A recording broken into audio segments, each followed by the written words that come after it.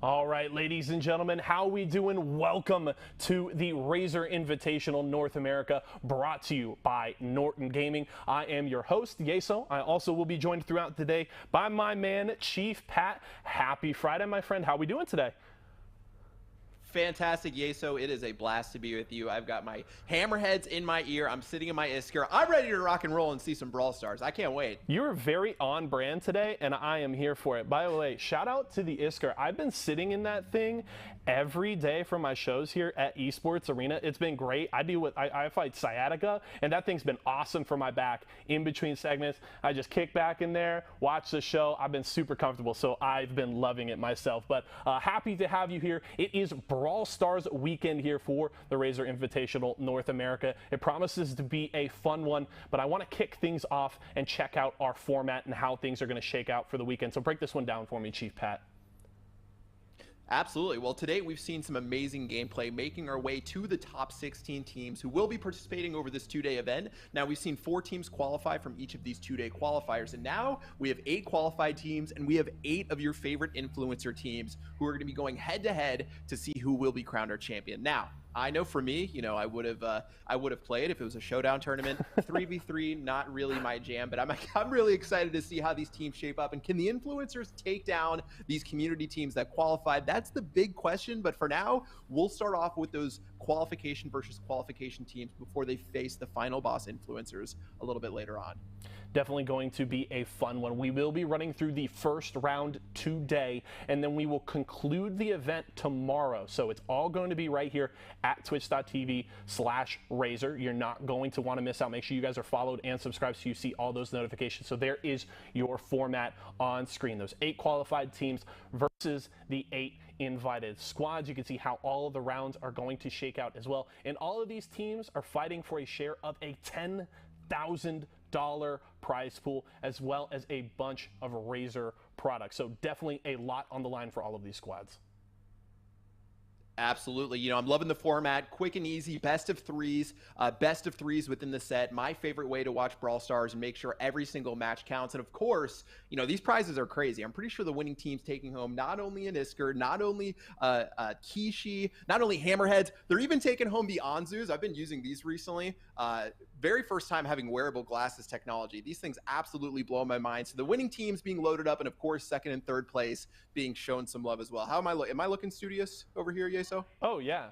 Oh, very, very nice. No, you're going to be looking real clean. The gaming is going to be on point. The hammerheads, it's all looking great. I also do want to shout out our other partners. Intel with their awesome 11th generation processors. We're excited to be working with them, as well as Seagate Gaming. We got a couple of their beautiful FireCuda 520 M.2s here. Those are fantastic in your PC. I can tell you from experience, those are what you want to get. So big love to all of our partners here. It's going to be a fun day. And I just want to check out, we mentioned at the top, we got those 8 qualified teams, the 8 influencer squads that you talked about. I want to check out those teams and look who we have on the board. Who are your standouts here on the board, Pat? Yeah, absolutely. I mean, I want to show all the loves to the creators that I can, whether it's Code Lex. I mean, being a sellout as always, that's classic Lex. We've got OJ on Team Applejuice. Even my son, Wonder Brad, competing makes this for an amazing tournament. But to be honest, my eyes on the potential champions are going to have to come from some of these qualified teams who've shown to be top teams across the board. So whether that's the GOATs, whether that's other teams we see competing with not only a mix of amateur and pro players, those are really the teams that we think are going to make this big difference here. STMN, obviously, are going to be putting their best foot forward. So I am really excited to see when the titans of influencers, as well as the pro players / community members, have a chance to face off. But no doubt, it's going to be fun. I can't wait to see some of those influencer grudge matches come to life. 16 teams, and we're going to start cranking our way through in a single elimination. So you lose once, you're out. You better make every match count. Every match does count, and I want to put you on the spot here a little bit. I need a prediction from you, Pat. If you're picking a favorite, you got to go one squad. Who you're going all in on one team? Who do you got? I mean, I could be a little bit biased. We've got a lot of favorite Tribe Gaming creators here, as well as, my friend Zulon. Zulon from the GOATs. I think they've got a really good team. Obviously, you have Zulon, you have second best. Them and STMN, I think, are definitely going to be the 2 teams to beat. But don't count out IX Academy. And, of course, don't count out the creators, guys. I mean, listen, I've, your boy Chief Pat's played in a couple creator events here and there in the Kings Cup and otherwise. Don't count out the creators. Yes, we might be a little bit stiffer in the fingers when it comes to playing Brawl Stars, but we can still make it happen. Well, I hear if you're a little stiff in the fingers that Razer Kishi is the go-to, right? Loosen you up a little bit, give you a little more flexibility. I think it works really great with Brawl Stars, so that's kind of your go-to peripheral there if you want to up that Brawl Stars game. Am I right? Well, for sure. So, we actually, Supercell is still working on unlocking controller capabilities within the Kishi, but for Call of Duty Mobile, just the other day, I was sitting down on my couch, as a washed up gamer that I am. What did I do? I threw on the Kishi, I played some Call of Duty Mobile, and I'm cranking out 360 headshots, no scopes across the board, guys. Kishi, so OP, iOS and Android. I'm rocking the Android version right now. But super easy plug and play. What I think is really cool about Razer is, having worked with Razer for years and years and years, they've expanded their product catalog to cover almost everything you need to be a creator and gamer across the board. I mean, not to mention the snaky snake that's staring at me across the room. So nothing beloved. I mean, you can see from your desk over there, you're kitted out. We're ready to rock and roll. And truly, Razer puts their best foot forward when it comes to growing the scope of mobile gaming. Couldn't be happier to throw this event with any other partner. So super excited to see how these matches shake out and who's going to receive not only a boatload of cash, but a boatload of Razer swag. Yeah, and for you folks at home, I do want to mention we're doing giveaways both days this weekend. So make sure to hit Razer Invitational in chat for a shot to win a pair of those hammerheads that my boy Chief Pat is rocking, as well as the Razer Kishi to upgrade your mobile gaming setup. So make sure to get in on that. We'll be doing giveaways today and tomorrow. You're not going to want to miss out on that. I believe we're ready to get into our first match of the day. Production says yes. So you're going to see a lot of me and Pat throughout the day. Don't go anywhere, but we're ready to get into our first match. So let's throw it over to Ark and F. Dot.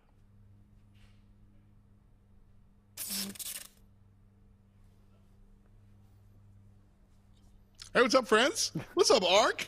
You guys ready for, I know I am. This is going to be a lot of fun. Thank you for joining us. Shout outs to Yasso and everybody there, Chief Pat kind of breaking it down as we get ready to jump into some big action. Ark, you know what? There's a lot of people here. I don't care. I miss you, my man. How are you? I'm doing good, dude, and it's great to see you as well. It's been a while. I'm super excited to be here today, man. There's gonna be some amazing Brawl Stars action and just some amazing people around us. I'm really, really grateful to be here. Yeah, it should be fun. We've got, like Pat was mentioning, we've got some of the people that have qualified in, so some familiar names like Zulon and the STMN boys, but then also some of the influencers kind of cutting the line, and we'll see how. I think it'll be fun to see them play against some people that this is what they do and all they do. So I'm kind of excited in that regard. Yeah, like Pat said, right? You don't count out the influencers. I mean, like we do this every single day as well, and you know we enjoy it equally as much. So the pros definitely going to be making a statement, no doubt about it. But ultimately, you know, you might see some upsets happen on the way. And personally, that's what I live for when it comes to Brawl Stars. I love to see an underdog thrive, and I love to see a good upset.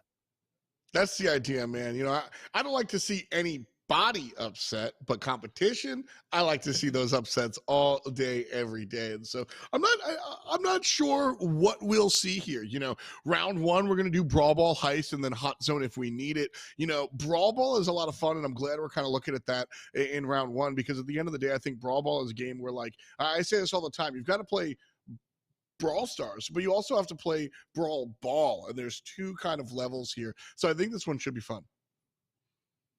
Yeah, there's going to be a lot of things that teams are going to have to take into consideration when it comes to kind of like what brawlers they want to be taking in, what maps and modes that they want to be, you know, able to really conquer and thrive on, and you know, and also having a little bit of inner knowledge can go a really long way in Brawl. Like, you know, some of the influencers have definitely got their favorites in mind. To have a lot of the pro players got a lot of those brawler pictures they tend to favor and go towards. So yeah, I'm really curious actually now to see like what these teams bring in, what kind of strategies they've been working on in the background, and how they intend to come up with the upper hand. Here's the thing, you know, looking at the international scenes, I think it's really fun to sit and look at your tier list and realize how wrong it can be, right? You play in NA, you look what they do in East Asia, and it's wildly different. And so there's an idea of the curveball where we have a lot of these players that are locked in and they know what's good and they know what's bad, and then the influencers come and they go, what if I played something completely different? What if I did what I like to do? And that sort of familiarity or lack thereof across the way, it might be a big deal. Yeah, and just, you know, having the ability to really understand what the meta is, and kind of doing your homework in that respect, making sure that you kind of come prepared, because there's a whole lot of money on the line, not to mention the Razer gear as well, man, which I've got to say I've been absolutely loving recently. I mean, my shoe now is, as you can see, very, very green, and that color, man, I just got to say, it really looks good on me. I've always been a fan of the green. I'm a big fan of Razer and everything. Actually, I use an old school, outdated, no longer in production Razer mouse, and I refuse to switch. Nobody will make me switch to any of the other companies out there. You could rip it from my cold, dead hands. And so I know the feeling. I've been Team Razer since at least, I think, when they came out with their first product. We won't talk about how old I am, but I've been gaming for a while, Ark. So I feel it. I'm rocking my Black Shark Pro version 2s right now. So, you know, I feel it. I know the feel. Real comfortable. I hope none of these players are too comfortable, though. Caster, right? It just says caster. And your tone and your voice has never sounded more velvety than right now in these headsets, I've got to say. I've got to be honest. That's not me, it's the machines, but trust me. I want to see where these players kind of land. We talked Brawl Ball. Heist is our second game mode, and of course, best of threes. We might go to Hot Zone if we need to. Heist is always interesting as well. I think Heist is a little in between when we talk about, like, you know, raw brawn versus strategy. Heist and jumping on down there, sure, you can just pick Colette and percentage-based type approach, or you can kind of like be a little bit more meticulous. And so I want to see both sides of the coin, both our professional players and our influencers, and see how they kind of like roll through and fix that up. Yeah, a lot of brawlers at the moment in terms of the meta are really starting to thrive. You know, we've seen like a lot of the Colette idea, as you mentioned, combining that with a lot of Byron and other brawlers can really be hard hitters in the game mode like Heist. You know, being able to really combine a lot of those heal options and ideas, which often we see a lot of Byron being taken out of the mix for that exact reason, right? And Poco's getting just a fantastic place in the meta right now, as well as a kind of a heal idea when Byron's out of the mix. Bell as well is causing a real issue to a lot of pros, so definitely wise to consider getting that brawler out of the mix straight away. There's a lot of, I've got to say that there is a lot of options when it comes to the brawl meta right now. There is so many great ideas that players are experimenting with, but one thing that they do say is a lot of the time this meta has been the most diverse. Ooh, well, right now We're going to be jumping right on in. Just like that, Mickey Mouse is going to be able to take down a kill across the way. And it looks like right away we've got a plan for Zulon and friends to kind of push up and have the upper hand so far. Yeah, looking like a good move here. I like the Sprout choice. Always a big fan of Sprout and the 8-bit. A very standard composition here from the blue team on Brawl Ball. Yeah, I think that for me, BB here, she's interested with the batting stance, star power there, but I do still think that she's got a great place. But I do like a lot of the range that I'm seeing from Zulan there, and how hard that's going to be to really go up against with a tanky combo. The wall's going down again by a second there. That is going to be a big deterrent. They've got to keep their eye on Petrushit's here and just keep him low, because ultimately he is in a bit of a scoring position otherwise. But a great defense, it must be said, so far. Pass up forward. A nice move one more time. Zulon not going to grab the ball, looking to stay active here. Scoreless. 22 seconds left on the clock. If nobody scores here, we do go to overtime. That means sudden death and no obstacles on the course. That said, a couple of kills will be good. You might even see the goal before overtime gets on through. 7 seconds, scratch that. Nice respawns, and Sprout kind of messing things up there on the right-hand side. Overtime, and the kick forward, the kill, and not enough. Boink! Mickey Mouse MW scores, and the blue team are able to take that one like that. Nicely done. I did think that the range might be something which they could use to their disposal. I do like the kind of Poco BB ideas, but ultimately that's all part of Brawl, right? You gotta think through the maps and think through the brawlers that you want to take in. And I do tend to feel like in the moment, in the current meta, having long range is never a bad thing to have. Like if you're not kind of sure what your opposition is going to bring and you want to play it safe, I think that's always a good way to go. I do admire the tanky approach, but I think range is always a good way to start. Can't disagree. I have got to iterate everything that you just said. I think that at the end of the day, the long range is a nice sort of look. If you want to go melee, there are other maps and game modes for it. Backyard Bowl, probably not it. Round 4, we'll go to Sneaky Fields, and that might be a different story. We might go to the Roses and such, but for now, I'm with you, so I'll feel that. Let's take a look at the Intel play of the game and see how exciting this one was, as second is able to come up here on the mid side, and then that opens up a big opening to go ahead and find a shot. Sprout kind of like blocks things off their arc, but a nice look. Yeah, it's a great position to be in towards the late game and just waiting for that time when the boxes will go down. And everyone having supers there was very, very important also. And you just see there using the cheat cartridge, actually just putting the super down in preparation of a potential need to use that cheat cartridge gadget there. Didn't need it in the end, and a nice, good head start then for the Goats to start with. Nice look so far. Rinse, Zulon, and M-Dubs. These guys, excuse me, certainly kind of stepped up with the right feel. We saw them get pushed back maybe a hair at some point, but in general, it looked like the Goats were on that offensive push on the front foot. And so for the counteract, for the comeback here in game number 2, especially since this was a 1-goal game here, Ark, I think that you're going to need to see a lot more on the other side of the field. Okay, well, I mean, the Goats are still going to go in with that same idea, just keeping range being the focus of their game style. I do like a lot of the adaptations we're seeing on the other side of the field. I think going with 8-bit and Bell is a pretty safe bet here. I do like the introduction of Gene. Also, I've got to say, Producer's is going to struggle there, with the Amber being outranging him there. Going to have to be cautious of that. Nice. At the moment, Second is just absolutely tearing it up on the right-hand side, and it's going to score the first goal. Nice job there. Just a really smooth play, as Second's able to kind of make that one happen. Kind of no issues whatsoever. M-Dub stuck in the corner, though. Nice shots coming out from the left laner across the way. IX Academy making their way here on the right-hand side. Big kills! Ark, that's going to be a nice tie goal. Yeah, that gene pull was honestly a very calculated one at that. Didn't fail to miss the mark.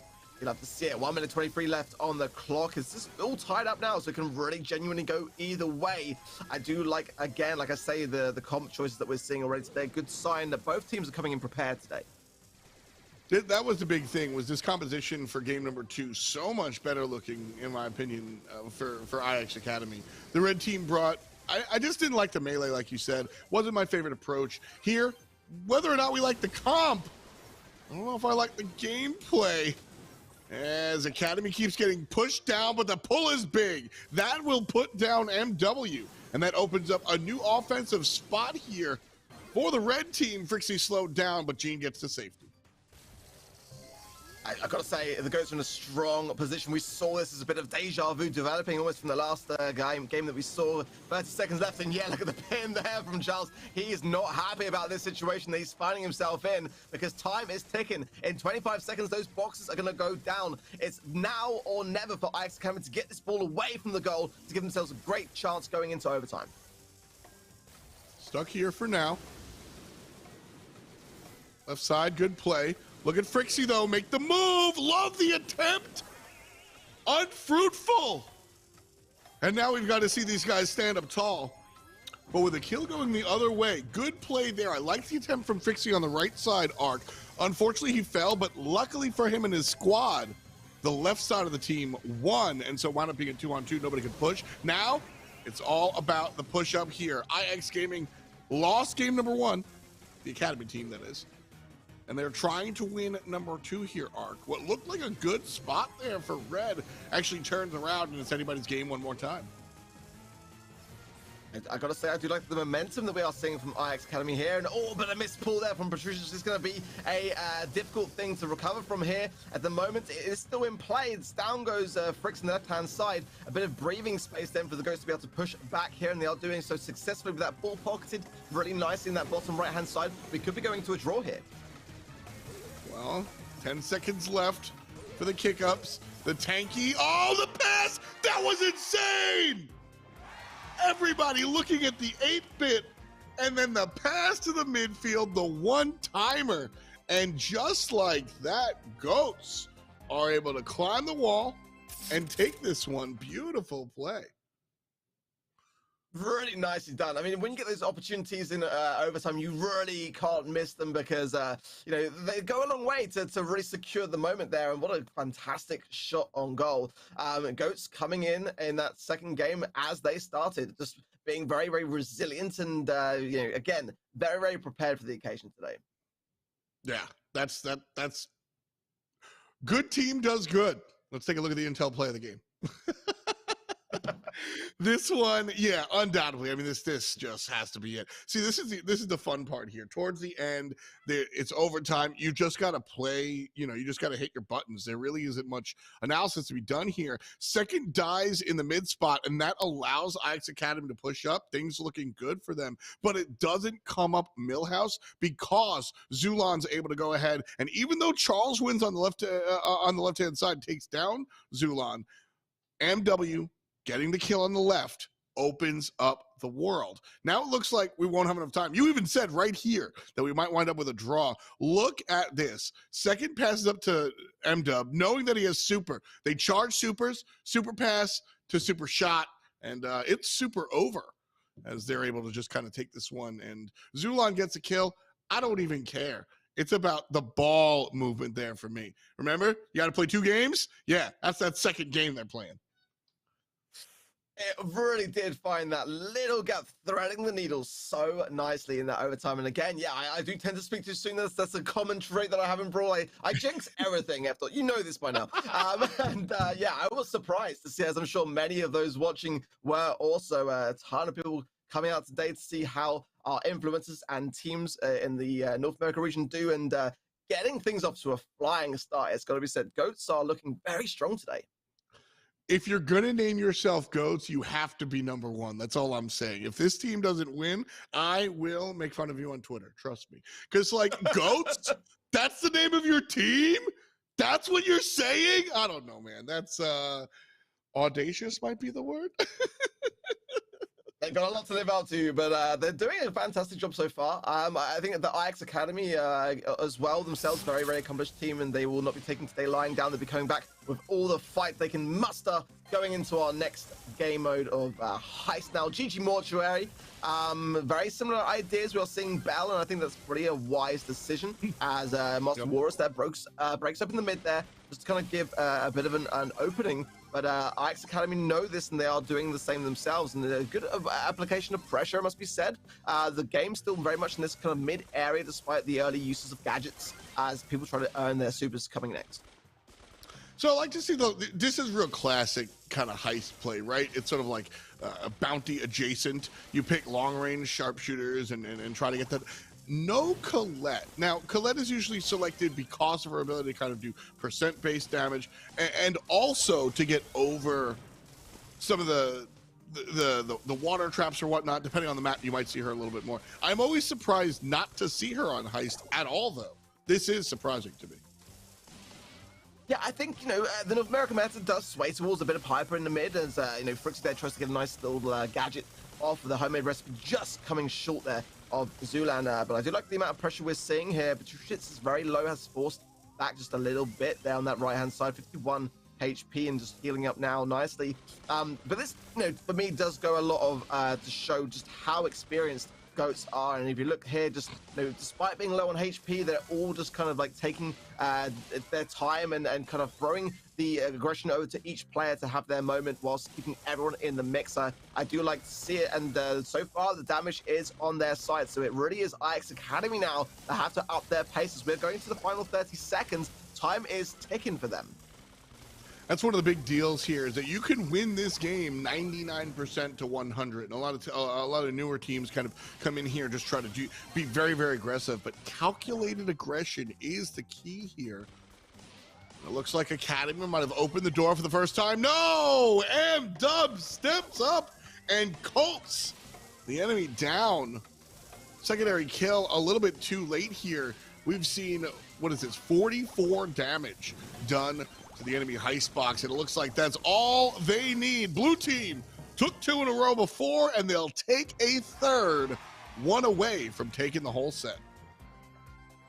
Yeah, match points for Goats, and again, just showing just how it's done, keeping composure, going in with just good brawler ideas. I've got to say, is a lot of the hardest part of Brawl really is just making sure that you're going in with those method choices and giving yourself the best possible chance off the start, and then letting your skill speak for itself. And that's what we're seeing right now. We're just seeing a bit more of a relaxed but also calculated approach. No team is taking this slowly. They're going in aggressively, which I love to see. But at the same time, it's got to be calculated aggression to really come out on top. And that's what we're seeing from Ghost, just a little bit more so than IX Academy so far. Well said. Just a little bit more. I do think IX Academy can bring us to a game 3.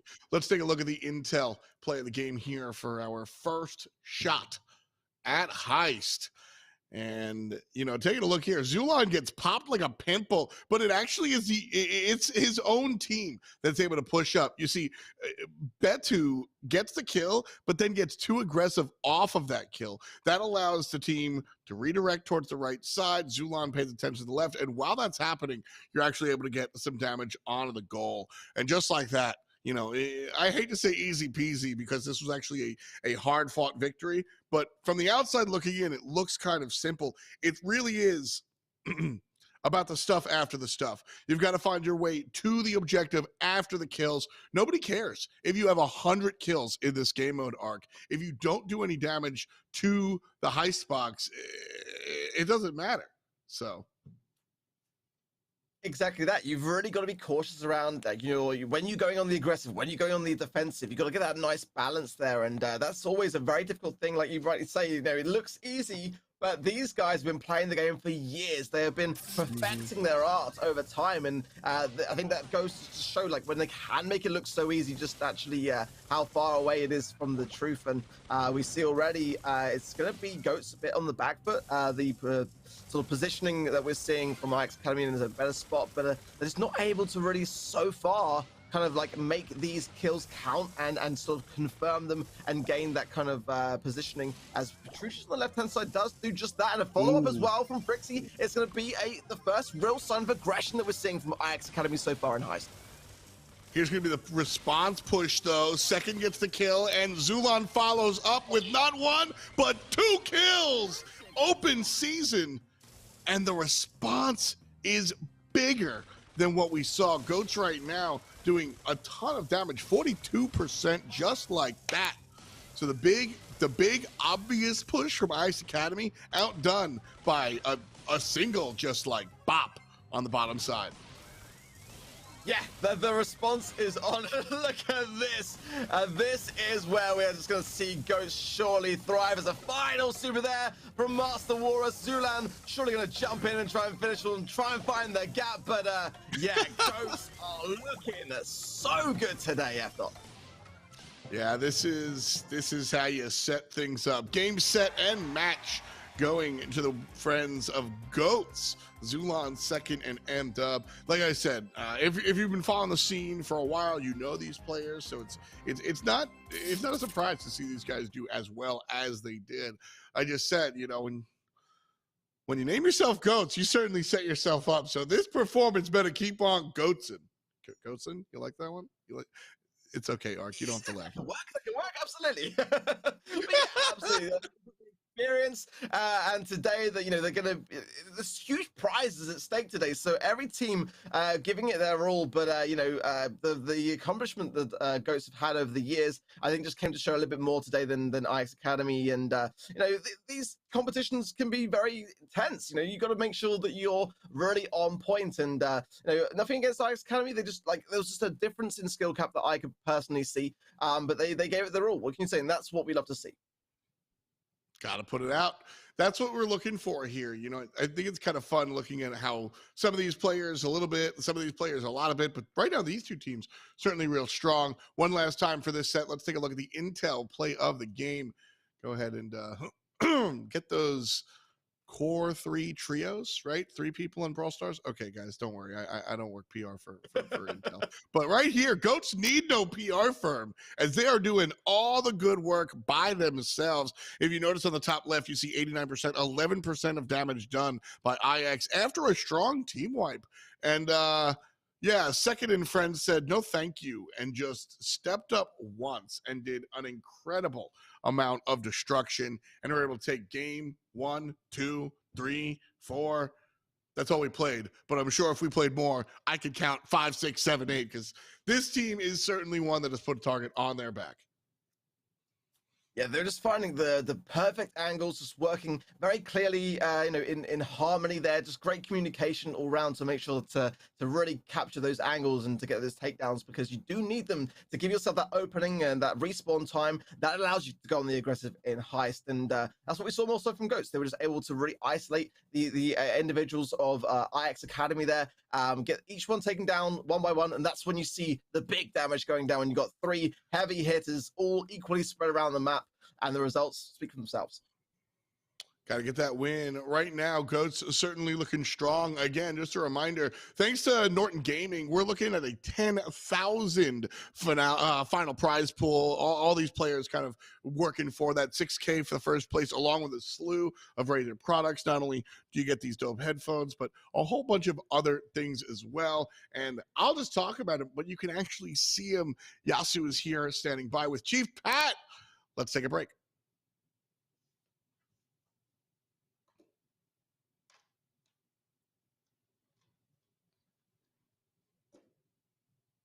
Here in the studio, I'm joined by Corey of Tribe Gaming. My friend, happy Friday. How are we doing today? Welcome into the studio.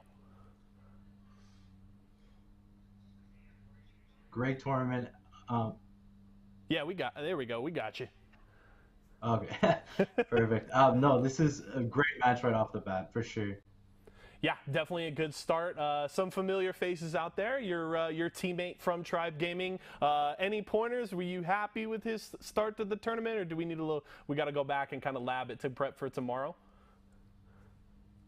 Definitely no. Sorry. No, Zuan did a great job right off the bat. He's actually playing with some teammates that he hasn't played with too much before, and they did a great job together. Surprisingly, they don't play together that much, and they really, just showed a dominant performance that game.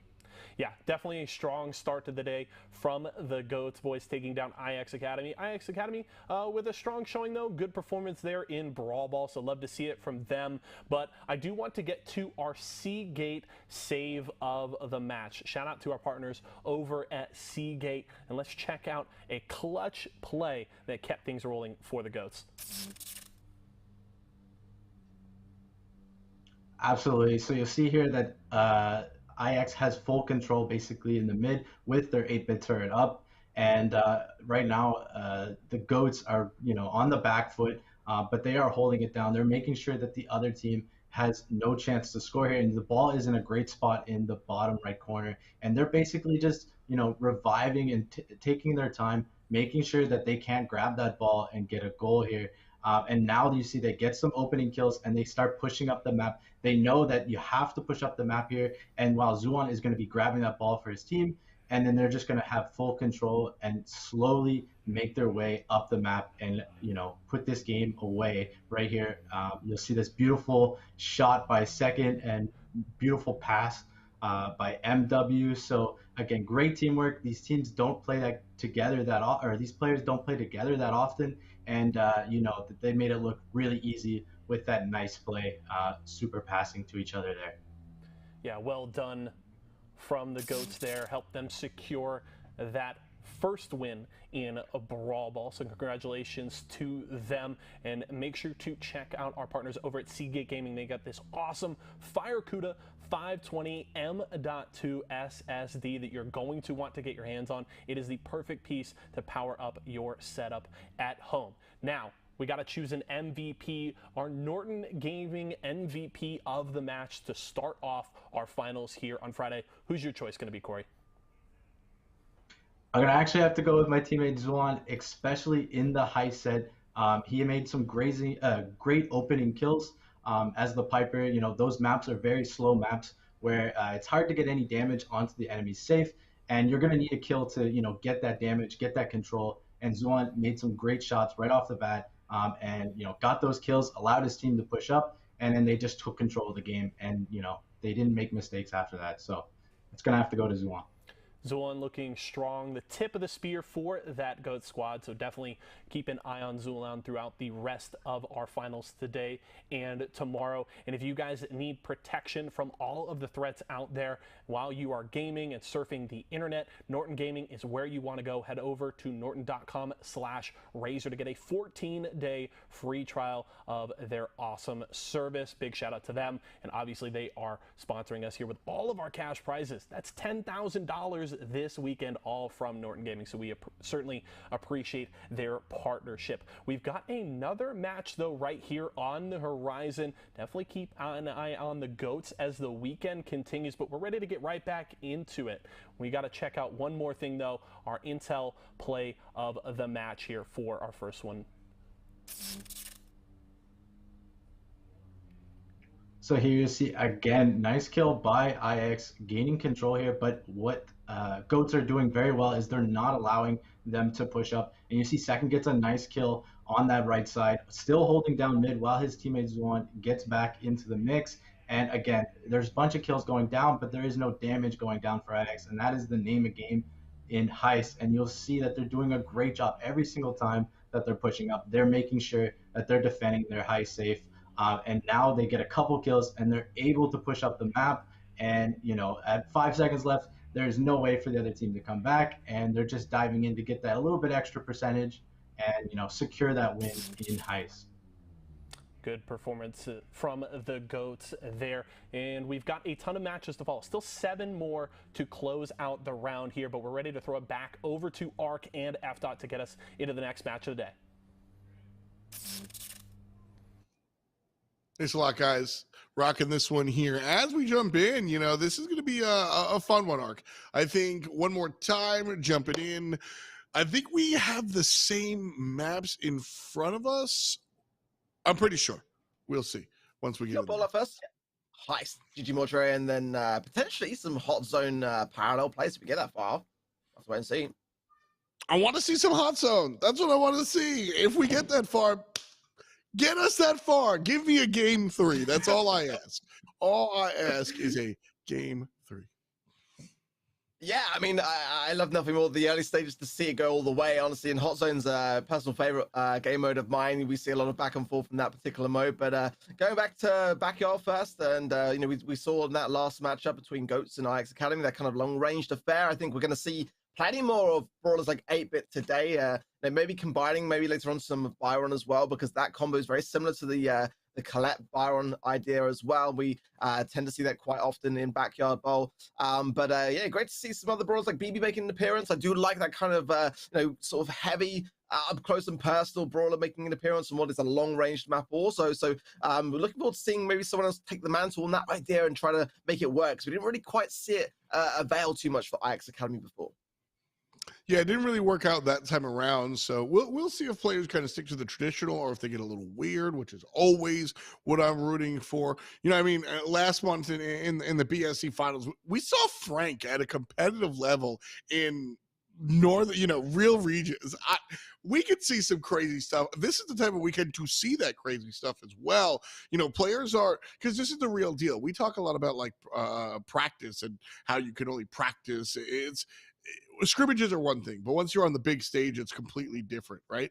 And so this is another big stage, but point values aren't here for the main scenes. And so with that in mind, this is where you get your it's a good strat, but I don't know if we should take it out. This is where you can play the oddball stuff. And so we're going to jump here right away and see where these teams go. Brawl Ball one more time, and 8-Bit still reigning supreme. I do like STMN's idea here. Bobby going with the Gene. We know what Bobby can do with Gene, and it already picks up that kill on the right-hand side and also leaves another one to follow up. He's just got the pull to hand. No one to pull at the moment through the mid, and Alec can just actually finish off without even needing to break open the mid and the boxes. Oof. Yep, this is the STMN guys. These guys are certainly a strong team in their own right. What's Melona is the team on the other side, if I'm not mistaken. That pull's not mistaken, and it'll open up the right lane real quick as Alec and, everybody combine to take down Mango Loco. New respawns though, Ark.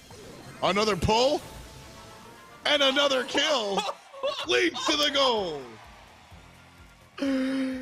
Oh, beautifully done. It's got to be said. That was kind of what I was expecting for the first goal, to be honest, but with everyone taken out so early on, Bobby had no one to pull the second time round, able to demonstrate just why he is so dangerous as Gene. Yeah, I mean, that is the ideal situation. That is what the character does, folks. That is what you look when you type Gene pull. That's what they give you. They show you that clip that was just done. Like, that's it. The first time he gets the pull, we see the classic turn and burn. Right here, Bobby's going to be looking for the pull. Got him! And then everybody turns and kills him. That's the quintessential pull. And then the second one is what we saw for the second shot, where it was pull the only defender and kick him where it was. And then there it goes. 2-0, folks. Yeah, here it is. Here it is. Bang, just like that. And so a smooth look, man. I mean, STMN, you expected them to be one of the stronger teams here. I look at STMN, I look at Goats, I even look at, Aqua, that's Jigsaw and Kang's team. There are some strong contenders here. But STMN, certainly, I think, towards the top. Yeah, could have said it better myself. STMN are very, very dangerous. They've got the experience. They've been in these positions time and time again. And they've got a lot of fans as well. Like, a lot of support in the background for them. Absolutely. So they thrive on that stuff. They're always looking out to see, who's cheering them on. And when you got numbers behind you, it goes a long way. And ultimately, though, you got to bring the skill as well. But that's what we've seen already early on in this first game. Is just like that. It's still flawless skill level that we're seeing, and at the moment it's a bit one-sided. I've got to say, I do hope to see more from Melona, but ultimately, they've got a big hill to climb. STMN have got a lot of history in Brawl. Well, game number 2 here. We'll see where these guys wind up rocking. As Alec landing shots on both lanes there. You love to see your you love to see your mid lane sharpshooter just shooting sharp. Bobby gets a kill on the right-hand side. Now trying to find a way past, because there's no breakers right here. Without the pull, of course. And so Kind of just waiting here for the entryway. Going to be going here, flip over the wall, kicked on in. Wow, I was not expecting that one. I didn't want to cut you off. I was gonna say, look at Toonie, and oh my days, STMN are on fire right now. That was a really, really lovely use of gadget from Toonie, using that cheat cartridge there to teleport in to his damage booster, and the pass did not. It just was on point. The pass was on point. That's what you got to look for. You got to look for the team play here. Toonie again, last time gets it in with a gadget usage. This time opens up the door with just some nice old-fashioned shots here. Bobby's got the pull available. Where's he gonna go? He's gonna go right down Broadway. That's it. That's it. Yep, that's it. I mean, STMN are just having fun right now. That's what I take away from that game. They were just like very, very confident going in. Not overconfident, but I've seen a lot of that recently as well. Of overconfidence can really do a team harm, but just very, very competent plays there, and just everything was clearly being communicated very effectively. Just the whole way through, really, it was kind of STMN's ability to kind of like, just make ideas work that we've seen before, but just in a way that, it looks great. It looks fantastic and so entertaining to see. Yeah, I mean that's a tough shot there. The grab and then the push. Intel play of the game coming at you right here, right now, and hopefully it will be. Check this out here.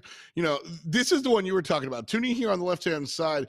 What he's able to do here with the star power, he's able to teleport to the super. So he tosses out the super there, TPs it. The pass is already in the air, so to speak, is already on the way for Toonie to get there. It's so impressive. One more time, we'll take a look at it. And here in the slow motion, watch this. You see Toonie tosses over there, and the ball is already being passed before he TPs to the marker. So a beautiful, beautiful play. That's that next level stuff. People look at the game and there's a very surface level sort of take. You can look away from it. But, this is the level of complexity that we've really drilled down to with the addition of all of these other aspects of the game. Now you've got a passive and an active and all these things to add to your character. Yeah, you're doing stuff now. And Toonie was doing stuff there. Yeah, they are not messing around. STMN are out to win it here today, and they're not going to give any chances up. They're going to just play this like any other game. They're just going to keep their eyes on the prize and just keeping their focus and just not just mess around and kind of like take any chances. They just want to make sure that every player is on point, and it just goes to show the level of competition that we've got going on right now. You got to keep up with these guys. They have been around the block. They know their stuff. And they spend a lot of time perfecting the art of Brawl. Absolutely. You got to watch out for these guys. They have spent a lot of time losing. So you know what it's like to lose. I'm just kidding, guys. Actually, I'm not. But now they know what it's like to win here, too. And so I'm getting hate DMs. You can take a lot of learnings from your losses, though, at the same time.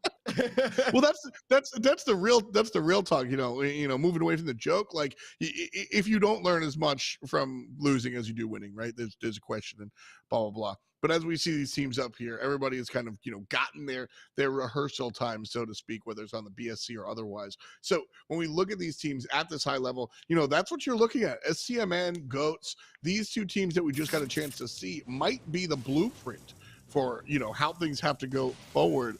One more time, GG Mortuary. And Bobby. Okay. Bobby's playing the Shelly. Love it. Love it, baby. Love it. I don't know whether he's watching the stream, listening to what I'm saying, and just trying to intentionally do it.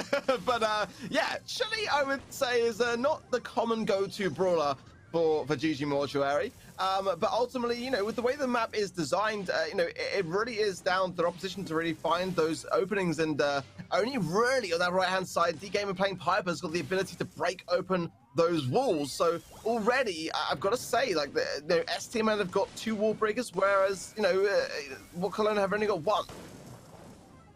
That's going to be part of the issue. Bobby gets taken down, but Toonie's here on the right-hand side. Pop, pop goes the Weasel. And just like that, 10% damage done to the Heist box. Again, folks, 1%'s all you need. You don't need to bring it to 0. It just has to be higher than your opponent.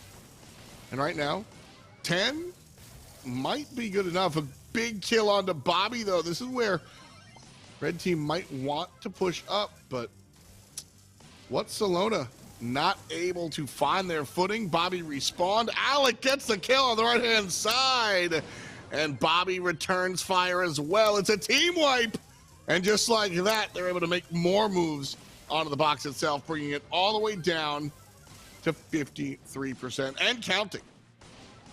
But look at the value as well from the bell shots. They're just ricocheting between the safe again. If you don't split up, those shots are going to ricochet indefinitely and infinitely. You got to make sure that when you're up against the brawler like Belle, that you're thinking through the mechanics of just what she can do. As Alec gets a ton of value, and look at this STMN just going forwards into match point with one final Shelly super from Bobby.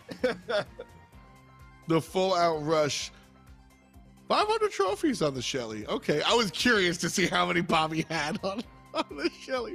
I was wondering because for fans that are just kind of joining us from the outside, the Shelly is just not really played. Every once in a while, you see her as a counter to some particularly tanky characters because, I mean, barrel stuff shotgun, it's gaming 101. But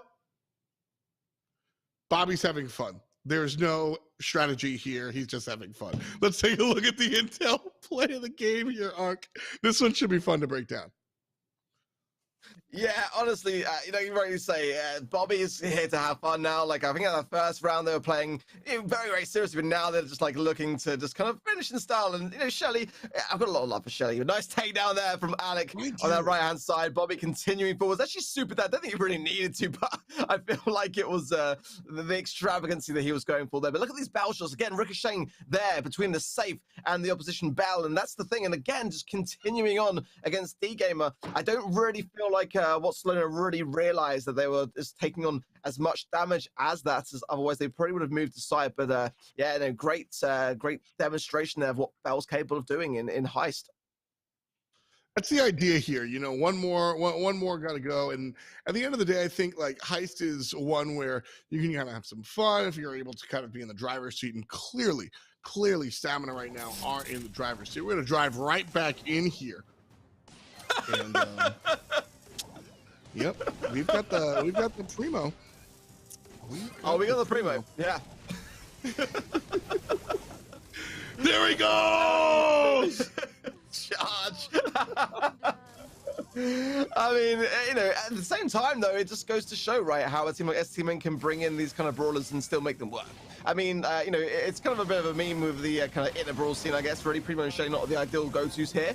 But ultimately, if it gets the job done, then why not? If we can make it work, then I think there's nothing wrong with it. But definitely seeing a little bit of a different story there occurring early on. STMN took a little bit of damage there and are actually behind at the current moment in the game. Obviously, it's still plenty of time for that to change, but just an observation there worth noting. Alec here really landing the shots. The Crow, not a lot of HP, and so here comes the jump from Primo. Can't get the kill. He tried though. He now's going to defend this push. I mean, he can do so. Nice there. Lovely little homemade recipe there. And the follow-up as well. Tooney is bringing out the sharp shooter today with consecutive takedowns. Bobby looking to close the gap here, but I got to say, I feel like he's going to struggle to do so as, just keeping Stu at range there. I feel that the Primo option worked all right in their heads, but going in actually, I think, causing a little bit more of a 3 versus 2 almost, as what's are capitalizing on the advantage. You're not wrong. However, Alec and Tooney certainly have been able to do the heavy lifting, still with the lead. STMNs, they've done 40% and only 22 across the way. But we've got 25 on the clock. The box halfway dead. Bobby getting the kill. Oh, Primo punches the person. There it is. We did the thing. We got to jump again. And looks like even with the hamstring, that is Primo. Toonie and Alec, not Bobby, just Toonie and Alec are able to win game number 2 here. As they take the game, the set, and the match. Like you say, I mean, I got a shot at Toonie there. The man was hitting shot after shot there. And, you know, Bobby was getting some stuff done every now and again. He got like a look in the door, but more often than not was just kind of only really serving to feed the supers. I mean, to be fair, though, Stu can cycle supers in one hit anyway, so not really that much on the feeding side. But just getting that mid open off the beginning, I think we can't overlook. I think that did make a big difference in allowing Toonie to really have as much space as he did, and with Bell also to maneuver around and get those shots to land. But yeah, STMN, again, I've got to say, I'm looking forward to seeing what else they bring to this competition, because they are looking fierce, just like they were with GOATs. One more time, let's take a look at the Intel play of the game here. As you know, fantastic play, honestly, from both sides. Looking at the Primo, you know, we're joking around a little bit, but we did get a chance to see some good shots from the other side of the enemy for sure. But oh no, they're going to give it to Primo. The Intel play of the game goes to Primo. Oh no, what have we done? What have we done? Oh, I mean, no. You know, these are the moments for me, Eftel, that, you know, really help to inspire the meta and help players to kind of, like, you know, reconsider, you know, is Primo viable now? Let's give him a shot. I love it. I love it. I mean, Shelly, Primo in, you know, GG Mortry, I mean, yeah, it just, anything can occur sometimes in competitive, and I do love those picks. That's the idea. You know, you want to have some fun here. Again, like I said, you know, this is, we talked about, you know, this might be a stage where we get to see some of the experimental stuff. And also this is going to be a stage where we just get to see some fun things. You know, at the end of the day, games are fun. Have fun, friends. Let's throw it back to our homies on the couch. All right, F. Dot and Arc crushing it on the cast. Another great match under our belt. And I'm here, I'm hoping for some more Primo RKOs throughout this tournament. We'll have to keep an eye on things. I'm back here in the studio with Corey. Corey, anything stood out to you in that last match? I mean, other than the Primo and Shelly in GG Mortuary, not too much. STMN looked solid throughout the entire time. They didn't make any mistakes really, and you know, it was a dominant performance by them for sure. Yeah, it really looked like STMN watched that first GOATs match and said, yeah, you know, that's cool, but I think we can have an even more dominant performance. So STMN looking like a strong favorite here in the first day. Okay, and now I do want to talk about our Norton Gaming MVP of the match. Who is your choice for this second match of the day, Corey? So I was going to give it to Bobby because he had an absolute amazing games as Gene on Brawl Ball, but when he whipped out the Shelly and the Primo in GG Mortuary, I'm going to have to switch my pick to Toonie, because Toonie absolutely hit so many shots in GG Mortuary. Kind of carried the game because, you know, Bobby couldn't really do too much as the Shelly. And Toonie just kept hitting shot after shot, wasn't missing, and, you know, made that very easy for his team. Yeah, definitely a strong performance from Toonie. Let's check out our Norton Gaming play of the match here, and it's over to Brawl Ball. And I have a sneaking suspicion what this one's going to look like, just style from STMN. Beautiful pull by Bobby right there, making sure they get position in the middle of the map. And now there is only one defender left on the other team. And this is really easy for STMN just to push up here. And again, Bobby has pull. He has the pressure behind that wall. The other team really can't do too much here. And you'll see Bobby goes for the goal, uses the gadget to bounce the 8-bit back and secure that goal for his team. Beautiful goal to grab that Brawl Ball match for STMN. They will advance, so strong start from them. They're certainly one of the favorites in this tournament. I do want to shout out to Razer and tell you guys a little bit more about the Razer Iskur gaming chair, okay? This is the gaming chair of gaming chairs. Awesome ergonomic chair with a really cool setup for that back support, that lumbar support on this chair. Very unique design from Razer. It's extremely comfortable. Got those awesome 4D armrests as well, so you can get just the right position you need to be comfortable and game at your optimum setup. So make sure to head over to Razer.com today to check that out, as well as all of these awesome Razer products. We will be back in just a few with more Razer Invitational NA action brought to you by Norton Gaming. Don't go anywhere. We'll be back after the break.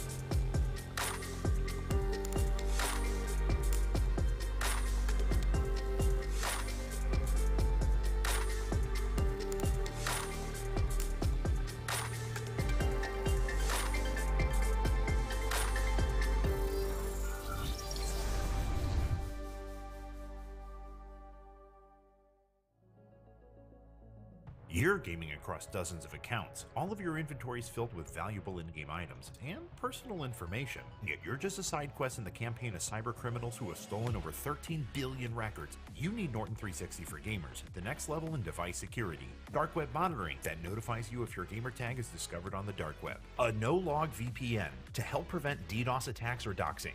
PC notification optimization helps you keep your eyes on the prize. You won't be bothered while gaming. Cyber criminals had better be ready for the hardest match of their lives.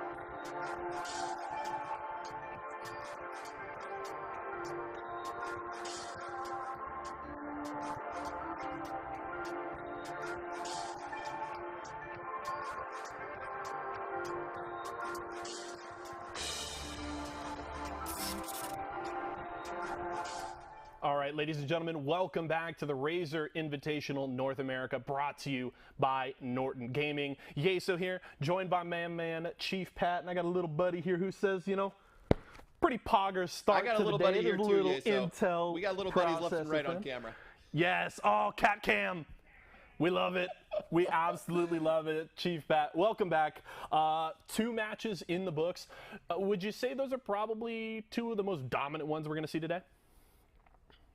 Absolutely. You know, before we kick this one off, we highlighted that both GOATS and STMN would be the team to beat heading inside of this tournament. With the mix of pro players, outstanding community members, these teams showed why they're going to be the absolute favorites. I'm excited for these next 2 matches to knock out from these qualified teams, you know, see who's going to end up squaring off against the winners of GOATS and STMN, which is going to be an absolute banger inside of round number 2. And then we finally get to hop into those influencer matches, see Lex, see OJ, see the Titans of the Brawl Stars space square off, and see who can take home that dub. Definitely a fun start to the day, but plenty of action ahead of us. So don't go anywhere. Don't worry. Plenty of Brawl Stars left to go. Do want to shout out our partners, obviously Intel and their new 11th generation processors. Really happy to partner with them. You've seen them with our Intel plays of the game. You'll see those throughout our broadcast this weekend. Also to Seagate and their FireCuda 520 M.2. Definitely a great product you want to get your hands on. But Chief Pat, you talked at the top of the day, you're rocking those earbuds. Tell me a little bit more about those Razer Hammerheads. Absolutely. The Razer Hammerhead True Wireless Pros have changed my life. No clickbait. These things are absolutely amazing. Not only are they incredibly light, the first time I put them in, I was like, is this it? Is this all that's actually on my ears? But when it comes to like actual gameplay, you can even throw on gaming mode to make the latency so low that you're getting that quick response time on all of your audio. You know, when I'm playing Brawl Stars, especially when I'm spinning instead of Showdown, I need to hear the terror of my opponents as they feel bad about getting ganged up on them. And yeah, overall, absolutely love the Hammerhead True Wireless Pros. They've changed my gaming experience. Make sure to go to Razer.com to check yours out. And I mean, they're like magic in your ears. What can I say? Yeah, and we are giving away a pair of those as well as a Razer key sheet in chat today and tomorrow. So make sure to hit Razer Invitational in the Twitch chat to get in on the action. That's going to do it for us here, though. We're ready to get into our next match of the day. So let's hear from Ark and F.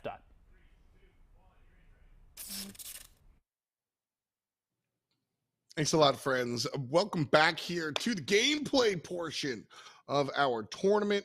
It's F. It's Ark, and this is the Razer Invitational.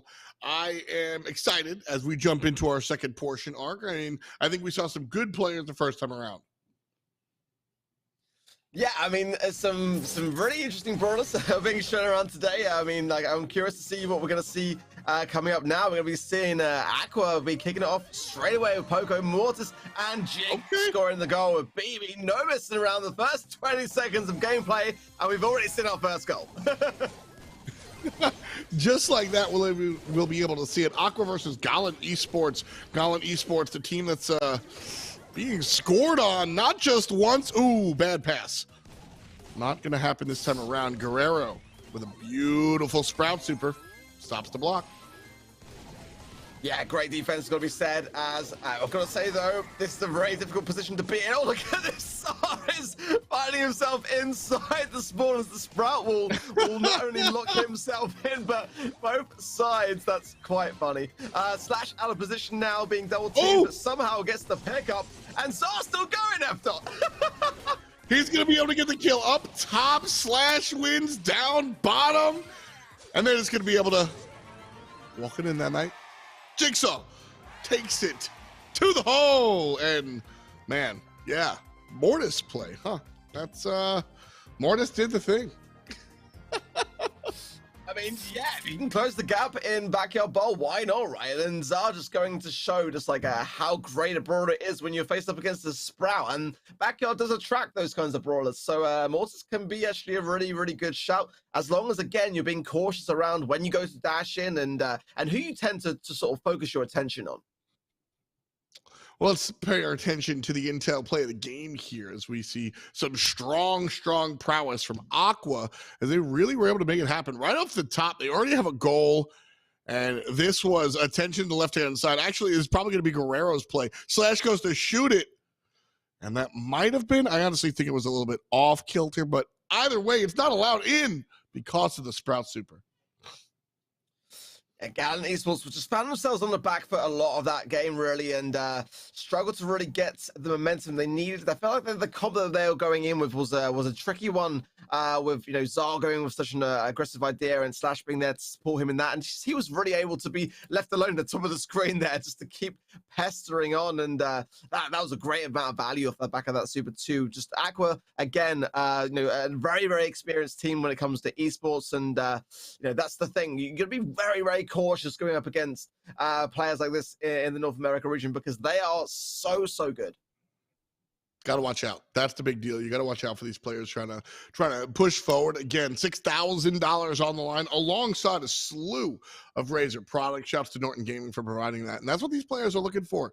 A little bit of this and a little bit of that. And you got to be able to put the pedal to the metal and make yourself known. We're playing best of threes here. And so with one of the books already, I expect Brawl Ball is one where even though we see a dominant play that first time around, it's sort of like Siege in that sense where that doesn't necessarily mean that's it. That's the better team. Sometimes you just get the wind beneath your sails, so to speak, Arc, and you're able to make that momentum play into one big game.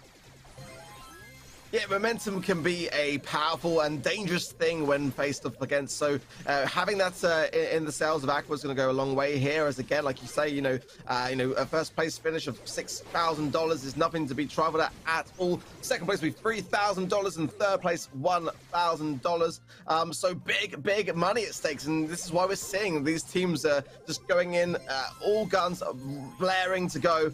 And just you will see that confidence recur here.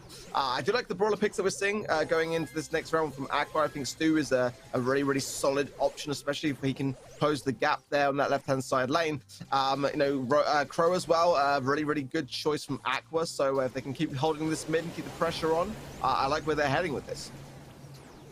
Stu gonna miss a couple of shots here. Then better defense. This is what I was talking about. We saw a dominant blue team in game number 1, and now in game number 2, that's just not the case.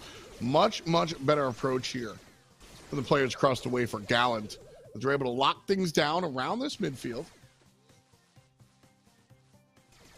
Nothing really doing at the moment. Yeah, both teams just looking to kind of cycle here at the moment and not give away any real advantage. Obviously staying on your feet, such a really, really important part of Brawl Ball. And both teams are looking to do just that. But it is, for me, Aqua that have got all the signs of their supers raring to go. And I guess at the moment, Jig looking to find a bit of either a chance to continue the aggression and put some pressure on, or just wait for the time to jump, really.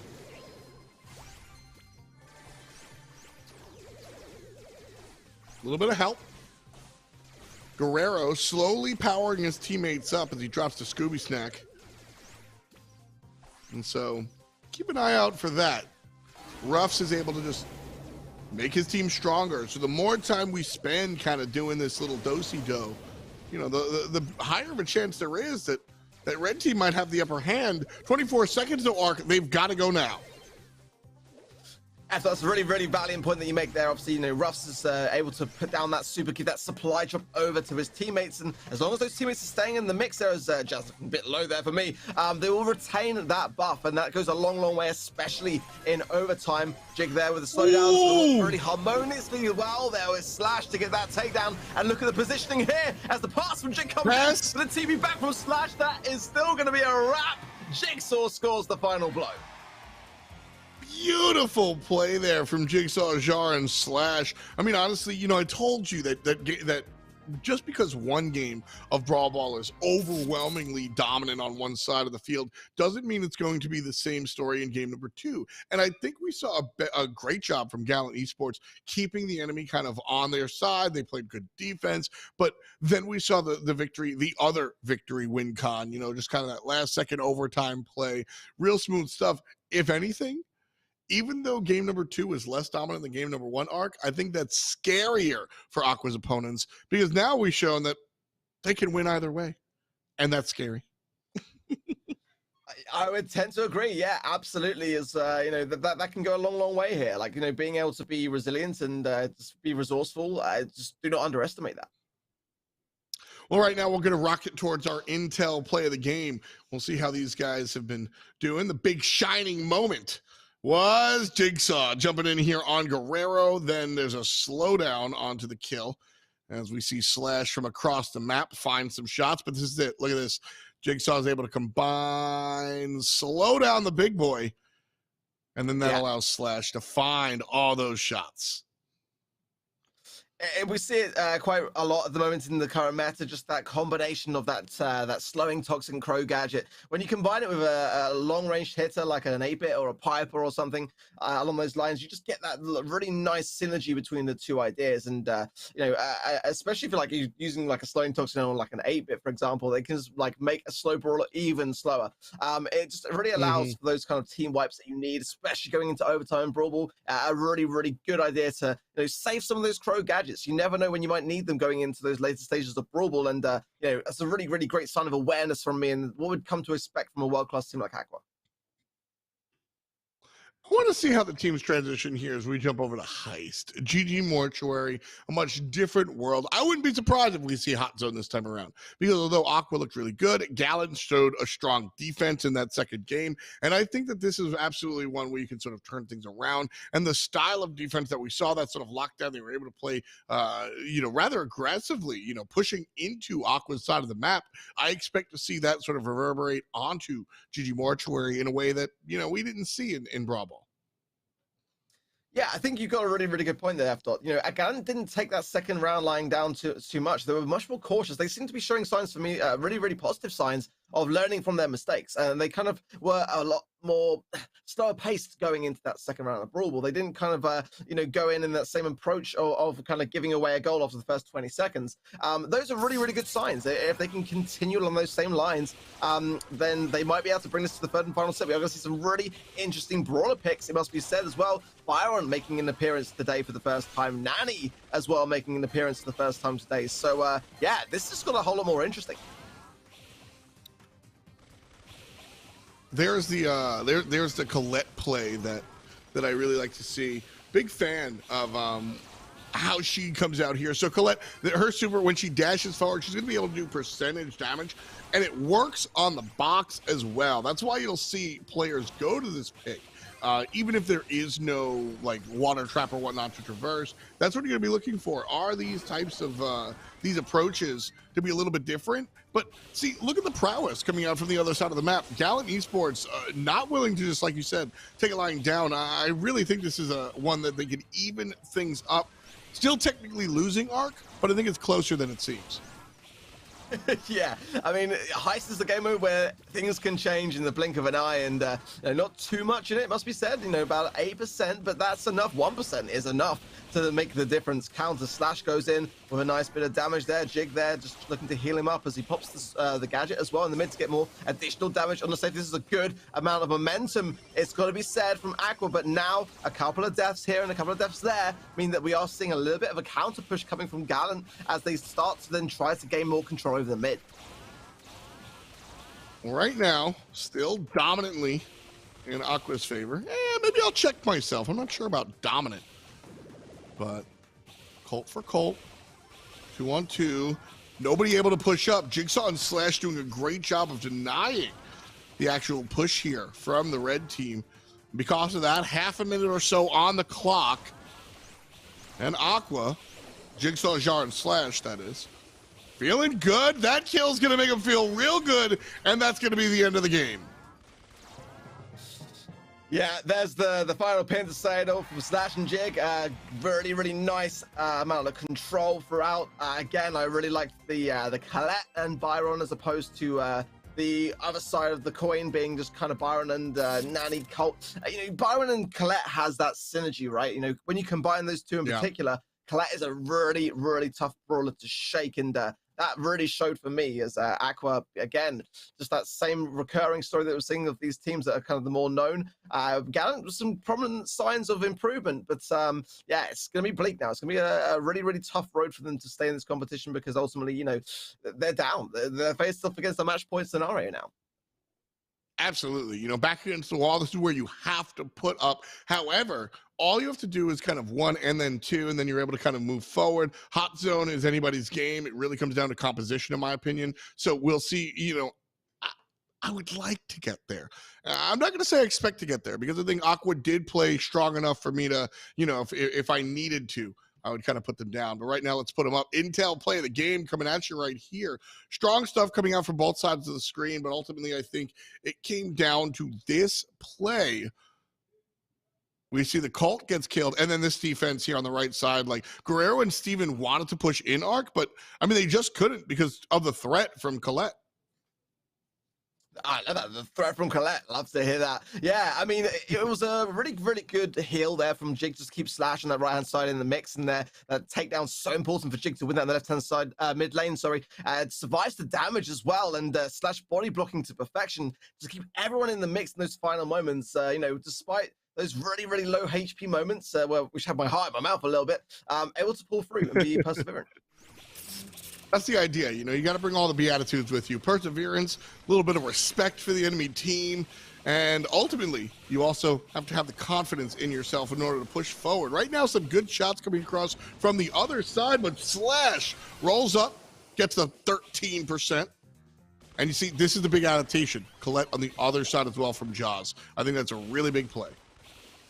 Yeah, I was just about to shout that out too. I do like these signs, you know, showing, you know, where the weaknesses lie in a round, but then adapting around in the following round to make those changes is an important thing to see from a team that have a fighting chance here. I just worry whether maybe they left a little bit too late, and it's always for me Aqua the kind of leading the row with that, as on that right hand side there we are seeing a good amount of damage from Steven there. Jazz going in as well, so again, you know, Gallant, if they can keep this kind of thing up and keep the control, do stand a fighting chance here. Right now, 1 minute left. Steven coming down. No, Steven, no, you want to go offensive. That's what you want to do. Makes the choice, and then Jigsaw slaps him down after the fact. Still Aqua's lead. And right now, Jaws doing a good job of bobbing and weaving, dashing and dopping. There it is, 49%, the closest that we've seen Gallant to Aqua the entire day. Yeah, and that can really make the difference here, as again, Steven going in, Jazz going in. The first time that we're really seeing Aqua struggle on the defensive side of things. There's a few jukes here and there, go a long, long way. We're seeing those heals coming in, keeping Jazz in the mix, but there is the shutting blow from Jig there just to kind of make this moment count here. Oh, look at that left-hand side there as Zar connects, going in this slash as well, heals on the way back. The fight return, as there's now only 10 seconds left for Gallant to stay in this. Easy peasy. Nice stuff there. I liked the attempt from Gallant, but right now Aqua are the ones that are going to kind of come through. Game, set, and match as Brawl Ball and Heist belong to Aqua. So a nice move here. I think they took the right approach with respect to how they mechanically played the game, but also, Ark, perhaps more importantly, the compositions were spot on, both for Brawl Ball and for Heist. Yeah, exactly that. I think the comps were absolutely on point. I think that, you know, going up against a team like Aqua is a really, really tough thing to do. But Gallant did show those great signs, it must be said, of adapting. It was just a little bit too late. That's the idea. You want to kind of push things forward and get them at the right spot. Right now, we've got the right spot here. The clock time. I don't have a CPU segue. Intel play the game here. I'll come up. Before I said we'll rocket into it like Rocket Lake, you know? Okay, maybe you don't. Anyway, listen. I swear someone out there gets it. But right now, it's all about Aqua getting it, because this was a big play here. You know, we were able to see some smart stuff from the red team actually having the lead at a point in time. And then Jar comes through and just obliterates it, has some help from Slash, and that's ultimately what wins it down, because up until that point, you know, we saw a Gallant, we saw a situation where we might even go on to a game 3, but just a better play. The idea to keep cool, calm, and collected in those situations, that's the big deal. Yeah, the best teams are those that have been under that scenario for like a long time. They've been able to see themselves kind of come through that the other side, greater, stronger, and more experienced. And this is the thing. Brawl brings the fire, and the North America region especially brings that skill and that experience into one type package. With so much on the line in this competition, I expect to see far more of that to come today. That's the mindset, just showing off everybody that's been able to kind of be on the big screen, and even some of the teams that haven't had their opportunity there either. That's kind of what you're looking for here. But right now, what I'm looking for the informed thought process. Yesu, standing by.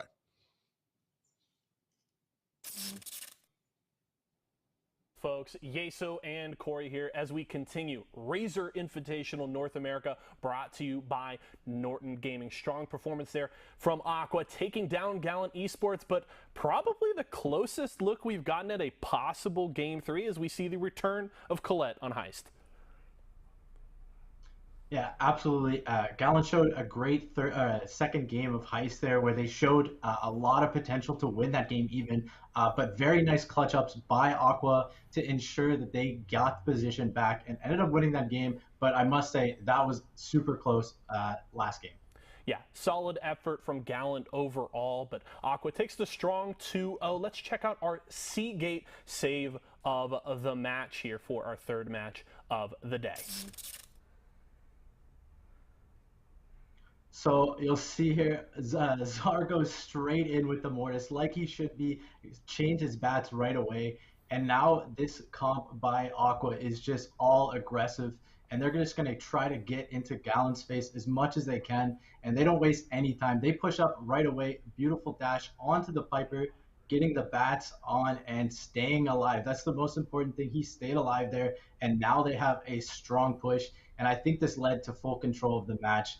And you see that it is a beautiful comp as well. They picked that comp, and it ended up working very well. Mortis counter sprouts so hard, and they got the counter. So absolutely beautiful play there by Aqua.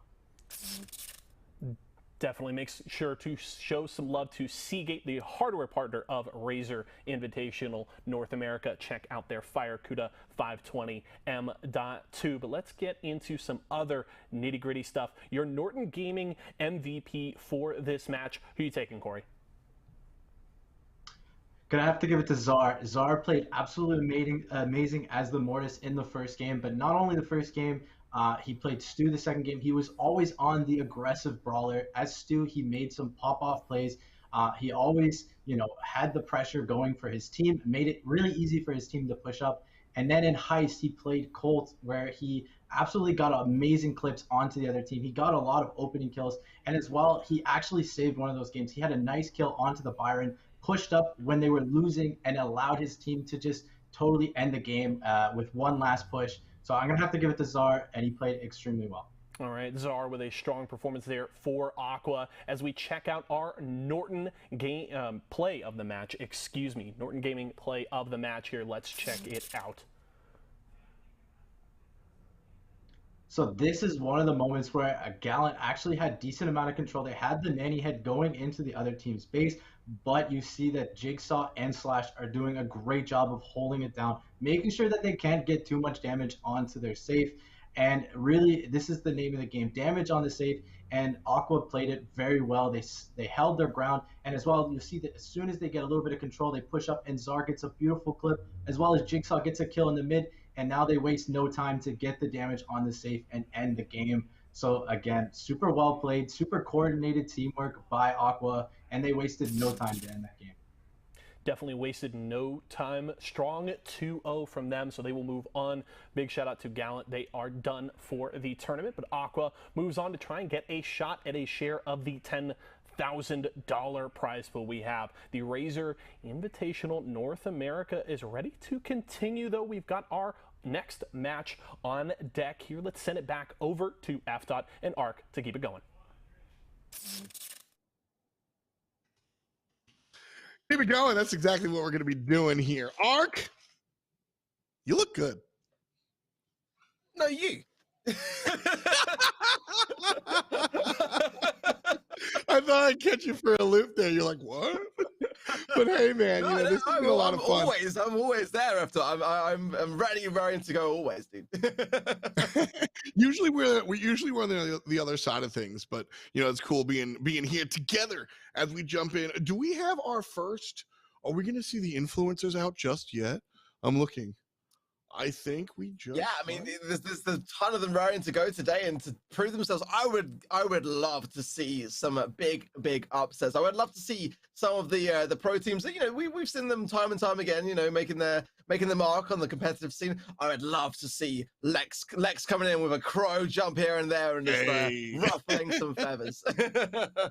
Well, let's take a look at the bracket real quick and see who's lining up to play and when they're ready. We got a chance to see IX Academy fall down to Goats, and then STMN did a good job of dealing with their team. And so they'll be going up head-to-head against Aqua. Still waiting to see the winner of Ion Gaming and Destiny, and then, of course, the entire bottom side of that bracket has to be filling out. We're going to be doing, I believe, 8 matches here today. 1, 2, 3, 4, 5, 6, 7, 8. Yep, that makes sense. The first entire part of the bracket we'll be doing here today. And then, of course, the show continues tomorrow. So you're not going to want to miss anything that we have going on here. Quarterfinals, semis, and then, of course, the grand finals. Everything brought to you by a combination of fantastic partners. So you definitely want to be all in there, because this bracket is going to be all about, when it comes down to our grand prize, $10,000 on the line, 6 of that going to our first place team. And, you know, I listen, I would have just put the raw dollar amount of the Razer products as well, because they're getting a whole bunch of Razer stuff. And I mean, it's top shelf equipment. So, I mean, that counts, baby. That counts in my mind, you know, but I'm glad to see these teams kind of pulling out all the stops. Yeah, but no, legit, I can vouch for just how good that gear is, and a huge shout out again to Norton Gaming as well for putting up that prize money. It's a huge sum. Looking at the bracket, I've got to say, there's some teams for me that really stand out. I'm looking forward to seeing Lex go up against OJ. That is going to be one that I'm going to be really curious. The carries, there's actually Nat with our Hearts team as well. So Nat is going to be, you know, going off against Ray on that lower game as well. So there's a lot of influences now. We're going to start getting our hands dirty. You know, I'm looking forward to it. Yeah, that's what we want to see. We want to see the brawl part of the Brawl Stars. The stars, yeah, every place we've always got the stars around. I want to see the brawls, and that's what, you know, we'll get a chance to see in just a little bit. Because so far we have seen clean sweeps: 2-0, 2-0, bang, 2-0, 2-0, bang, 2-0, 2-0. Bang. And those have been our 3 matches so far. Our 4th match will be our halfway point of the day. And so I wonder where we're going to see a 3rd, maybe a 5th game. Because right now, everybody seems to be pretty dominant on one side. Yeah, I mean, this is the thing. I think it's going to get a lot closer, actually, to be honest. I think as things progress right now, I think that we might see a couple of them go all the distance, and that's going to be a really exciting thing for us to be able to watch and to see how teams do kind of adapt, and you know, because we have yet to really see Hot Zone make an appearance yet. I would really like that to happen personally, because ultimately, you know, it's a great game mode. Well, right now we're going to go to Brawl Ball. We've got Ion Gaming versus Destiny Esports. And Destiny are the ones coming into the red trunks to the top side of your spectator UI. Sir Johnny says hello.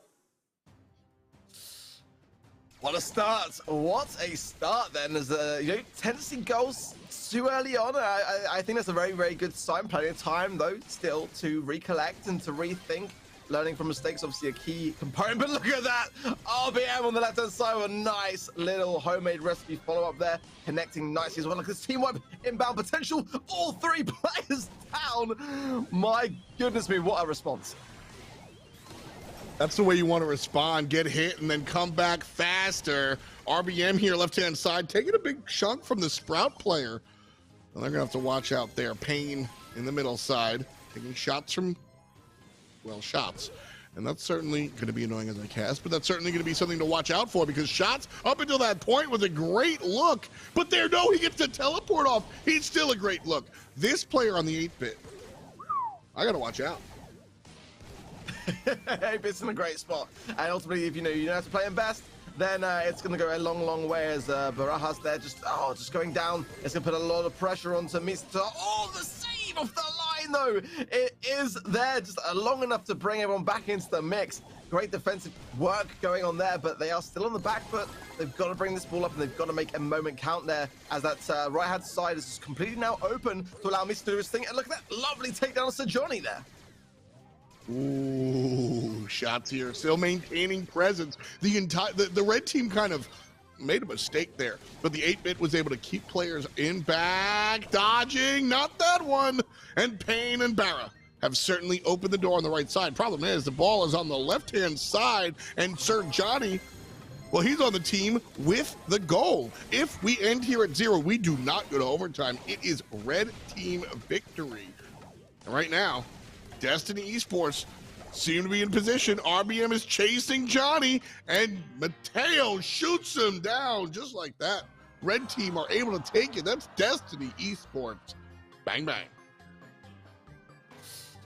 Coming out of the gates, firing on all cylinders. You love to see it, right? I mean, you know, again, it's great to see, like, just the amount of thought process that have been going into this competition. You know, teams making good decisions. I think that might change a little bit when we get to some of the influencer games. I think that they'll be bringing out some more of the comedy for us and to enjoy at home. But at the moment, you know, everyone's taking this very, very seriously. As you know, you'd love to see going into, like, you know, Brawl Ball.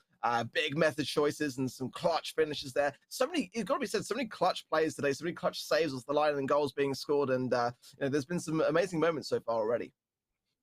That's the mentality. That's what you're looking at. You're looking to continue these plays and make these shoves that we just saw from the top side. Honestly, I wasn't sure what to expect the Ion or Destiny kind of come out up on top, but with plays like that, let's look at Intel. The Intel play of the game coming up here. This is one of those plays that we were talking about here, Ark. Break it down. Yeah, I mean, you know, it was a position here where I'm already on the back foot, and the control that we were seeing there as Mateo popped a nice slowing toxin there on the left-hand side. Look at just how much slowing effect that really had, allowing shots to hit those shots that saw Johnny on the right-hand side there. Just seals the deal at the end of a nice finish, but ultimately it was the lead up to that goal which really said so much for me. The combination of those Crow gadgets combining with the slowdown, the 8-bit shots that just hit the mark. Love to see it. Really, really nice. Those smooth combinations is really what you want to see to take things to sort of like the next level. You know, we know you can hit your stuff, but can you sort of like Voltron with your team to combine everybody to hit their stuff? That's the mentality, right? And so that's where you're able to kind of see this teams kind of step up and do something bigger. And I look to continue to see that. I hope that we're able to as we jump into game number 2. And we see one more time, Destiny and Ion. Destiny on the top in red, Ion on the bottom side. And it was early in last game that we saw the goal here from the red team. This time around, all right. I like the Max pick. The Crow pick is interesting. What do you think of Johnny?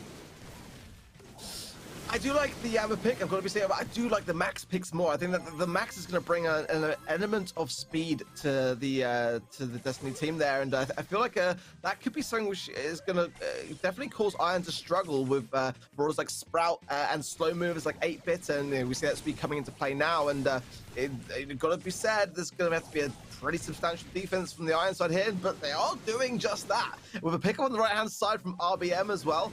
Just now it's a 3 versus 1. Only Sir Johnny survived, and yeah, that might be changing my opinion of their comp. They might be able to do this now.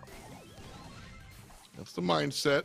Barra gets the opening on the left-hand side, but the door is closed. Door's open. Payne walking forward. Got to get the shots on Mateo, and then shots passes out to Mateo. Not the greatest look. That was a big misplay.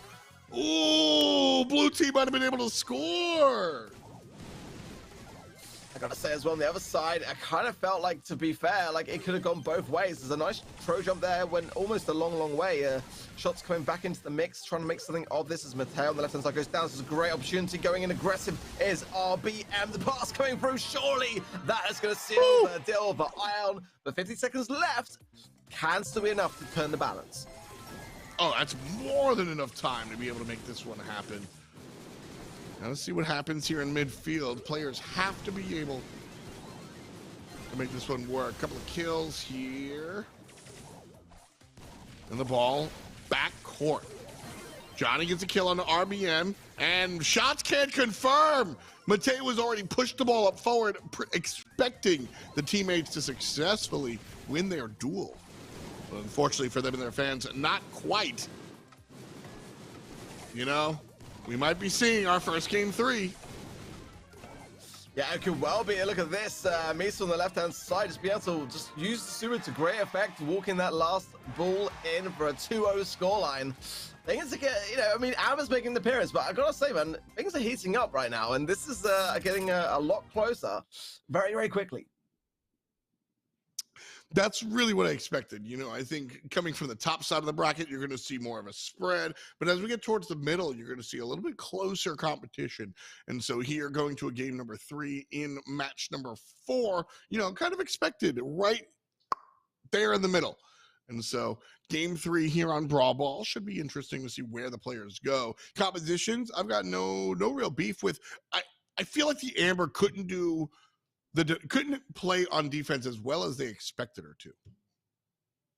Yeah, it's an interesting brawler combining with Max, to be fair, but ultimately just didn't quite seem to be doing enough for me on that left-hand side. I think that could be definitely one that you rightly say could be a potential to switch up there.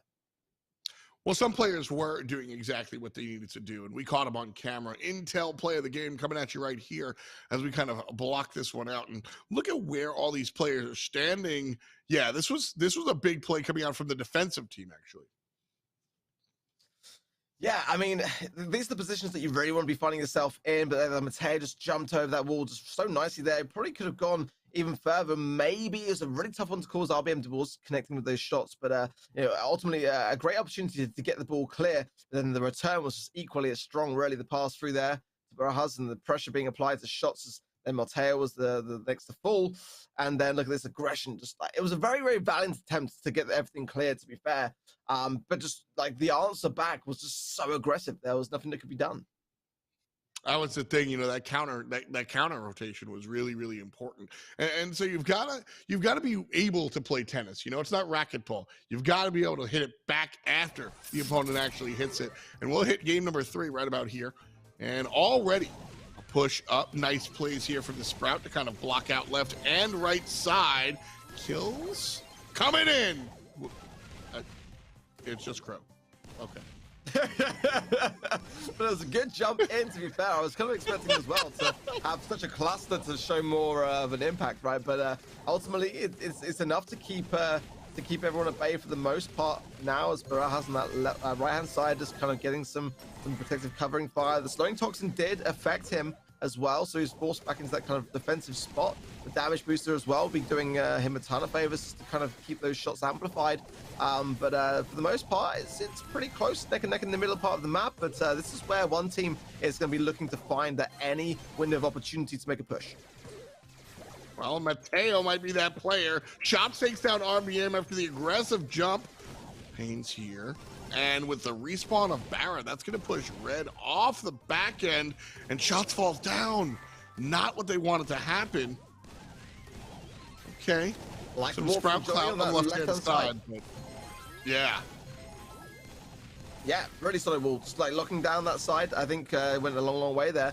Able to keep the pressure on at the moment as it's Iron that are struggling to get out of the spawn, but now they can. And this is a good time to be pushing the ball up. Look at the timer, Refdol. Huge, huge, huge. 12 seconds here on the clock. Ball's going to be pushed up left-hand side, but it's all about the kills. Mateo shows up. And now we're waiting for an overtime. There we go. Ball belonging to...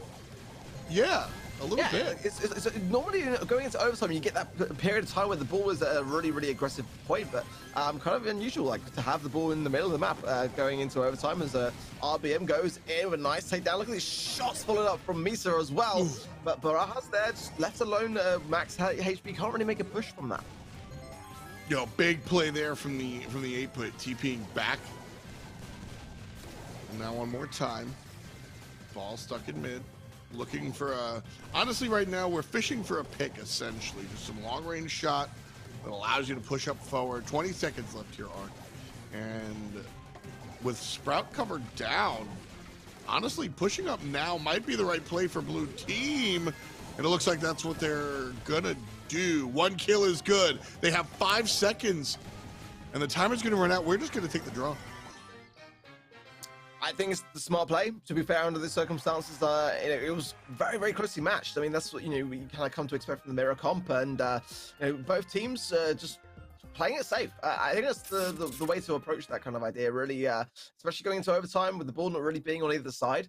It made sense to kind of like try to get the team wipe and play a slow-paced game. Ultimately, you don't want to be making big rash decisions in overtime, as it can be very, very costly for yourself and your team. Got to agree. This is one of those where sometimes you do have to play the stall game and just go, all right, we're going to play another one. At the end of the day, nobody really had the upper hand there. And so let's just return. Let's take another look and do it one more time. Players going to stick to the same comps, it looks like. Mateo on the Crow, RBM here on the Crow. Yeah, everything going to be like it once was. And so we can't even look at the last one as sort of like a crystal ball. Man, both teams just really played well. Yeah, just solid experience. And again, like a lot of the time when teams are playing kind of passive and not being too outlandish in their decisions, it's a good sign for me. It shows that they're aware of the importance of staying in the mix. And at the moment, that's something that Destiny are not doing so well, as Johnny, the only person surviving this scenario. Barajas there with a pass through. Could have gone for the super pass, but maybe, I think with the way that shots were so close to RBM, may have got shredded in the process there. But definitely some promise, some early promise being shown from Ion. But yeah, just not able to make the most of that opportunity.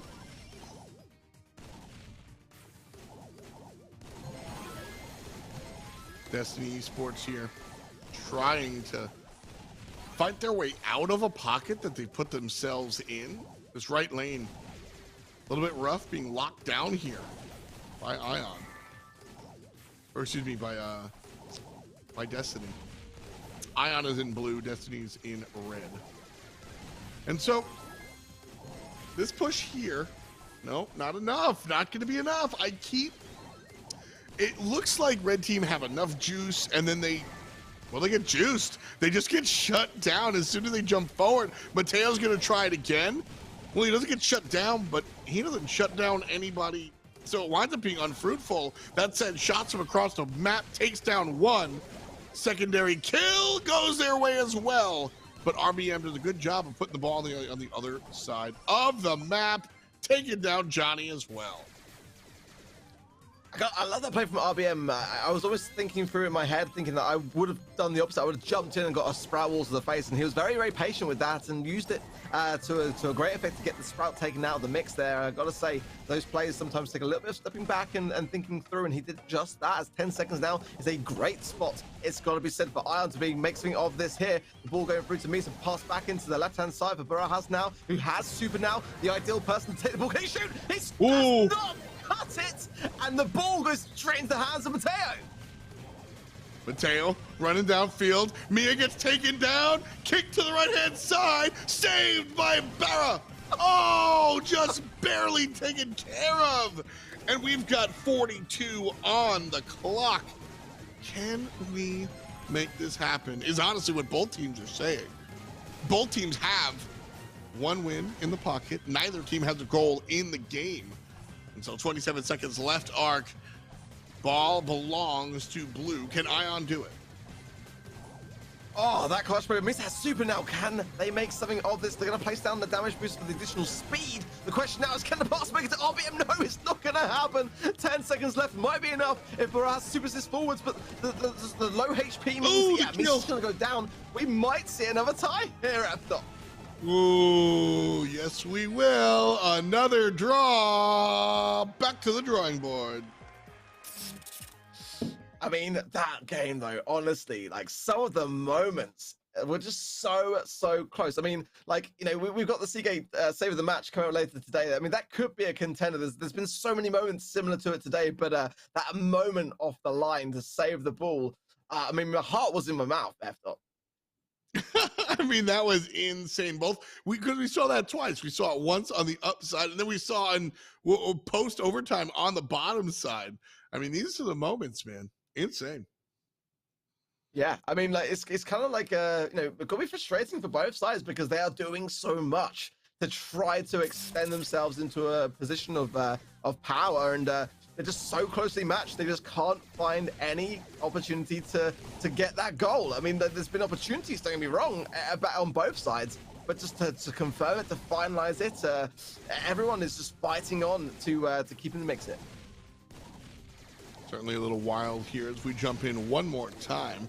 Our third game 3, as we look to find a victor, a winner, somebody to eat the chicken.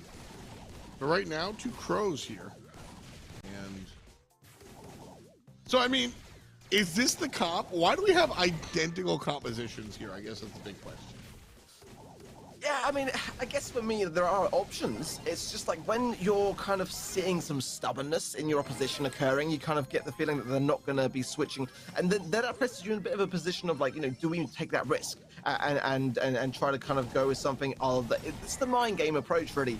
You know, is the opposition going to go with the same idea? Are we going to like stab ourselves in the foot? Because if we do change to something and they keep this comp, it could be costly for us. I do think this is going to work pretty well. You know, obviously there are maybe some bans involved as well to kind of dictate what is available here. But you know, if it ain't broke, don't fix it. And we've seen so many great opportunities from both of these 2 teams. I've got to feel there's plenty more of that to come.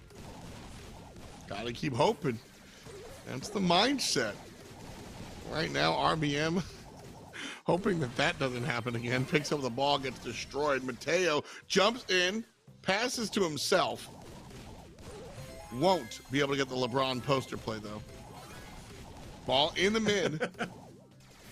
And it's up to red team now to kind of push forward. Good job here by Payne, trading and pushing the 8-bit all the way back and just giving Ion presence one more time. Nice left-hand side control there from Barajas. He's trying to get the ball through, and it is fed by Misa. The wall is going to prevent him from getting it as quickly as he would like it, but the pressure continuing on. The takedown there of Mateo, it's going to be a goal. Finally, we've got our goal between these 2 teams, and look at the timer. 15 seconds. That's going to be barely any time for a response. Ooh, yeah, that's a good time to go ahead and grab that one. That said, red team know just how urgent it is. They're going to be pushing forward. Bang! Great jump coming up from RBM, and that's all she wrote. As Brawl Ball goes in the direction of Ion Gaming. Smooth moves, and we'll push on a Heist.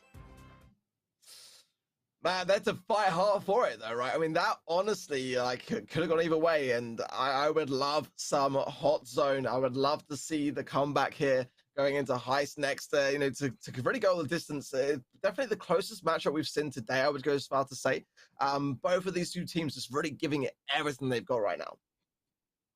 Well, the Incel play of the game here, there were a couple of good moments. Obviously, the goal is what did it, and so that's probably what we're going to be looking at. Red team has the enemy under their thumb, and you can see this. Misa's able to push up forward. That pushes the 8-bit player all the way back, and then it takes them a little while here, Ark, but ultimately, we do see a goal. Yeah, it was a really nice moment here of pinching between Misa and Baharas there on shots, and you know, just keeping him under pressure as Baharas then couldn't get the balls. He went forwards and just continued to try to ricochet the shots around the goal mouth and got to take down there Mateo, and then the rest was history. That's the idea. Them and their fans hoping the next one is just as easy, because again, it took them, these are best of 3s, and it took them 6 games to find that victory. Not how they want to keep doing it. I'm sure that's not how they want to keep doing it. They want to find some heavier-handed hits, I'm positive.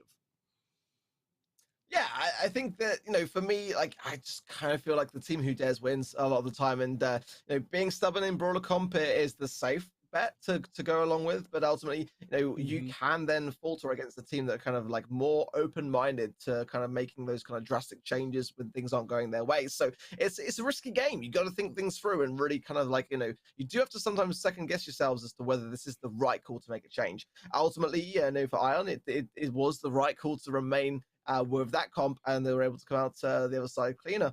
But you know, got to be said, you know, Destiny are doing a really, really good job at deterring some of this aggressiveness that we're seeing. So the question is now, can they take that aggressiveness and turn it into their favor to be able to go the whole hog? That's the idea. You've got to be able to turn around what has been working for you and turn around what hasn't been working for you, and just sort of like Rubik's Cube yourself into position and combine with the good and the bad and try to make this turn. Because like we said, I mean, clearly a close matchup as teams, I guess, grabbing a bottle of water real quick as they get ready to jump into Heist. Because, I mean, honestly, this one is a little bit more about that brawl dominance. How hard can you sort of lock down one side? We saw that, but then we saw every single time players would try to take the ball up, they would kind of falter. So now without that extra element of the ball, you know, we might see a more dominant performance from either one of these teams, which is the scary part. Yeah, you've really got to expect that from either of these two sides. I mean, today we've seen some games that were kind of more sided, and you know, there were still opportunities to turn them around, but ultimately it went one way. But I don't think that we are going to see that same story recurring. Nice connecting shot there from Misa early on, and Johnny very, very close to receiving very much the same. Another gadget there, the silver bullet from RBM. Oh, I think I missed gadget there on the top left from shots, and that is not going to go a long way for them. So maybe some nerves starting to show. Yeah, second time lucky there. So one less gadget for Destiny side as the nerves maybe start to take a bit of toll. Mateo on the Colette, always the character you want to look at when it comes down to Heist. And the Crow one more time here for Barra. You know, Crow does get things done in a Heist, can jump on, poison, etc. You know, I'm not going to say I don't get it, but the total attention to Crow here, I think, might be detrimental, as that character is really, really squishy. This right-hand side healing as well. So Johnny is the person to take down. Misa knows it actually and is trying to focus some shots onto him first as a priority, because ultimately if you get the Baron taken down, it makes the Colette so much more of a more vulnerable position. But there's the damage going in. Misa's just not connecting with these shots. It's allowing a ton of pressure on the right-hand side lane, but Haras has got to come in there. But Mateo is still alive. He's not had enough to be taken down. And the commitment here from Ion as they go on completely on the aggressive. And there's a bit of a base race as there is still someone shooting down the damage. But look at this, Barajas and the RBM going in. Ooh, that's the big damage there. Johnny's going to show up in the middle, but oh, Baraja gets flanked. And 50% damage dealt by Blue. Still have a 16% lead and a ton of time on the clock. And so it's up to the blue team to kind of play defense here, maintain this mid control. Whether or not they find any shots is totally irrelevant. They've just got to be able to put this enemy exactly where they're at. Crow goes all the way deep. Again, I question that, because you don't need more damage on the box. You need to protect this right-hand flank. Mateo's coming on down, going to get 13% on it, 54-40. And Mateo's going to be able to show up. Shots takes down Pain. 15 seconds. This is more than enough time, Arc, for the team to dance back in. Baraja jumps on in. Colt on the top side. And so with Colt up there, that should confirm exactly what they want to see. Yeah, Mason got the job done in the end. There was a lot of pressure there for a Piper to be on the defense, it must be said, but it is going to be Ion that's starting to use that momentum to continue on right now. At the moment, you know, it's really difficult for Destiny to be able to come back here.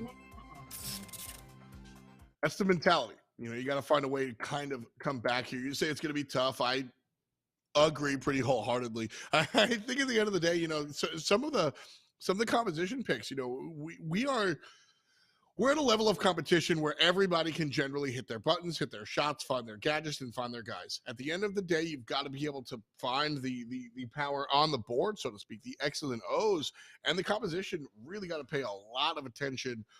The composition is half the competition, if not more. So I'm looking at that for sure. But as far as playing on the field is concerned, Intel is looking at that.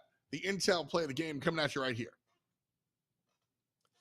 Wow, I mean, this right side lane again for me. So Johnny and Mateo really went to town here, but this is a play from Barajas going in to get that shot and to just relinquish that right-hand side and leaving Mateo there was a smart decision, I've got to say.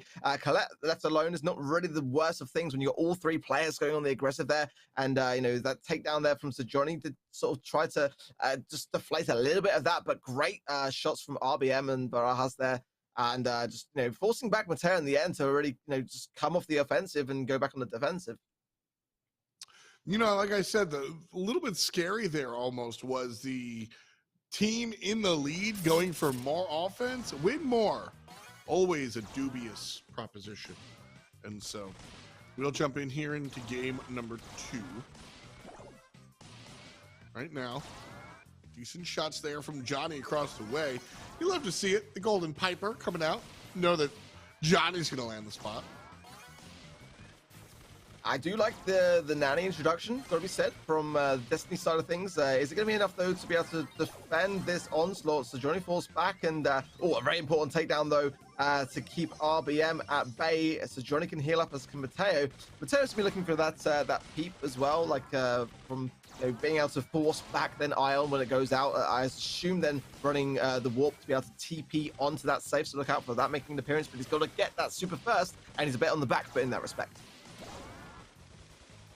Johnny dodging everything coming at him, finding Baraha. Mateo's actually going to combine with Johnny, take that kill. And RBM's going to fall down nice and easily. Take damage. Won't be able to find anybody. And so that was arguably a great push from the other side, Arc, but Ion technically losing really did a strong job of keeping the enemy back. Good opportunity there, but Barajas is on his own now as another good defense, only 4% in it. I see Razer Store or San Francisco in the Twitch chat as well. If you're watching in either San Francisco or Las Vegas, hello. If you're in store, let us know on Twitter. What are you getting today? As the final 30 seconds coming down to the wire, I am now starting to increase that gap. Really nice shots raining down, and look at this. This is the moment that they've been waiting for to get that distance in the lead. Now, on the other side, Destiny have got to make a comeback here, and not going to happen equally as much as they would like, because that takedown on the right-hand side was so prominent, and this is going to be a really solid chance to seal the deal. Ooh, trouble though as the supers come out. RBM barely alive. But so is the enemy heist box. Nice shots at the end to finish it off. And just like that, we see the victory come here. Game and set. And what's that? That's match, baby. Great stuff there. Great stuff there. Yeah, I mean, by far the closest game today. Didn't go all the distance, but going into Heist, I've got to say, I just didn't know how this one was going to play out. And, going right down to that final map, it was the narrowest of narrow margins from for a majority of that time. Just a little window is all it took there just to kind of get everyone in and pummel that damage down. And yeah, fantastic day for Ion. Well, it's a fantastic day for Intel as well, as we see another Intel play the game. Beautiful level of competition here as we see one more time. Baraha jumps on in, and the turnaround, because it was more about shots on the bottom side who tried to kind of counter that jump. Baraha goes in, so will I. Problem is, Baraha stays alive, Arc, and well, shots didn't. Yeah, exactly that. And this is again, that turning point that we saw. And it could have been a bit different here, but you look on the right-hand side here, Barajas there just using that wall so well to juke around those shots to get that takedown. If Destiny had all 3 players in the mix there, it may have been enough to really kind of cause a bit of a problem for Ion to juggle between who they had to focus their attention on. It could have really genuinely gone into those final seconds a very different way had it not been for that really important takedown. So big shout out to him there for really making that moment count, because that was a really close call for Ion, but it didn't happen. They were able to turn it around and make it work. And yeah, I mean, that was a really exciting matchup. Always want to be able to kind of look for that victory condition, and that's exactly what Destiny do. And so right now, my victory condition, it's Yesu. Let's go back to the studio. All right, guys, Yeso back here with Tribe Gaming legend Corey after our closest match of the day, Ion Gaming and Destiny Esports there. And we got double draws in Brawl Ball. It was a fun one. Do want to let you guys know in chat, hit Hammerhead in chat right now. Spam Hammerhead in chat. We're going to give away a pair of those Hammerhead earbuds at the end of this segment. So get in on that giveaway right now. But Corey and I got a match to break down here. I just want your initial thoughts on the craziness we just saw in this last match. I mean, absolutely crazy. Both teams were so evenly matched in Brawl Ball that we had actually 2 draws. I couldn't tell you who was going to end up winning that game for so long. And I was on the edge of my seat, especially in the Brawl Ball set. And then in Heist, it was still actually super close. But, they just ended up pulling away a little bit there. But again, yeah, super intense match. I don't know what else to say. Yeah, and I do want to go back to that Brawl Ball match for our Seagate save of the match. Let's check it out here, as it was an incredibly close game. Absolutely. So you'll have Ion on the push here, and it is, oh my God, beautiful save by Sir Johnny there. He sees it coming, and he does not let that go in. And then now they have the push going on the other end, and this looks like, to me, this was going to be a goal here, but Barajas gets to the ball just in time. I thought that was going to go in, but he got there just in time, saved the game, and I don't even know what to say. The beautiful save by Barajas there. We certainly got our money's worth there with two fantastic saves, and it did end up having to go the distance with 5 games in a best-of-3 because of those 2 draws. So incredibly close matchup between those 2 teams. Definitely a fun one to watch there. Now, we talked about how close it was. Both teams looked really strong, so I think you have a tough job here, Corey, as I need you to pick our Norton Gaming MVP of the match. Yeah, it was definitely a tough one to pick, but I am going to pick Barajas. Barajas played absolutely insane on the Sprout. It felt like every single time they were put on the back foot, he did not falter. He did not, fall to the pressure. He saved the game for his team a bunch of times as Sprout. He hit some nice shots, some nice bounces. And then in the Heist set, he absolutely distracted the other team as Crow. He slowed them when he needed to. And at the last game, he got a ton of damage with his Crow jump. It didn't actually show, but he got like 30 to 40% with his Crow jump and, secured the game for his team in the last one. Great work from Baraja. Let's check out our Norton Gaming play of the match here. Get right back into the action that we were watching, and it's right back to Brawl Ball.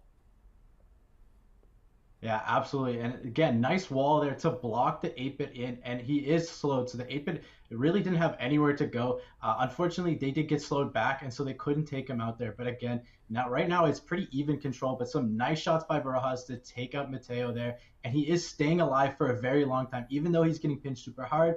And RBM's able to tag shots there, stopping his healing, holding it down, saving the game, or slowing down the game, and gets a beautiful jump on Sir Johnny. And in that way, his team gets the position they need. They get back into the middle of the map. And they just did an absolutely fantastic job of holding the control and regaining the control. Again, beautiful wall right there by Barajas. Definitely a fun match there, the closest we have seen on the day. 4 down, but 4 more to go. Do want to let you folks know, if you are in the San Francisco or Las Vegas areas, we have watch parties going on at the Razer stores in both of those cities, and even more awesome Razer swag to give away. So if you are local, go and check those out. Look them up. You're going to want to get there for the watch parties today and tomorrow. We're going to roll that Hammerhead giveaway in chat, so get you a pair of those Hammerhead True Wireless Pros. You're going to want them. Chief Pat has been loving them all day today. Corey and I are going to head to a break, but when we come back, we've got more Brawl Stars action as Razer Invitational North America, brought to you by Norton Gaming, continues.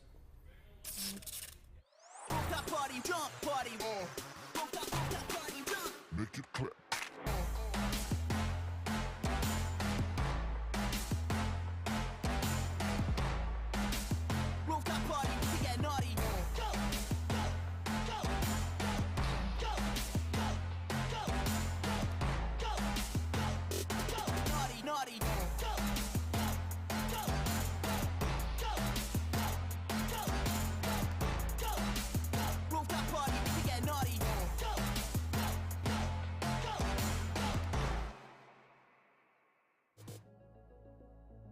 You're gaming across dozens of accounts, all of your inventories filled with valuable in-game items and personal information. Yet you're just a side quest in the campaign of cyber criminals who have stolen over 13 billion records. You need Norton 360 for gamers, the next level in device security. Dark web monitoring that notifies you if your gamer tag is discovered on the dark web. A no-log VPN to help prevent DDoS attacks or doxing. PC notification optimization helps you keep your eyes on the prize. You won't be bothered while gaming. Cyber criminals had better be ready for the hardest match of their lives.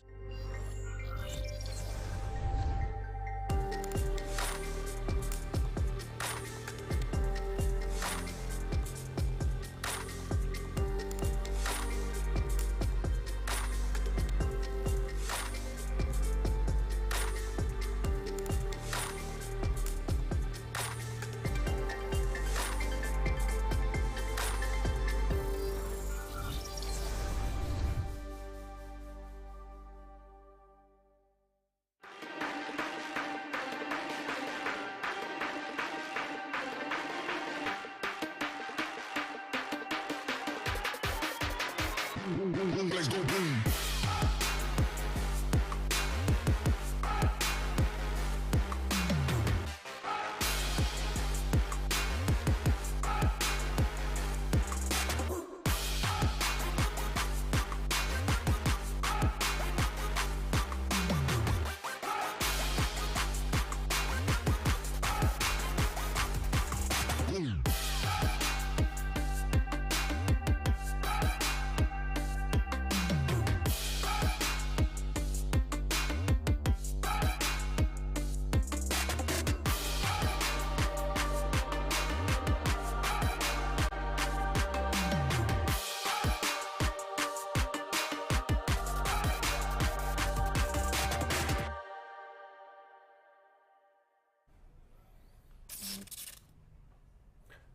All right, folks, welcome back as Razer Invitational North America, brought to you by Norton Gaming, continues. Yesu here, joined by Chief Pat, and you guys did just get an awesome look at the Razer stores in San Francisco and Las Vegas. I mentioned them just a few minutes ago, and I do want to let you guys know, we've got these awesome Razer Invitational North America mouse pads. These are exclusive, so if you guys want to get your hands on one of these gorgeous mouse pads, head over to one of those Razer stores in the San Francisco and Las Vegas area. These are awesome. I'm definitely gonna, maybe take one home with me today. So, don't worry about where this one went. But I am joined by Chief Pat here as we continue the day. Chief Pat, last round was incredible, specifically that last match. What are your thoughts? Yeah, absolutely. I loved the last match. The first 3 matches, we really saw the cream rise to the top with the teams lay the smackdown, with 2-0s across the board. With this last one, it was a whole lot of fun. I think it sets us up really well now for the next 4 matches, going to see the creators get into action, seeing your favorite brawl influencers pop up. I'm expecting a lot of close matches on this one. A lot of the creators I know are pretty similar skill levels, so seeing them go to head-to-head, I am stoked to see who can crown themselves as the creator champion. I'm keeping my fingers crossed to get some third sets in here. I was hoping we were going to get it between Ion and Destiny. I mean, that's the closest 2-0 you're probably ever going to get, the double draws on Brawl Ball, but I think we're really going to get deep into these matches as the day continues. I do want to ask you a question. I need a little bit of advice here, Pat. I'm gaming a lot. I'm on my PC all the time. I'm all over the internet, but I'm a little concerned security-wise, but I do hear that you have some information about Norton that can help me out. Oh, of course. My friends over at Norton Gaming with Norton 360 for Gamers has kept me protected. Personally, I've been using Norton 360 for Gamers for a couple of weeks now. Whether it's on my phone, whether it's on my PC, across the board. If you guys are looking for protection from the dark web, maybe you're looking for access to it like a secure VPN, Norton's got everything you need. So make sure you guys check out Norton, hop into it, get that 2-week free trial, and protect yourself, guys. Come on. And I believe it's norton.com/Razer for that free 14-day trial. So make sure to head over there. I'm certainly going to as soon as I get home tonight after the show. Got to protect yourselves out there, folks. So big shout outs to Norton Gaming. Obviously, the prize pools, $10,000 on the line this weekend. That's courtesy of Norton Gaming, so big shout out to them. But we're ready to get into the action. We got 4 more matches today, so I'm going to toss it over to Ark and F. Let's keep it rolling.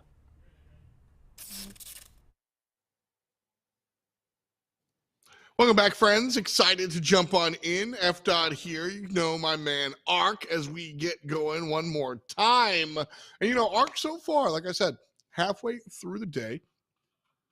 How you feeling? I'm feeling good. I'm feeling excited now, actually. I want to see some influencer games. We've had 4 down so far, 4 more to go. So, I'm really excited. I've seen some really, really close games. I've seen some good brawler choices as well as some questionable brawler choices as well. But I love it both in equal measures. So, lots of questions in my mind as to what we might see still to come. That's the idea. Jumping on in to game number 1. Same maps as before. We're going to Brawl Ball first. And then, of course, we'll see GG Mortuary Heist time. And that Hot Zone if we need it. So we'll jump in here. Game number 1. And we've got some friends here. Excited to see where everybody's kind of lining up here. Fade on the top side. That's going to be Faded Tim Toast. That's the name of their team. And then Full Frontage. We will see how everything goes for the Dark Horses on the bottom side as they find a couple of kills. Yeah, great to see you, Ben, Tim One, and Full Front as well, giving it their all today, and they're going to be looking to get, you know, they've got to protect their image here. After, you know, there's a lot on the line here. It's not just all that glorious prize money.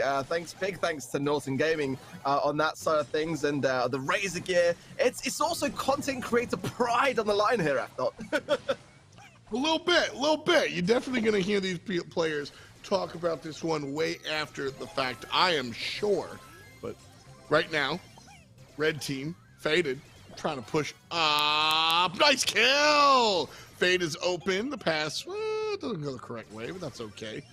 Love to see the Barley play. I think the throwers, it's always hard to keep Barley out of the meta for long. And he has returned here. As Tim walks down the right-hand side, passes it to Toast, who passes it home. 54 on the clock here, Ark. 1 goal to none.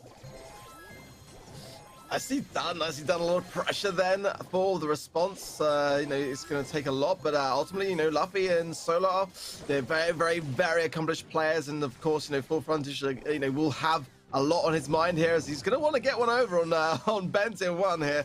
30 seconds left, and the last call going out is going to deter Luffy instead of from being able to really get into the positions that they want to get in order to get these pinches off. Luffy's got super. He might try to break the mid here. Let's see what happens. The time does tick down here as the mid break going in. Full Front just continuing the pressure here. A good pinch inbound, but the ball pushed forwards. Big plays. 2 players go down. Luffy's here. Passes it to the mid to a player who's dead. Luffy trying to recover. Not quite. And yeah, you can't do that anymore, friends. No more own goals. Geez, since what, 2019? Match over. This one goes to Faded Tim Toast. Nice opportunity towards the end, though, for Dark Horses to be able to try to reconvene themselves. Just was not quite there in terms of some of the passes and the ball throughs there, but ultimately, definitely, you know, that game had its fair share of moments. It's just about whether they can really kind of make them count going into our next game. Well, Intel makes all their moments count. Let's take a look at the Intel moment of the game as we've got our play kind of lined up here. Intel, play the game. There you go. It counts. And here we are. Solar from the right-hand side, able to try, but try as he might, it's just not enough. And that really opens up the world here to do whatever it is that Faded Tim Toast wanted to do. I mentioned that, like, the pass wasn't even on point, but it didn't matter because more importantly than just getting that 1 kill was the team wipe that came after the fact. Yeah, here we see just that moment. It's just really hard for Solar to really do much about that situation there as being the last man standing ultimately. If 3 versus 1 is only really going to go one of ways, and if he'd done anything out of that and was able to defend, I would have been absolutely amazed by that. But ultimately, some good brawler choices. We're seeing some really nice brawlers that we've not seen yet today. Mr. P coming out of the mix, I think that made a bit of an impact as a direct counter to Piper, and you know, Barley as well is a really strong brawler. I'm actually kind of surprised we've not seen more of Barley today. But you know, yeah, it's such a good place, right?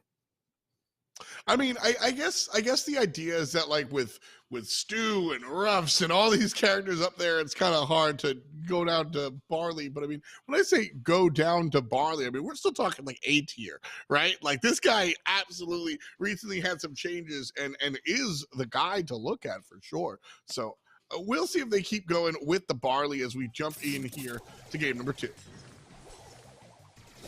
Okay, well, we're going to be actually going to 8-bit on both sides here. Kind of like that, to be fair, just kind of interesting to see it not combined with Byron. Again, could be about there to consider, but it's definitely Dark Horses that are making more of the aggressive play early on, which I think is a good thing for them. Ultimately, if they can start to gain a bit of an aggressive start with that healing tonic going out from Luffy there, to really kind of like keep everyone in the mix, get that pressure on. If they can get an early goal out of this, it will go a long way to be able to then defend the oncoming pressure from Faded Tim Toast. That's the idea so far. Well, Faded looking to play really defensive. What they want to do here, and this is a strategy if you're newer to the game. First of all, welcome. Second of all, this is how it works. You want to hide this ball because you have confidence in your ability to kind of get 1 or 2 team wipes and then push all the way up. So if you want, so it might look that the blue team have the advantage that the ball is closer to the red team net. It's not that simple. It really is not, because now you have to get through into that corner in order to actually put that ball in the net. So almost like, where are my chess fans out there? It's kind of like castling a little bit, where you like protect a little bit here. Exactly that. I mean, Ben21's got the ball to spawn down the right-hand side. That's a really good adventurous place with the ball just slightly behind it. But the question for me really is, if Dark Horse can get a solid push here, and Luffy's last calls can go a long way into doing just that, it's going to be really, really difficult for the defensive side here. This is aggressive play, but the patience, it must be said, for Dark Horses to not overplay this. Solar is the first to go down. Full Frontage going in now. Ooh. The 300 HP is going to force him back out. See, Frontage had the right game plan there, or the right idea at the very least, but the problem is he's playing the wrong character to be doing that. Crow can jump on in there, but once Crow's in there, he has 3,000 HP. It's less than everybody on the red team. And so two shots, able to be two-shotted, by the majority of the players. He gets in behind enemy lines, forced immediately back out. 18 seconds, no goals. We're going to see an overtime. Yeah, I mean, this is a good chance, a good opportunity for Dark Horses to just get a couple of kills in these next few seconds, and Ventim's going to be forced back here to heal. Not the place that he wants to be at the moment, but healing up now nicely. Evaded that shot, but now the boxes go down, which means he's much more susceptible. Pops a nice gadget, though, to be able to push it forwards a little bit, and look at Full Front just going in here with double takedown. What a play for Dark Horses, and surely Push it! Interception, no way! Oh my goodness, and it might be enough to save the game. Luffy dies as soon as the balls get passed up there. Jump on in from Frontage, has to dodge the shots coming out from Toast. They'll dodge the shots, but they won't be able to do anything. Thumbs up is right, Toast. Beautiful play there from the red team. Oh, insanely good defense. I mean, to get that interception and to get that clear in just the nick of time, my goodness me, but it's all not over. It's still going to be the defensive capabilities put to the test of Faded Tim. Toast and the potential here for Full Front to get the pass through to Luffy, who does so with 10 seconds left. Dark Horses made it count. That was one of those where it looked like, oh man, Dark Horses had so many opportunities to put that one in, and it looked like they needed every single opportunity, frankly. Like, that was good defense from red team. Tough to say good defense as we look at them lose, but I mean, Ark, straight up and down, I mean, it took a long time for Dark Horse to kind of finish that. And that for me is like the thing with looking at teams like that, how well do they go about that process of just staying in the mix? How hard can they hold that mid control and persevere through those moments? It goes to show, teams like this, they really know what they're doing. That's the idea so far. Intel Play the Game coming out one more time as we see these guys absolutely know what they're doing. Solar's able to find some shots on a fade on the right-hand side, but ultimately this is really where we saw the game won in 9 seconds or less.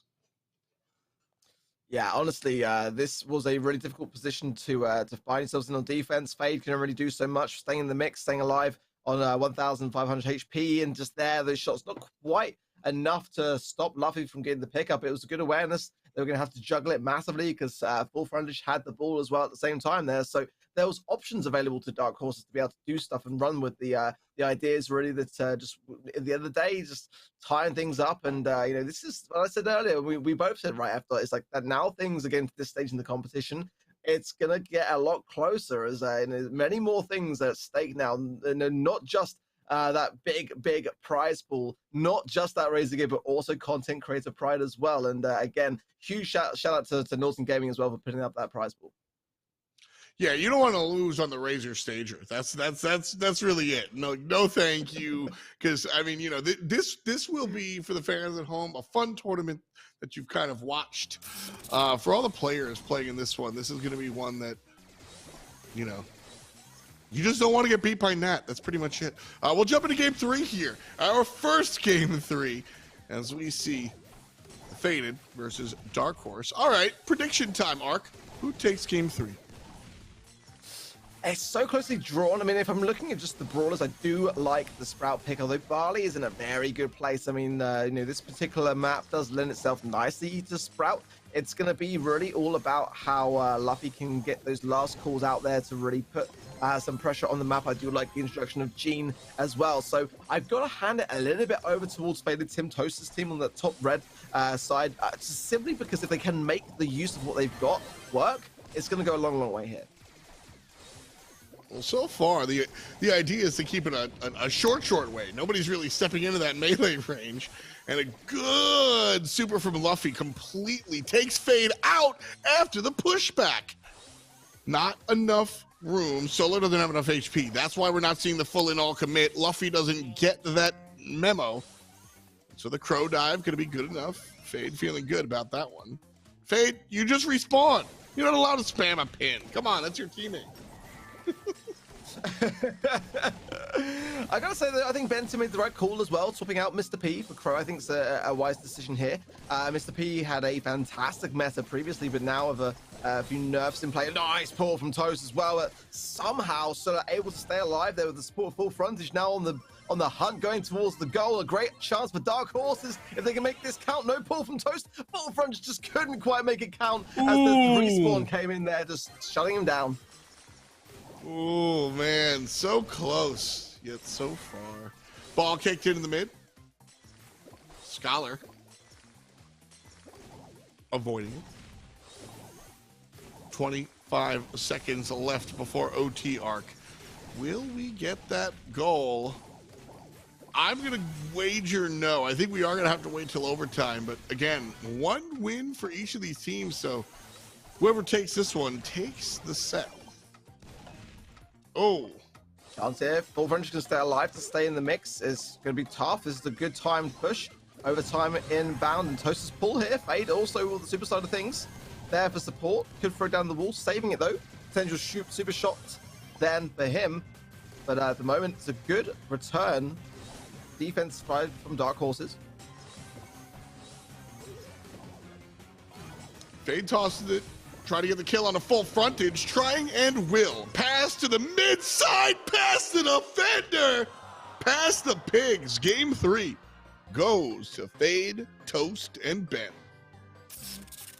Oh, that angle though. That angle though. My goodness me. That had to hit the mark at the time it did. What a great ball placement there to get that goal at the end. My goodness me.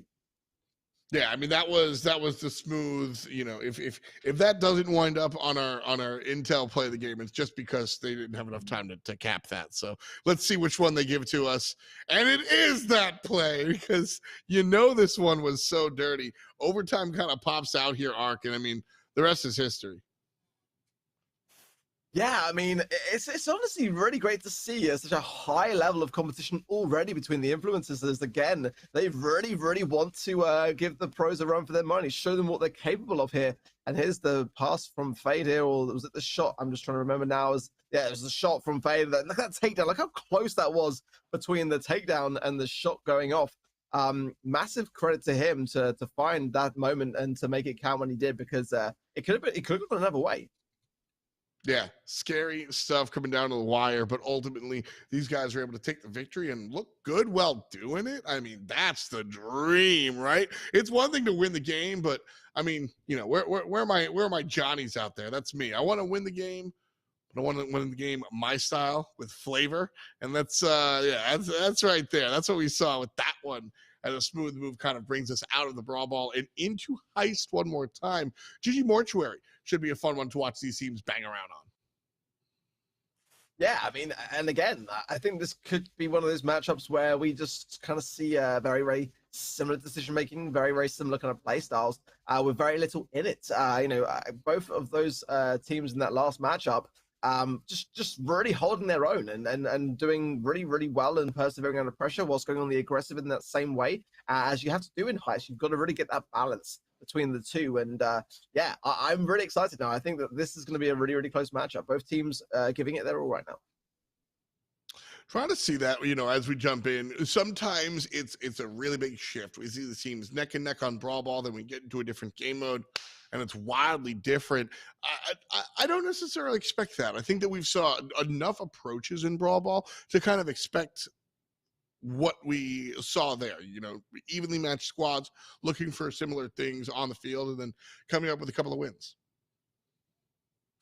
Yeah, and again, the broader choices are going to make a big impact about how this one goes, and whether we see that kind of like similar idea with Colette and Byron that works so well hand in hand, or again, Colt here is a great brawler to break open the map, and others like Piper for really long range affairs also. So definitely some options. We're going to see Brock, which is an interesting one for me, not the ghost that I would personally go with, but hey, again, if Full Frontage can make this count and show us something that we're missing, then I'm all for it. Other than that, we're going to be seeing Colt on the other side of things for Vader Tim Toast. That would be my go-to here. But ultimately, this could be a brawler pick, which is a little bit of those that people don't expect coming, and that can go a long way. That's what you're looking for. Right now, the Brock is an interesting choice. So, the Brock next to the Piper, sure. We've seen a number of reasons to step away from the Brock, but at the end of the day, Heist, if you're going to play Brock, I think we can see the star power that he's using with the little the field on the ground. That's the one you want to use if you're going to play Heist, I suppose, Ark, but I'm a Brock fan. I don't love this pick. I love the skin, though, to be fair, the kind of retro vibes. I'm definitely feeling back to those days, absolutely. but ultimately, I gotta say, Luffy did really well. They just pop in midair, actually, as a result of that toxicity of Ben Tim talking about the brawl and not the play style there. Yeah, I mean, for the most part, this is a very close game right now. 6% is all that is in this. Ben Tim is saving his super really nicely here, just in the event that his teammates can then join him in that mid control and then just capitalize. Full Frontage, yeah, did very well there as well to keep the distance. I've got to say, I think a lot of people going into these games, maybe shooting down the influences, maybe thinking that the pro players had it all sorted and sussed out, but they are really showing, for me, some great signs of awareness that I don't tend to see very often, outside of the pro scene, which is fantastic to see. That's that's the mentality from a lot of these teams, that like, we might not be pros, but we certainly know the scene. And Tim comes here and makes a scene. Great play from the Crow. Unfortunately, very far away from the Heist box, and so the follow-up not going to be able to be made. Only 8% damage so far. Fade going to change that from 8 all the way to 48 and counting. Look at this, below the 50% line, and that just might be enough to do it. Tim's going to be eaten, and look at that red team doing a fantastic job. Blue can't counteract, and although they were slow to make their push, Fade and their squad are able to make this game one count. I really like the way that Faded Tim Toast, they were just able to just time it so well, like giving that like small window at the end, like too much to make anything of for Dark Horse was really smart. You could see that towards the end it was actually kind of close in that return, but with not enough time to be able to inflict damage that they needed, it was just really difficult to really do much about that. And that goes to say a lot about their ability to control. They were just doing such a great job of just playing the slow game, which in Brawl is a real art to really succeed in doing. You've got to really just make sure that you've got all the hatches battened down and all your side lanes under control, and then capitalize in that moment. And that was what I saw so successfully done. And yeah, match point then, and a really good spot for Ben Tim One's team. Full Frontage on the back foot, gonna have to dig deep into his horse's saddle, I feel. That's the idea, Let's just, you fall on a horse, get back on it. That's the phrase, right? That's the saying. So we'll get back on it here. I think we've got a play of the game here coming at you. Intel, one more time. Thank you so much for everything you've been able to do for us. It was right on top. What's it gonna be? It's this play where Tim jumps in, and I mean that's it. He jumps in, and he's able to get 2 kills here. And this is sort of what I was talking about, where like he waits for the rest of the team. When you get that double kill, it can be tempting to be just all in, forget about it. But had Tim done that, even if Brock doesn't wind up getting the kill, you see somebody on the left-hand side able to combine by waiting for the squad. Fade is the one that does the majority of the damage onto the Heist box. And that's the one that honestly like drives the point home. Yeah, this is the time when they were able to recollect. But again, with only 5 seconds, it was a valiant jump in from Luffy as well. But just not enough time. I've got to say, for me, Soda and Luffy are really, really experienced players as well, and I've seen them playing competitive time and time again. And they do so very, very well, very consistent. For Fringe as well, I think it's playing really exceptionally well. I think the Dark Horses can definitely turn this one around. I think if they maybe consider swapping out Brock to something else, or bringing Colette or Byron, but I'm assuming that Byron's pretty banned here because we haven't really seen any of him at all in any of the games so far. But ultimately, it would be an idea to maybe switch something up now. At this kind of moment where you're faced with match point, it's kind of like, well, what have you got to really necessarily lose? I mean, you can kind of like come up with something that's a shot pick and then start to gain that momentum to bring this one back. Yeah, I'm with you there. I like I said, I love me some Brock. Not there. So I really hope we see something different. And we will see something different. Mr. P. Interesting choice for Mr. P. And at the end of the day, it can be kind of difficult to predict where that briefcase is going to go. Maybe that's the idea across from the sharpshooters. Why do you think we see Mr. P? I think it can be a good deterrent of Piper. I mean, ultimately, it wouldn't be my go-to here, I got to say. I would feel like, just kind of going with the mirror matchup might have been a good call there to kind of have the range. But it does help to have that against Ben Tim. Ultimately, Full Fringe can make these shots count and just kind of keep his distance really close up mind here. Then, it can work. It can actually work here. I've got to say, I'd be curious to see whether it does. But I can see the thought process in mind. Well, right now, it's got to be a little bit more than a thought process. It's got to be a play process as well. You can't just think it. You can manifest all you want, folks, but if you don't put in the work, it won't come to you. That's a life lesson from F.Narc right there. Well, looking for the game. All right, gadget pop from Full Vantage there, but still no sign of damage. It's got to be pointed out that currently, Faded Tim Toast, who have been on point every round so far, are currently behind. 17% is what they are lacking, and Solar here in a very dangerous position, just flashing super to remind everyone that, yep, I'm going to be trying to get this to connect, and just watch out. The homemade recipe as well did not connect. Full Frontage now able to put down that portal spawn on the back right-hand side. Is only going to come to further the advance then of Dark Horses, as they really do want to get around and stay in this competition. Jumping in and jumping on out. Luffy shows us exactly how to use that super. Big shots here from Full Frontage. Low HP, though, has to outrange, and he can't. Toast does just that and turns Full Frontage all the way into a burnt end. 27 seconds left on the clock. Blue team currently leading the charge. A nice shot on Fade. Likely will keep it that way. Pushing forward. Red box going down. I think we might get another game 3 here, Ark. Although with 13 seconds left, we're not quite out of it. Luffy killing Tim is a big deal. They're not going to have enough time. I think you're right. They've done exactly what they did, or rather they were faced against in the previous round. They've timed it to perfection. Mr. P is a really, really bold move to bring out there under those circumstances. But hey, again, like I said, I'm all for it as long as it works. And I'm going to be honest, it worked. It did. It absolutely did. I think this time around we saw a better attention to punishing the over-aggression. Crow, with the intel play of the game last time around, jumped in and was successful because everybody was that was all the damage he needed, right? Jump in, not speed, the point, the stuff. What are they? Feathers. The damage thingies go out, and it was all that was all he needed was those damage thingies.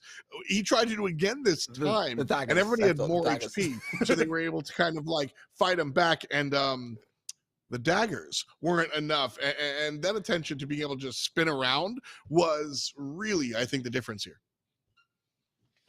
Yeah, I mean, Crow's a brawler which has been out of the meta for a while, as we've seen time and time again. But now, as someone like Lex would absolutely be loving the fact that now Crow is actually no longer a meme, no longer a laughing stock in competitive. It's now a really viable option, and one that we're seeing come up a lot more. I mean, going back, to previous metas, seeing Crow in Heist would be a brawler which would be a bit of a head turner. Now it's a real contender, but which is why, again, I got to give a lot of credit to Full Frontage to change out to go to Mr. P there, because ultimately Crow was an option that you would have gone with the exact mirror matchup, but kind of making Mr. P work under that scenario, I give a lot of credit. I liked it. I liked it. I think Mr. P definitely brings a little bit to the table, and like I said, the unpredictability of how he's able to kind of throw his nonsense, I think, also adds to it, because when you're playing these long range sharpshooters, you're really looking for that damage from a distance, and then you gotta find your dodges here a little bit more successful. So gearing up for our game 3 might be a little bit tough here. Teams taking a break to figure out what they want to do in Heist, because ultimately this is always where it's tough. It's blind pick, so you've got to kind of pick your comp and trust that, like, all right, we've got it under control.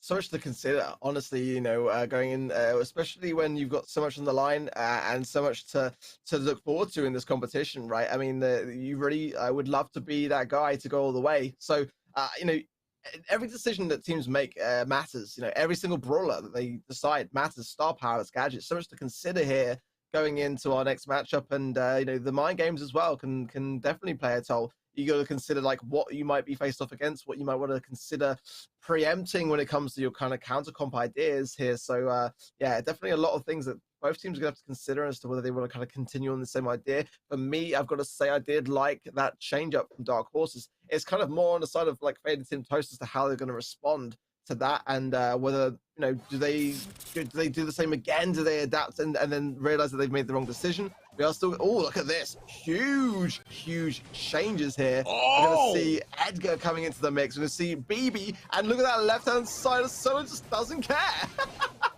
Ooh, Mr. P might get beat up here, I think, as Fade does a great job playing the BB and is able to take him down. I am looking at Daryl in the barrel. Now, Daryl is a character that a lot of people don't pay attention to.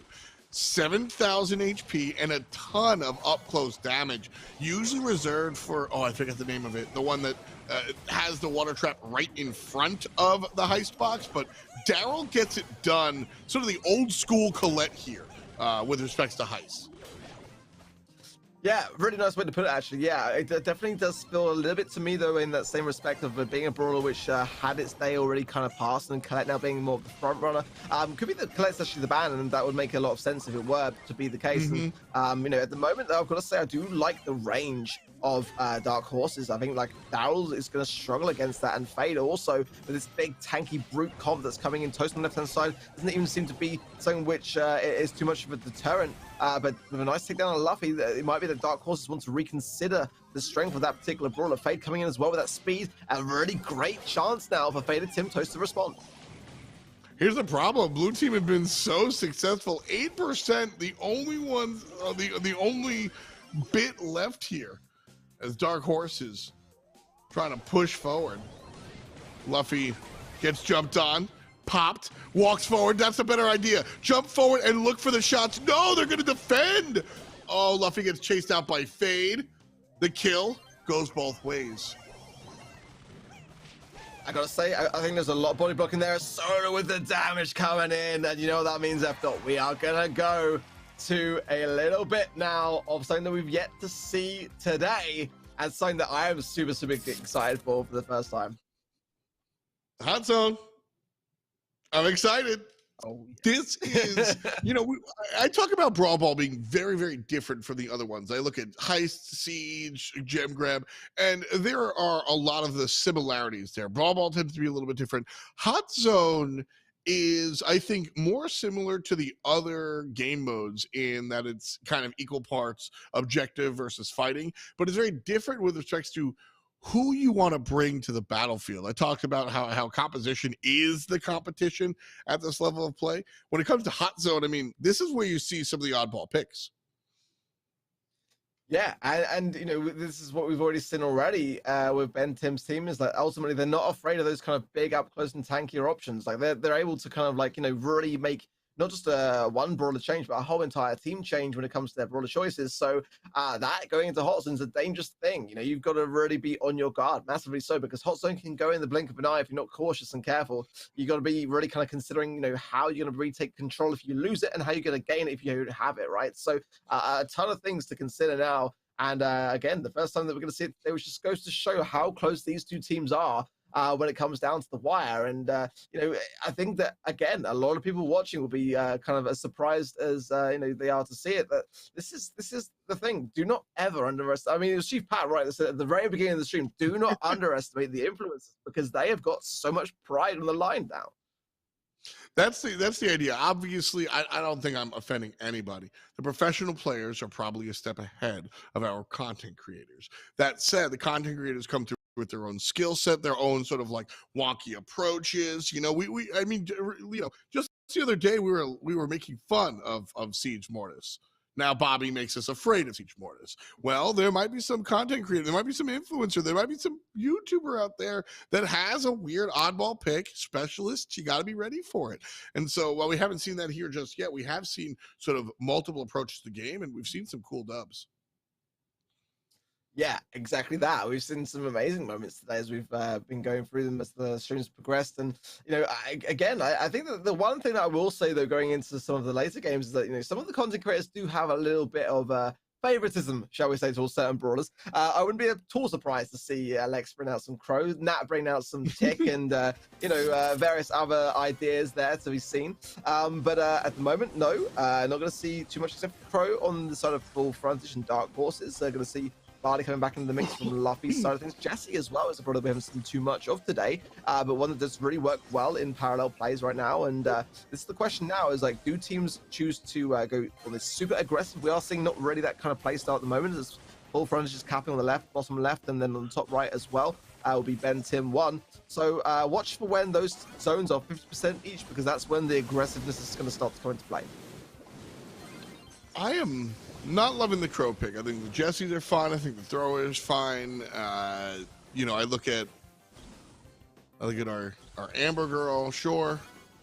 The Crow seems to me like there are so many other options that we could have gone, and right now 50% to 50%, both easy zones kind of collected. And now this is really where our game is going to begin. Sometimes we see this, sometimes we just see the all-out push, but this is where we see the game start. Now it's up to blue team to get to the top ring, red team to get to the bottom ring, and that one's going to be tough. Well, at the moment, Toast is trying to get a little bit of a percentage, and he will actually land himself in the zone. So now down to Full Frontage to be able to defend this and get him out as quickly as possible. Nothing coming back in is going to go a long way here yet. Full Frontage will stay alive on 21 HP there. Fade can't really do much, as the pin suggests there. But he will try to get a bit of a pressurized situation here. He's going to pop a gadget as well to go in on Full Frontage. But in the meanwhile, Luffy and Sir are doing a great job of capping this top right-hand side. Damage here on the right side, like you said. But it's red team that's ticking on up as they find the bottom. Fade gets the kill. But now it's to deal with two players. Barley, well, that's it. Barley's able to get the kill. Thought that might have been dodged out, but it wasn't. Now it's 74% to 72%. Red team, Faded Tim Toast, that is, leading the charge. Has to find a way towards the bottom side. Nobody ticking up. I gotta say, 2% in it, and right now the high ground definitely seems to be with Dark Horses, who are advancing now on this zone, and right now it's a big clustering up, it seems, as the last call goes out from Luffy, so they're able to connect with the zone. Ben Tim going down as well. It's only going to be, oh look at this, both sides capping at the same time, and this is going to be such a close finish at this rate. There's only 1% in it as it's ticking along. Oh man, 21 seconds left, and they're both neck and neck. It's so rough. 86% to 85%. Red team can step on and just get a little bit done here. Countdown, 8 seconds. Blue team getting smoked. Fade from the top and the bottom side. Frontage able to fight back just a little bit, but it's red team at the last second takes the, oh my goodness, 87% to 86%. The very, very last second. Oh man, that would hurt a little bit. My goodness me. Oh my goodness me. That was, and this is what we were going to say like from earlier, right? This is why we love Hot Zone. This is why we love Hot Zone, because that was so ridiculously close. Ridiculously close. I mean, it's like one of those cartoons where like they just take the rug out from under you and you fall down, like easily peasily done here at the last moment. 1% separating our squads. It's interesting also the way we saw this one approach, because I feel like we should see that approach more often than not, where it's just like, let's hang out on our own zone till 50. And then we'll fight. But it winds up not happening that way. We usually see a lot more aggression. One phrase: Seagate save of the match. That is all you need to know about that one. Look out for that. That was ridiculous. Absolutely ridiculous. And what a amazing moment. What a great comeback. It's got to be said. Wow. I mean, we've got the intel play of the game, and it's probably that, because that was the game. And yeah, it will be, folks. You can see we were pretty close. Red team kind of takes it, and then blue team staunchly sits at about 85 or 86%, if I'm not mistaken. And that's kind of where we chill for a little while, right? Like, we're neck and neck, and then 86, and that's it. We're just hanging out, Arc, until the last second. I was going to call it as well. Just at the moment when Benton was trying to get super, I was wondering how close he was away from obtaining it, because ultimately I thought that would have been alone enough there, but he just kind of jumped into a point where he was taken down so quickly that it didn't actually contribute to that amount of percentage. But there, Toast coming in so clutch as the final survivor in the zone. I mean, this one has honestly been, the closest game today. Well, let's roll into game number 2 here and see if this one will be as close as it just was. We're in what? This is match number 5, right? Yeah, right. I mean, it's like the amount of games that we're going through today as well. It's hard to almost follow, but this is the 6th game so far. Like it's going to be a real moment for Dark Horse to really kind of like. I like what their strategy here is, actually. I've got to say, Luffy going on that left-hand side really, really far forwards early on is an ideal person to keep Benton at bay. Started from the right-hand side as well, coming in and just trying to land these shots, because ultimately, Toast and Fade are kind of clustered right now, which is going to lend itself really, really nicely, as again, that's a full shot in a row that Soda's hit. Luffy going out with some more healing tonic here is going to go a long, long way as well. Look at the aggressiveness that we are seeing, this early aggressiveness that you don't tend to see too much in parallel plays from Dark Horses. Well, here comes Luffy stepping on up. Big damage coming out as he drops down the super. Not only finding damage, but also denying some of the space. And all 3 members going to sit down here, really pushing this blue zone in their favor. Full frontage, in some trouble on the bottom side, but I don't think his team minds. Luffy's hanging out on the point. They have the lead, they being the blue team. And with that, I think this is really just their game. As long as they are able to stick to it, this is where they're at. Counting up 90 plus. It was a great strategy, 95? honestly. Like, it's one of those he who dares win scenarios here. Solo coming in as well to pick up the scraps. Luffy as well for support. Tara going down. Okay. This is going to go then to match point. Match point. Woo! For a moment there, I thought that we had seen, another extension, right? But no, not quite. Just real quick, Jesse comes through and takes him on down. And so, like you said, this is it. Can't go further than this one. I mean, what a great way to start off the influences, to really get everyone kind of like looking ahead as to like what they've got to do to really kind of like match this kind of level of skill, because this one's going all the way. Well, right now, the intel play of the game for this last one had to have been some aggressive play, and it will be. We saw teams kind of neck and neck here again until Luffy kind of just plants the feet, says, this is what I'm going to be doing. And players from the bottom side have to come and start taking it away. That's the decision you make a lot of the time, is offense versus defense. And sometimes you got to, pull the goalie, so to speak, to make the plays, but unable to really convert.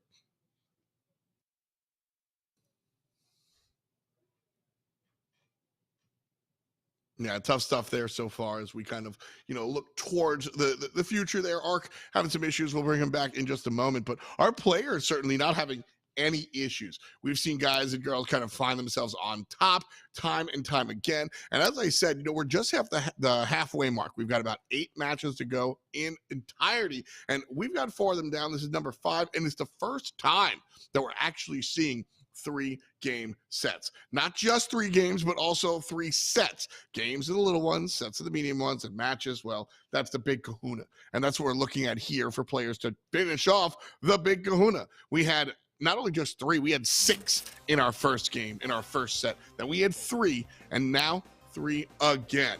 So we're going to be jumping in here one more time. Luffy, Solar, and full frontage here. On the bottom side, top side, Ben, Tim, on the Crow, Toast, and Fade. Big damage coming out here as they protect the bottom side. So far, blue team leading. They've been able to hang out on their spot a little bit more so than the red squad, but now red team getting a little bit more aggressive. Fade trading out 1 for 1, and ultimately, red team taking over in the lead. No side locked down just yet.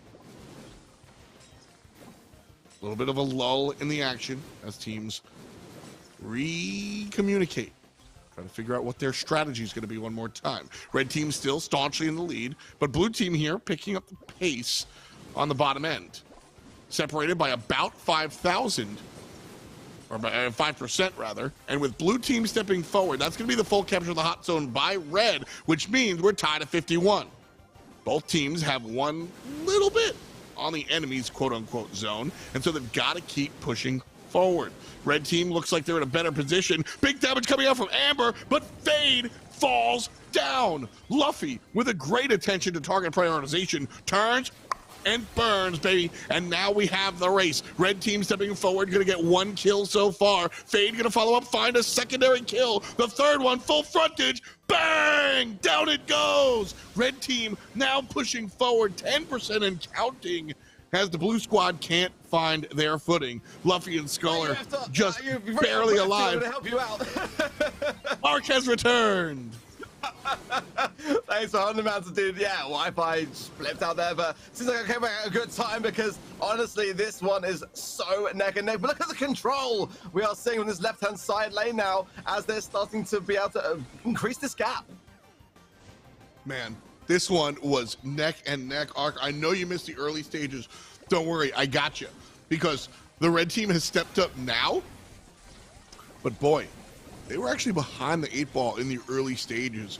It's really important for Faded to kind of make their move here. 40 seconds. It seems like the game's over, but there's a lot of Brawl Stars left to be played. Fade has to make these plays, and he can't. And so they'll fall. And it's a 15-point lead here for Red Squad. It's closing though. Luffy on this right-hand side here is just doing a wondrous job of keeping the pressure on. Toast is trying to get the lead extended here. 17 seconds is all that's left, and look at this, 5% is all that's needed now. Toast goes down. I think Luffy went down though as well, which is going to give the edge over to Ben, Tim, One, and his squad. Oh, but what a close battle it was to earn. But congratulations to them. They will win in the match point scenario. Finally, we have a victor. Beautiful, beautiful stuff. You know, that one, it was destined to go the difference from the way set number 1 kind of went as we hit all 6 games. But I mean, this one, you know, coming down to the hot zone, looking at the different approaches, this is kind of what we ask for. You know, I ask for these long ones, and at the end of the day, we got it. So great stuff coming out from, honestly, rare is it that I say this? Listen, I'm old school. I like to laugh at the losers. No. Great play here, kind of for both sides of the squad, for sure. Yeah, I mean, just you know, you just saw like the decision making was just on point. You know, in times, and I do like the way that both teams were kind of like kind of stubborn to not continue that mirror comp idea that we see so often in competitive when teams kind of like just want to kind of play it safe. We didn't get that from either of these two teams. We saw really advantages and really interesting ideas with Mr. P coming into the mix. You know, in Heist, which of almost you wouldn't expect to see, but it worked as the counter at the time, and that was what I just loved to see so much between these two guys. Yeah, different approaches for real kind of made a lot of noise. And our players making a lot of noise as we take a look at our intel play of the game. And look at where these players kind of land right here. Yeah, Fade. This is it. Fade wanted to make a big play here, but just gets put down. And with Fade falling down, you can see how close they are. Arc 51 to 53. With Fade falling down there, that really started the avalanche. It let the blue team kind of push forward, or excuse me, the red team kind of push forward, and then find the rest of what was going to be theirs until, well, it all went awry. Yeah, that's the thing with Hot Zone. Like you've really got to kind of prepare for all eventualities, and just like having that control but maintaining it. More importantly, is just such a difficult thing to achieve. And so you see this lovely back and forth going on as we get down to the nitty gritty. But congratulations, Faded Tim Toast. I mean, what a day for them. Definitely a lot of fun. I'm choking a little bit. Hopefully our teams don't do that. Right now, though, we are done with our sets. We're going to jump back to the hosts with the mosts. They can boast. Okay, that's it. Back to Yasuo. All right, folks. Welcome back to the studio. Yeso here with Corey. And all I have to say, chat, is ask and you shall receive. The Snicky Snick hanging out here in the studio, having a good time, enjoying probably, I would say, contender for match of the day. Faded Tim Toast, Dark Horses. I just need an initial reaction here, Corey, as I'm still trying to kind of process what we just watched. Absolutely. I was on the edge of my seat the entire time. I couldn't have told you who was going to win that match. It went back and forth so many times. And especially that last game, I thought it was over in the middle of the game. And then the blue team came back and almost, made it such a close game at the end of it. So again, yeah, huge nail biter.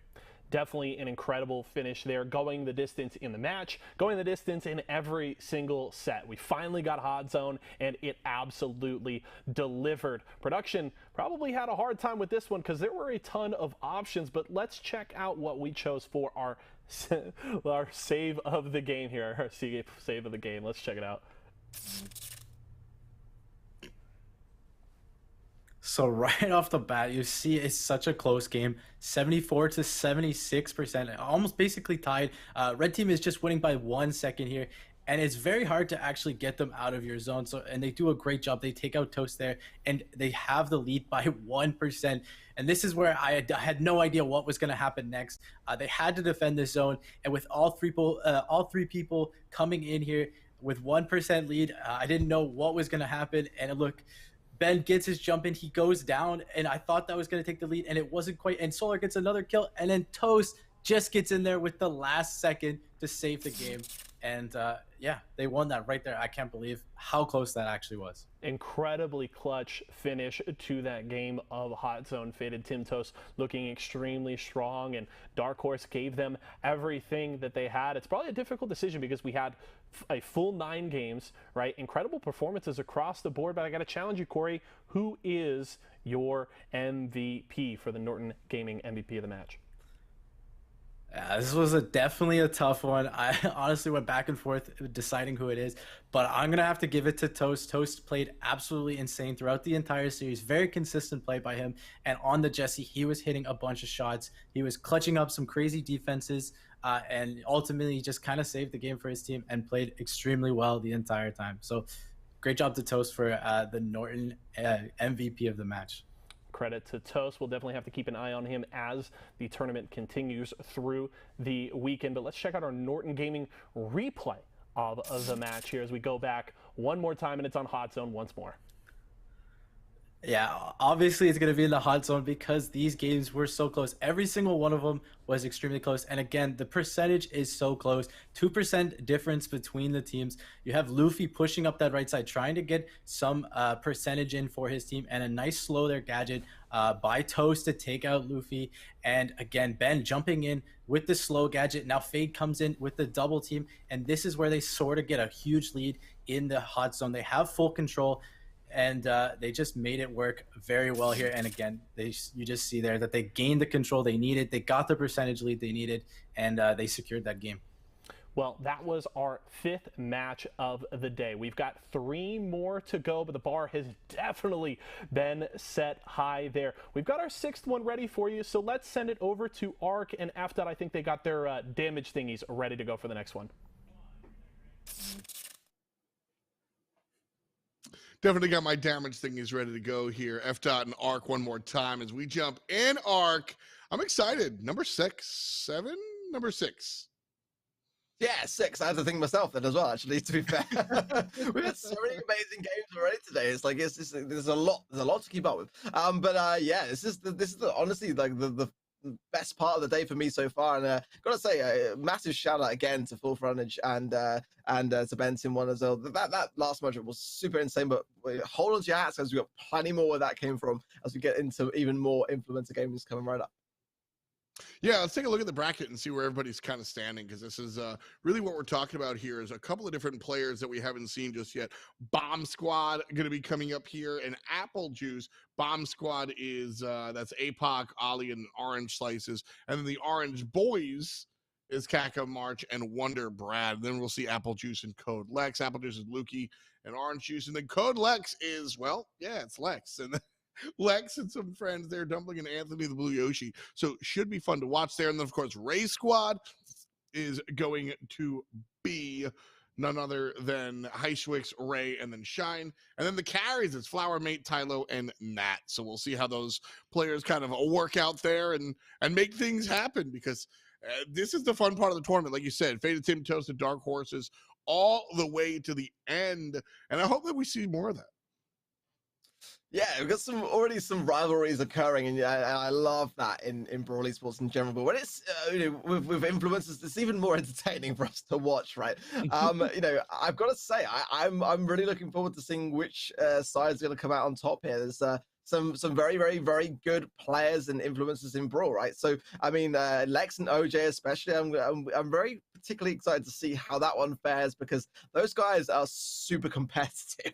they are legit some of the most competitive people I know. But ultimately, if they weren't making as many videos every single day as they are, they would, I have no doubt in my mind, be pro players. They've got that kind of mentality that it takes to go in as well. But I'm really kind of keen to see as well how Nat and Ray fare on that other side too. Just Wonder Brad, great to see Wonder Brad today as well, because he makes such amazing content. I know he's got a very, very busy life as well to lead. So, but great to see him involved. A fantastic content creator who never ceases to make me laugh. I'm just constantly in awe of his content. I love it. I mean, that's really the fun part, is bringing everybody kind of together and having like sort of like a brawl. Oh man, this might be a culture clash. But here in the U.S., when we're kids, we do Field Day. Is that something y'all do in the UK? I'm sure we have something similar. I don't know what we'd kind of refer to as Field Day. Give me some insight. So like what we do is always like, little kids up until like maybe like grade 5 or so, like you're 10 years old and younger, and like there's just, you go to school and it's just like you play like, tag and like kickball. It's just like, all like physical sort of stuff, but you see all your friends from their different classes and you all play on the same teams. That's what this feels like. We're just kind of like Brawl Field Day, where everybody's kind of together. We call it Sports Day. Yeah, just bad branding on our part. Don't worry about it. Yeah. I mean, Sports Day makes more sense than Field. Like, I guess you're outside, but Sports Day makes a lot more sense. But yeah, that's what it feels like here, where it's just like everybody kind of come together. We might not always see these content creators or these players next to each other, maybe like, chirping out on Twitter, but like, you don't actually get to see them like playing the game together all the time. And so this allows everybody to sort of like collab and come together. And now you get to see Lex next to Bobby, next to Nat, next to Ray, and like that's kind of sick. That's fun. It feels like we're all kind of here instead of hiding in our own little chats, and I think that's the fun part about what we do, is the community aspect of it all. I think honestly, you've like literally hit the nail on the head. I think that this kind of tournament has been like a long, long time coming. We haven't really kind of seen much of this at all, really, in the Brawl scene, and we're forever grateful for seeing it now become a thing. And I know for a fact as well, I've got to say that there's many other regions watching this that are insanely jealous right now, dude. I've had like so many people reaching out to me in like EMEA and other regions saying like, when's this gonna be coming over to us, man? Because we're like watching it, and we want the Razer gear. We want this huge prize pool to play for. So again, Norton Gaming coming in super clutch on that side with the prize pool, and just everyone doing their bit to make this kind of thing happen. I mean, it's great, isn't it? Like when you got like the pro scene and influencers all kind of meshed up together in this kind of way, it's so fun to watch. I mean, that's the idea. I know that like Art said, I know that we've got people out there from different regions. Let Razer know that, this is awesome. This is dope. Whether you're from NA or otherwise, everybody's loving this. Let them know. Intel, Norton, and Razer coming together with everybody else here at Esports Arena, and just let them know. Trust me, the louder you are, the more easy it is to do this type of thing again. And so just be real loud. For me, it's not too much of a problem. Ark's pretty loud himself as well. This is where we need y'all out there in chat to get loud. So let's get loud here for game number 1 as we jump in here and take a look at Lex on the Brawl Ball map as we see Lukey Bear on the bottom hand side. And this one should be fun. Okay, well, it's doubling at the moment, just kind of like doing his best to keep alive, and he did pretty well, actually, to be fair to him, to just kind of buy his time as Lukey now, who's a very accomplished thrower, takes the role of Sprout here, but regardless of not being Dynamite, do not underestimate him. He knows exactly his angles when it comes to those mechanics of the throwers. OJ getting to a really good spot, and again, watch out for the clustering up with Bell on the cards here. Lex is gonna have to be able to try and break away from this already. Look at the aggressiveness that we are seeing so far out the gates. Chance here. Oh! Makes me of it. You see? The HP, the bounce! The bounce is not good enough. Lukey Bear, by the way, has been the man with the plan that I must stand. He has been able to find the shots over those boxes, combined with the left-hand 8-bit player Yeezy, and this has been really the smooth play coming out. Lukey Bear has been really impressive. Unfortunately, Ark, you know, that looked like that it was going to lead to a goal, and ultimately it did not, that last sequence, but we'll see if Dark Horses can do this one more time. Sorry, I'm just watching Lex. Are you trolling chat again? These spell shots, and I can't stop laughing. It's just like Dumpling is taking down Lex. I don't really care, man. I'm doing my thing. I'm enjoying life. I'm just gonna pop my gadget to stay alive whilst you go down. Don't mind me. Great finish from Yeezy. He finds the angle there and gets the takedown in the process. That's gonna put some pressure ready for Colex to respond. That was a smooth play there. I really expected, after that first push kind of failed, I thought we would see Lex's team kind of come back here and make it happen, but not just yet. 20 seconds on the clock, and Anthony's going to be stopped here by OJ. I was going to say that it might be enough, but they pushed the ball in the mid, and then Lukey Bear. Yeah, you're the MVP, dog. We know it. My man, Lukey. The ball in these times. I feel like Lukey was like, dude, ball. Okay, fine. It's in the corner. We're fine, because that was not a dominant game whatsoever. You know, 1-0. This Alex and them could absolutely have fought back, and so a smooth move there, even though a little close one there for sure. Yeah, taking no chances for sure. I gotta say, man, I was surprised to not see Lex come out the gates with a crow pick, which would work really well. I kind of wonder whether maybe OG was already aware of that and kind of banned it out potentially. But I think we'll see a comeback for sure. These guys, again, really competitive guys. So Intel play of the game. Let's take a look at where we're going to be at, whether it's the beginning or the end of that one. And it is the one that leads to the goal here. We see Easy actually make some good plays on the right. And like I said, Lukey Bear, Sprout's kind of like Dynamite, right? You know? And then this is the place where they open up the door for Yeezy. Yeah, goal. Yeah, he's really well there actually to kind of get the shot off and at the same time kind of make that shot count, because ultimately that could have been a body block situation there. So hasn't really timed that to make sure that by the time the ball reached the player that they were already taken down. So really nice from him. I've got to say though, like you rightly said, like Lukey is a very accomplished thrower. So I think that Lex has to kind of consider that and take that quite seriously. I mean, Sprout is a great choice of brawler here, but I think that one that might not be the best matchup when it comes to the lane choices for Lex. I think that he might kind of do well to kind of reconsider that choice and kind of communicate to his team as to what maybe he'll take the role of next. But I think the one thing's for sure that he's going to struggle against Lukey, who again is like one of the best throwers when it comes to brawlers, specifically brawlers, in the North America region. I got to agree. I think Sprout's just one of the best characters in the game, full stop. Certainly in this game mode as well. But this time around, Lukey Bear is going to go for the slow 8-bit. We've got Yeezy on the Poco. That's my favorite brawler. And OJ from behind with the sniper. Kicked to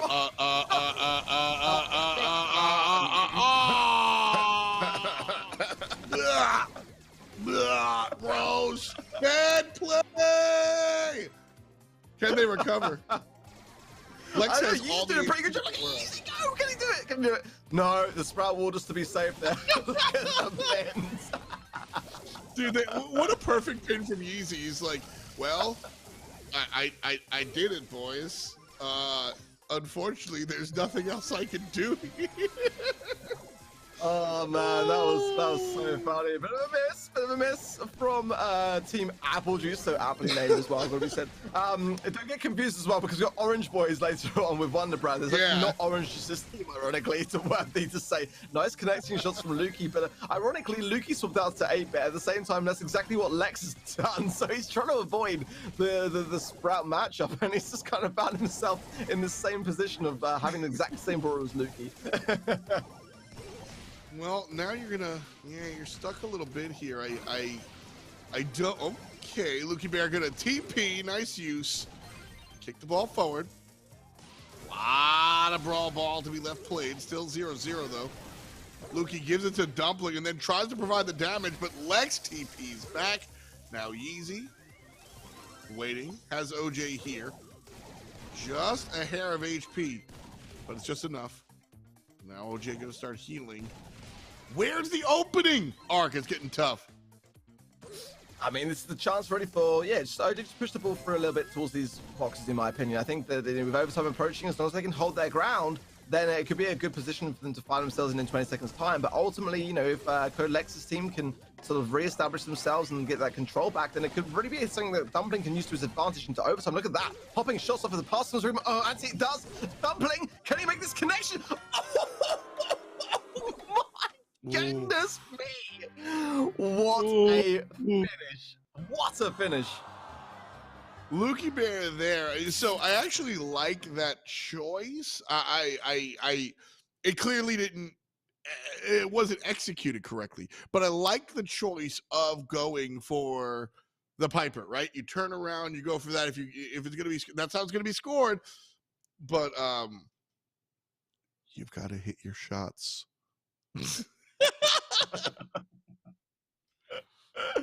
But I mean, you got to hand it to the fact that they didn't fail to not hit that shot. I mean, that shot was a corker. It's got to be said, and especially in those moments where overtime's fast approaching. Despite the fact that Dumpling would have been a great choice actually of brawler to have in overtime. I mean, those moments when they're there, you've got to make them count.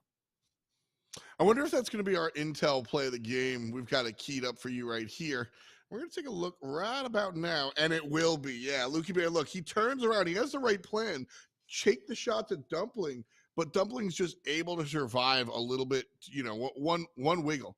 That's it. Look, right there. If Lukey Bear hits one more shot, he gets it, and Dumpling doesn't score. But the jukes, just the moves like Jagger, too much, baby. Woof. Woof. Yeah, dude, 100%. Like literally, like a slither of a shot here or there could have made the difference there, and ultimately that would have been a great time to make the comeback. But this just got interesting, right? I mean, like going from that moment where OJ's team, really had a great chance on goal, and they just kind of couldn't find the connective pass to make it work. And just Code Lex's team just on that comeback, just using those slight margins of error to their advantage. As again, Dumpling coming to his own with a little homemade recipe pickup here. And if a pass comes through again from Anti, this could be a great position for them to be in. Woo, woo, woo! Oh. Top down, and then some. Dumpling combines, but it's easy up top. The players in the mid are gone, and so is the ball. I did not see that one coming. Easy I was play. Good job.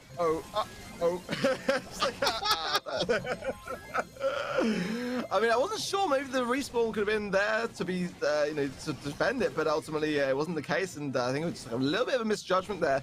But that's a really early goal, must be said. So 1 minute 30 still on the clock here for Code Lex to make a comeback. Man, Lukey or Yeezy has really stood up. Lukey Bear was the guy to look at first, but I mean Yeezy has really kind of taken over the spotlight here. I have really enjoyed watching Yeezy kind of play, and I know he's playing the Poco. He's supposed to be support, but it's all about the Hat Man, and I'm enjoying it. I mean, Yeezy's going to struggle in this scenario here. Yeah, nice pinch between Anthony and Dumpling, and now the pressure can be applied onto Lukey. if they can make this matter here and make it count, it'll be great. That's actually going to work out well for Dumpling, who gets the ball back into his possession there. If Luke could hold on to that, it would have been a lot more troublesome for them. It's a nice break as well. 40 seconds is plenty of time to make this maneuver work here, as long as everyone stays in the mix. So Lex is just trying to juke his way around Lukey, but struggling to do so. He gets a couple of shots off, but does go down in the end. And now that push is going to deflate a little bit as Luke goes on the hunt. Easy low, but able to heal in position here. So great chance for Team Orange if they can make this moment count. Past the Lex though, not going to happen. Poor play there from Yeezy. Didn't expect Lex was just hide in the grass, but the kill onto Lex from Lukey Bear honestly might save the game. Dumplings all in, all gone. With 6 seconds left. That's all she wrote. It looks like Apple Juice, the team with orange juice, is the one that's going to win. I mean, it was close. I mean, I gotta say, I felt like OG's team seemed to just have a little bit of an edge. They just seemed to be a little bit more a bit more prepared, just a little bit more maybe competitive. I don't know. Like I felt like it was a rough ride for Lex there. I mean, he made some good choices and just found that every single time that he made those choices, Lukey matched the same idea. It could have gone a different way. He could have been able to be on top of the counter, and I think that a lot of times that he did choose brawlers which would have directly countered what Lukey was previously playing. It just didn't quite go their way this time around. I mean, you're not wrong there.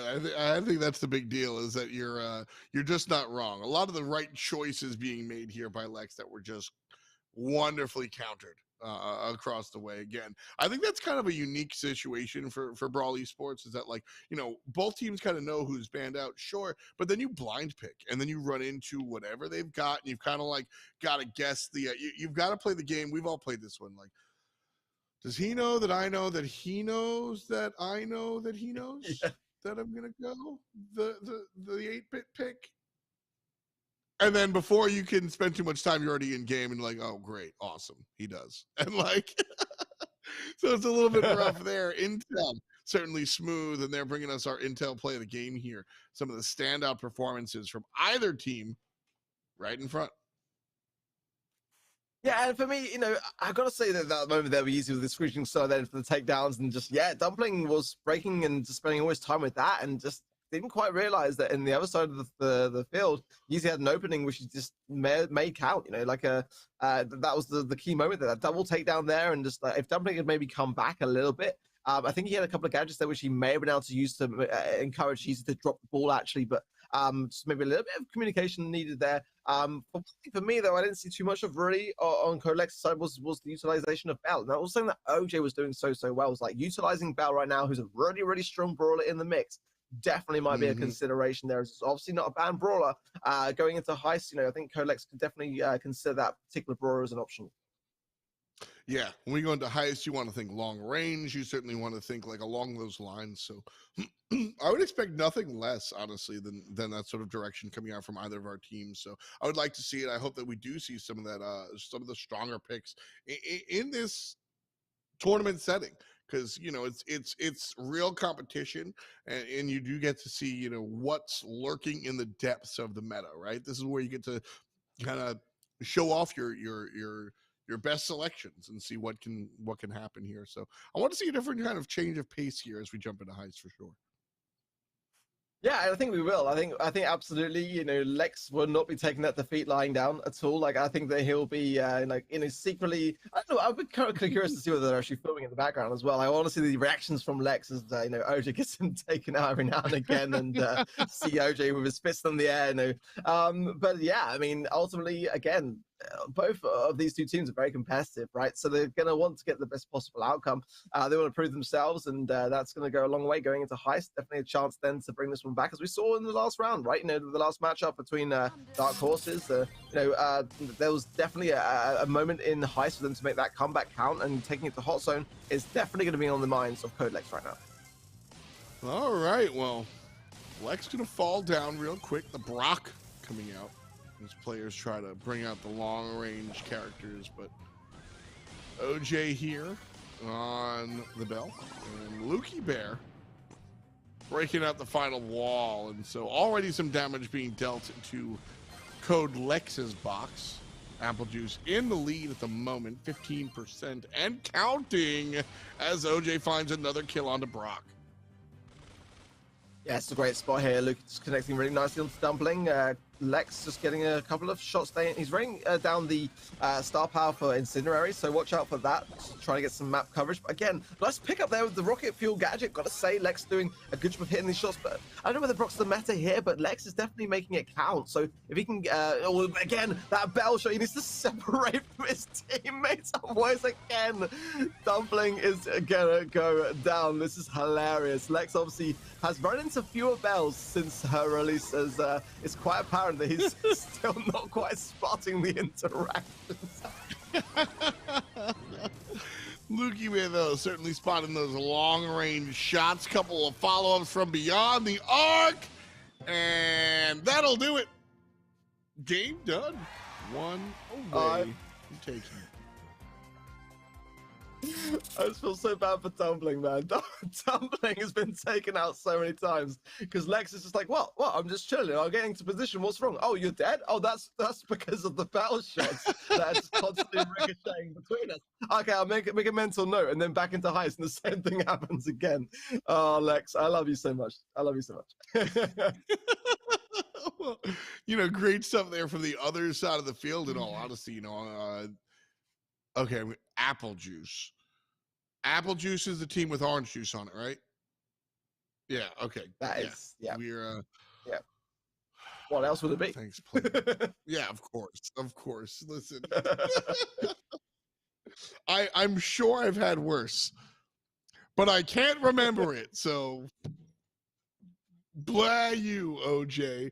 But we'll see how these guys kind of do right now. Unfortunately, I will give them their flowers, as the intel play of the game does likely come from that side of the field, and it does. Lukey Bear doing a good job of dealing with the right-hand side, but it's OJ from the mid finding those shots onto the Heist box. And then ultimately, look at Lukey and OJ just teaming up to take care of the middle. And Lukey Bear finishing us off. Yeah, just I like the positioning. I've got to say, from Orange Juice, Apple Juice's. Apple Juice, Orange Juice's team. See, I'm doing it again already. I think there's an intentional thing on his part to make us really struggle, actually. But yeah, the positionings were there. Everyone was really nicely spread out and just kind of covering all their angles, especially with that Piper mid, that maximum range at the disposal, and then the Colt left-hand side lane. Everyone just kind of channeling accordingly. There was what was working so well for me. And yeah, I think that Codex's team have to be really careful when it comes to Bell. They're going to spread out a lot more. Luke giving us the thumbs up pin, says that he's confident about this round, but let's see what happens here. Can Codex make the comeback? They are against match point now, so the pressure really is on. Right now, Lukey Bear and OJ have both been performing really, really lights out. Honestly, Yeezy as well. All three of these players have really, really been fun to watch here. As Anthony in trouble, one more will do it, takes him down. Lukey Bear has the super and will likely use it right here to pop this wall. Gonna hang on to it. Shots going on directly to the box until needed. And Lukey Bear does a good job of dealing with the super. Dumpling right side, gonna use theirs. I like the start, I've got to say, from Orange Juice, Apple Juice's team, or Apple Juice's team, Orange Juice. Yeah, I like this start. I like the pickups from Loki there, doing a fantastic job as the pinch coming in between Yeezy and himself to take down Anthony. This is a really good stronghold, and again, those shots from OJ, if he connects with the safe, they will continue to ricochet away from the safe between the opposition. So I think it's a wise choice that Lex is going with the Bell pick here, as honestly, it makes a world of difference when it comes to Heist.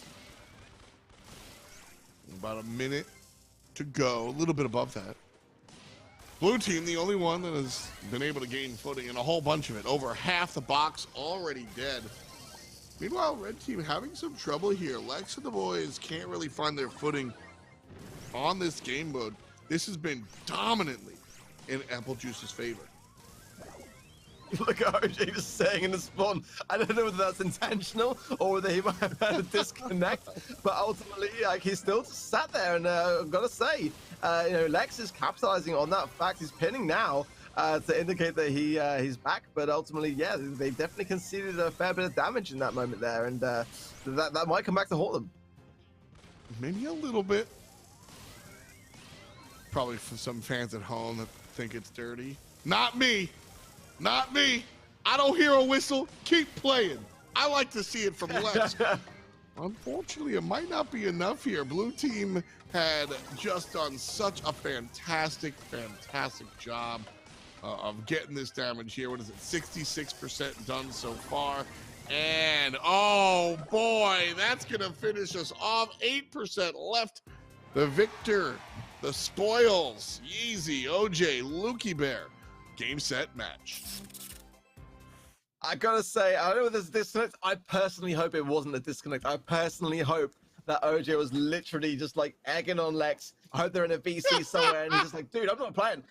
You can do what you like. You just this is my safe. I'm gonna give it to you on the plate. There you go. Do your worst. But man, yeah, you gotta say, so Apple good. just looks very confident. Regardless as to that movie, they look very confident throughout. And I feel like they at the end of the day, Colex did very, very well. They can be very proud of themselves, but the skill definitely seems to be sided with Team Orange, Apple Juice today.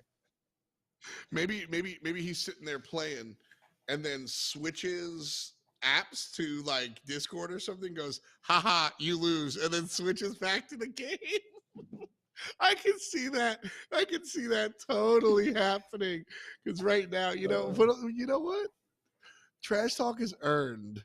And I gotta say, Apple Juice earned it. Fun to watch. And let's take a look at their highlight here. Intel presenting the play of the game one more time, as Lukey Bear and Yeezy just have to play defense as they just keep chewing on the opponents. Yeah, great shots from Lukey. Honestly, despite him having a ton of strength in the thrower category, he can also do range equally as well. And just going on here, like just to keep that the options open for his team. Just the angles again, the long range angles and approaches were just on point from Apple Juice's.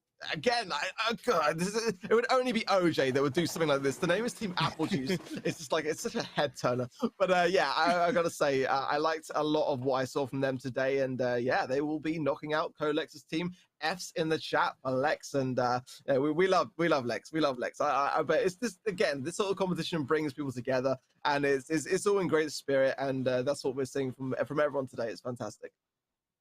Exactly. That's the thing, is that like the scene wouldn't be the same without any of these people. So like, we're having fun here, Lex. Feel free to dunk on me on Twitter, by the way.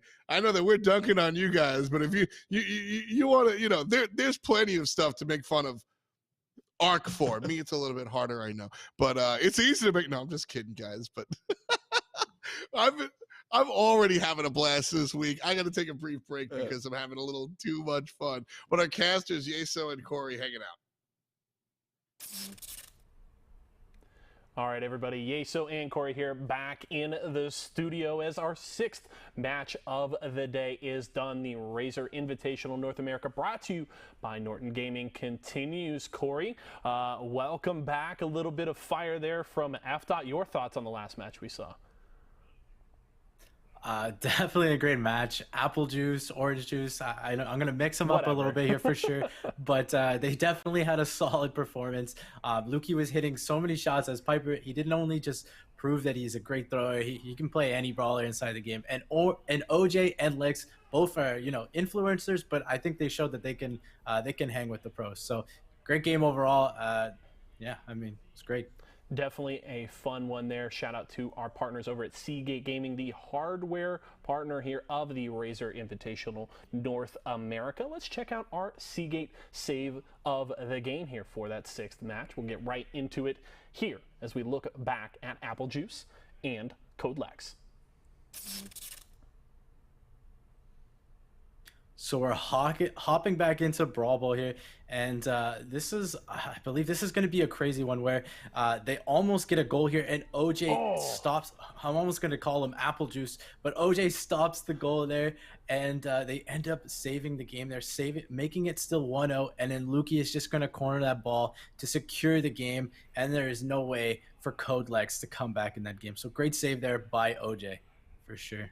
Yeah, Brawl Ball was certainly a tight contest as we did go all the way to 3 games, and just a beautiful timing from OJ there. Definitely worthy of our Seagate save of the game.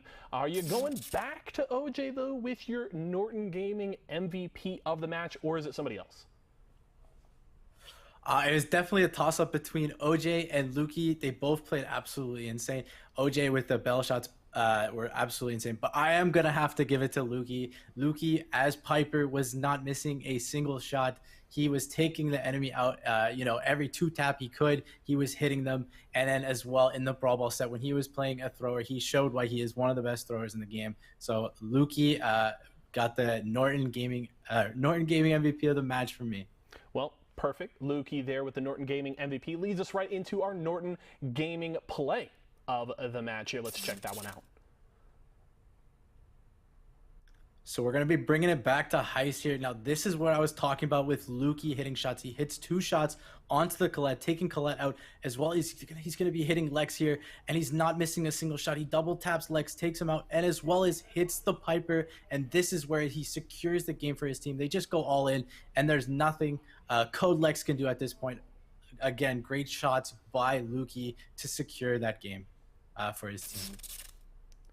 Definitely a fun match there. And Apple Juice, a team we're going to have to keep an eye out on as Razer Invitational North America, brought to you by Norton Gaming, continues. Did see some people talking about chairs. Do want to let you know Isabel's official chair is the Razer Iskur. It's got the lumbar support that you need, those 4D armrests to keep you nice and cozy as you game. So make sure to head over to Razer.com today to check that out, as well as a range of awesome Razer products. Corey and I are going to head to a break right now, but when we come back, we've got 2 more matches for our first day of a Razer Invitational North America, brought to you by Norton Gaming. We'll see you in a few.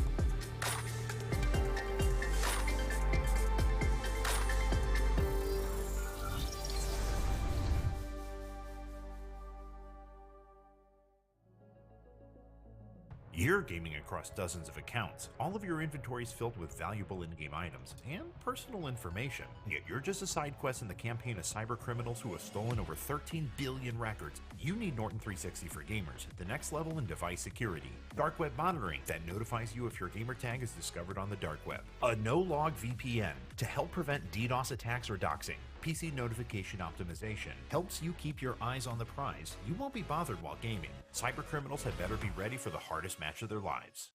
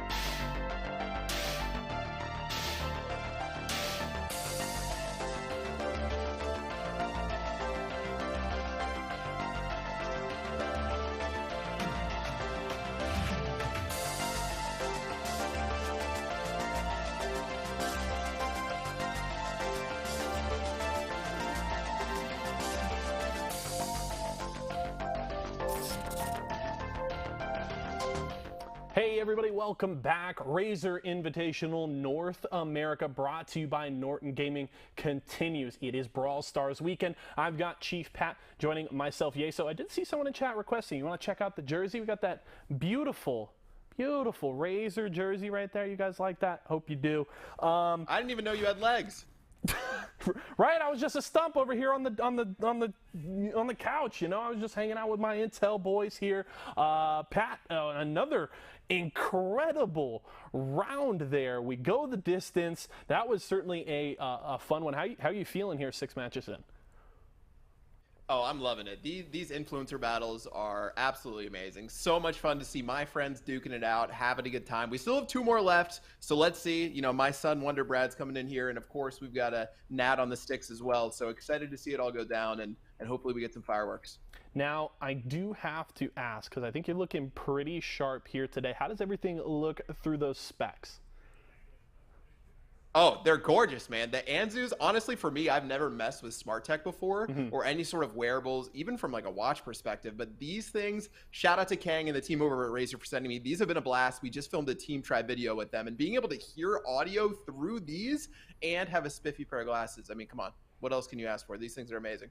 You're definitely looking sharp. I'm gonna have to shake down the Razer boys later, because I just feel very dressed down next to you with the sweet. You've got a toaster, man. You got a toaster. I so do you have a toaster okay. and some awesome Razer toast up there. So definitely very cool setup over here. Also do want to give a special shout out to Intel. You've been seeing the Intel plays of the game all day, and it's been an awesome way to follow the best of the best in our action here. Do want to just congratulate them about recently releasing their 11th generation processors. Intel continuing to kill it, and if you get a Razer Blade 15, you're going to get one of those awesome processors on the inside, so make sure to check those out. But we've got 2 more matches to go today. I believe we're ready to get into the action. Arc and FDOT have been crushing it on the cast today, and I think we're going to just see a whole lot more of that with our final 2 matches of the day. Thanks a lot, friends, as we get back to the last 2 matches one more time. F-Dot here, my man Arc. Arc, how are you feeling? Dude, I'm feeling jealous. I want that Razer toaster. I'm like, it's in here surrounded by so much Razer stuff. And then I'm like, I see that Razer toaster. I'm like, that toaster's never looked finer, man. I need to make a call. But I was thinking the Twitch just right now, like life goals equals that set, man. I mean, honestly, like it's just so many people in the chat just saying how much they're loving the look of everything they see, which is great to see. It's fantastic. Let's take a look at the bracket and see where we're sitting at thus far. We've got 2 more matches for you. Bomb Squad versus Orange Boys. And then Ray Squad versus the Carries, you know, bringing out the Bomb Squad. We're going to see how they go up against Orange Boys, and then Ray Squad versus the Carries. Not sure which one we've got right in front of us, but either way, these last 2 matches are going to be a boatload of fun. Yeah, dude. I mean, like, again, like we're seeing this moment now with the influencers going head to head where things really is kind of funny, isn't it? When you look at the pro end of the bracket, and we saw kind of like it being relatively sided between the kind of like names that we've all come to know and love over the years more than most, and then you get the influencers, and then it becomes like this big closer affair as there's you know, again, like we mentioned already, not just the prize money, and again, big thanks to Norton Gaming for that. We really appreciate it. Oh, great start! I can't even finish my sentences because of that finish, as Wonder Brad's already on the back foot.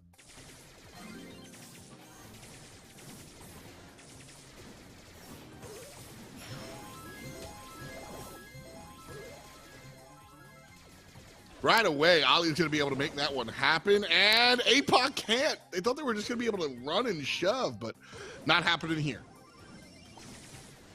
Great chance then for the comeback. Wonder Brad's picking up his pace again. You know, he's an influencer which, you know, is not the daily uploader, but again, every time he drops a vid, I'm the guy with notifications on for Wonder Brad because it just brightens up my day. But I guess, like, you know, just getting back into the swing, getting thumbs moving again. Takes a bit of time, give him a chance. But I do like the screeching solo value there from Ollie. As the missed pull there from March as well is going to be costly. APOC is definitely going to look to be capitalizing on this position. Oh, she goes down because of the low HP. The speed coming in there. No, it's all good. Just it's all good. Yeah, just. Ali playing fantastic. And like I said earlier, oh man, a Poco player after my own heart. We love to see the Poco stand up and just let it roll. So I'm here for it, man. Big plays. Poco wins that game, in all honesty. Usually Intel play of the game, I don't know when or where, but I hope it features Poco because that's my guy. That Screeching Solo value, man. I mean, again, one of those brawlers that we've seen kind of memed over the years, a little bit competitive, but now Screeching Solo just showing us like that. Yeah, this is no longer a joke. This is something we should need to really kind of like consider and take into account, because when that hits, with that amount of piercing damage as well, like you can really just line up people in your line of fire and just kind of make it count. It's definitely something to consider now on the battlefield, because you're gonna see it more often than not now in terms of the meta. Yeah, I mean, you've got to be aware the entire time. He's going to come out, he's going to heal, he's going to deal, he's going to be on top of everybody. Like that's the idea. And so Poco can be killed easily, and that's really the key here. You know, it's hard to sit here and be like, well, kill him, forehead, but like really that's really what it is. If Poco's just able to like do what he did last game, that's simply because there's not enough attention being paid. In MOBAs, I used to term target prioritization a lot, and I think Brawl's really big when it comes down to, we see it with like Crow jumps in, and everybody swat and they take care of it. You've got to do that with Poco as well. Ali playing, I'm so glad that they've gone back to the same comp, because like if it ain't broke, don't fix it. And bing, bang, boom. What a way to start things off again. Very much the same fashion as we saw in the previous round. APOC is out to win it today, and I'm so happy for her, man. Like, honestly, they've obviously been doing a load of prep, because at the moment, one of our team is struggling, dude. Yeah, it's a little bit weird to kind of see it, but just pure dominance on the other side here. Blue team has looked so strong, and you know, sometimes you just gotta bring out the bomb squad. Again, the Screeching Solo value that Ollie is obtaining. Oh my goodness! So nicely. This is disgusting. Oh my goodness. And the thumbs down just to rub salt in the wound. Yeah, man, that was just all the guitar play. That's all the guitar play. Poco just showing up. You got to take him down. I mean, okay, so we go into Heist now, right? That's less of a Poco. No, it's not. GG Mortuary. Poco's going to be just as strong. So, you know, let's take a look at the Intel play of the game, which might be the entire game, because the game was so incredibly short. That's about the point. Here they are, one goal already in the pot. Look at this damage!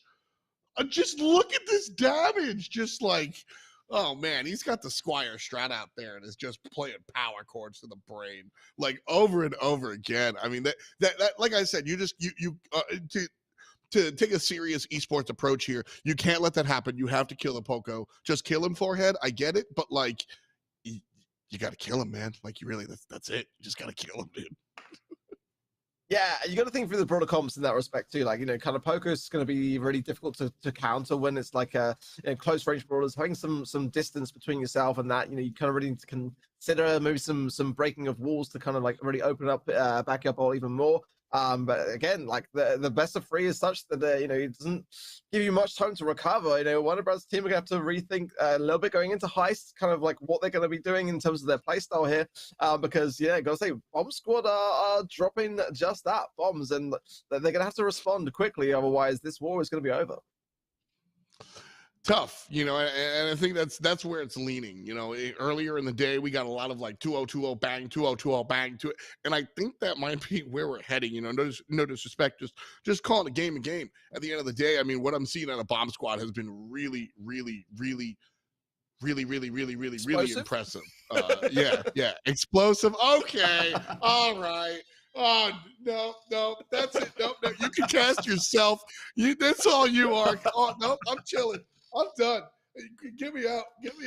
But you're right. You're absolutely right, Ethel. I mean, like, you know, what can I say? I have a short fuse.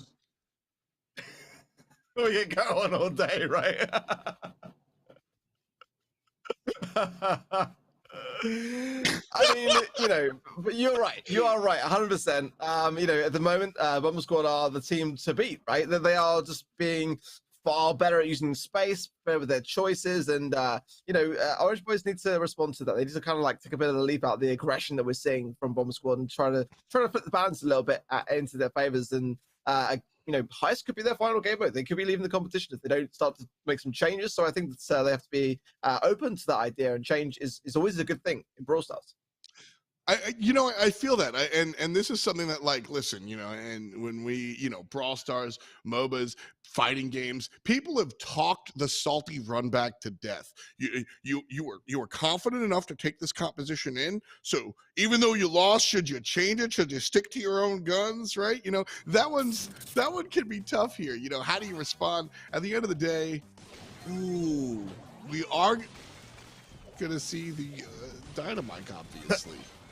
What else can I yeah. see the Shelly? Of course, Dynamite versus Brock. It's 2017 again. Like, what's going on here? But they're winning with it. Oh no! Shelly shows up and just thump, thump, and the box is half done. I've got to say though, I mean, you got PSG Mike. Why no PSG Shelly? I mean, it was pointed out in the Twitch chat earlier today when Bobby did not run the PSG Shelly skin, and I was equally as sad to see that. You know, you got PSG Mike. You're 50% of the way there. Just what would it do to just maybe go with the PSG Shelly skin as well on top of that? But ultimately, it's definitely a big defense needed because yeah, that Piper jump's gonna come straight back down. And Ogna, just like, yeah, he's proud of that moment. Ooh, the spin. Oh, that was dirty. The stun into the double mic. All right, we see you. We see you. Man, yeah, I'll be straight up. Listen, I didn't even know that was a Dynamite skin.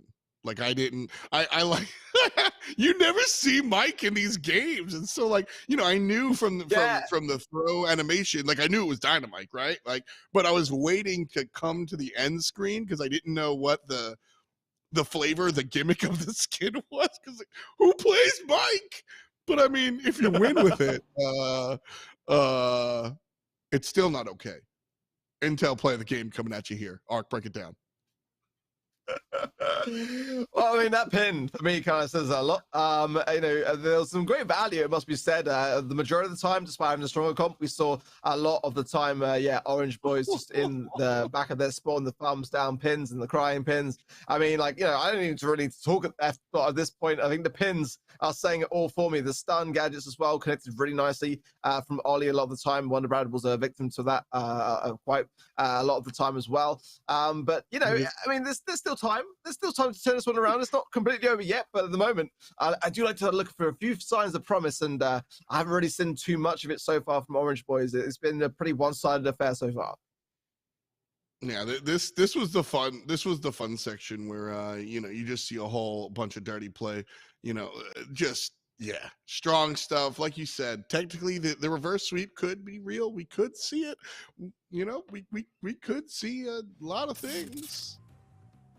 You know, game 2. Okay. Okay.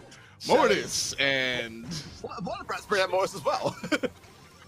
So we've got the Mortis versus Mortis. We've got the Frank and the Gale. Okay. Oh, that was completely and utterly disgusting. That Shelly play right there, the value there, that orange there just did that. That was disgusting. Absolutely. And he's still going. Oh! So looking at this is actually really fun. The Gale and the Shelly sort of like, I don't know if I call it a full interaction. It's just like, yeah, they both have really wide paintbrushes to paint with, right? And like, Gale's kind of pushing in, but you know, we've got the landscape company here, Wonder Brad and Ali. They're on different teams, but they're gonna file their own business filings together because they're just cutting the grass down here, all in every time. I gotta say, you know what? Oh my days! I love it. I'm having fun here, Mango. My man. This might be, we had some closer games, real talk. This is what we were talking about when we said field day arc. Like, people just having fun. Like, this is fun to watch. This is fun to play, at least for one team. But it honestly looks like it looks like everybody's kind of just like all in, and this is the gimmick that we come out for, right?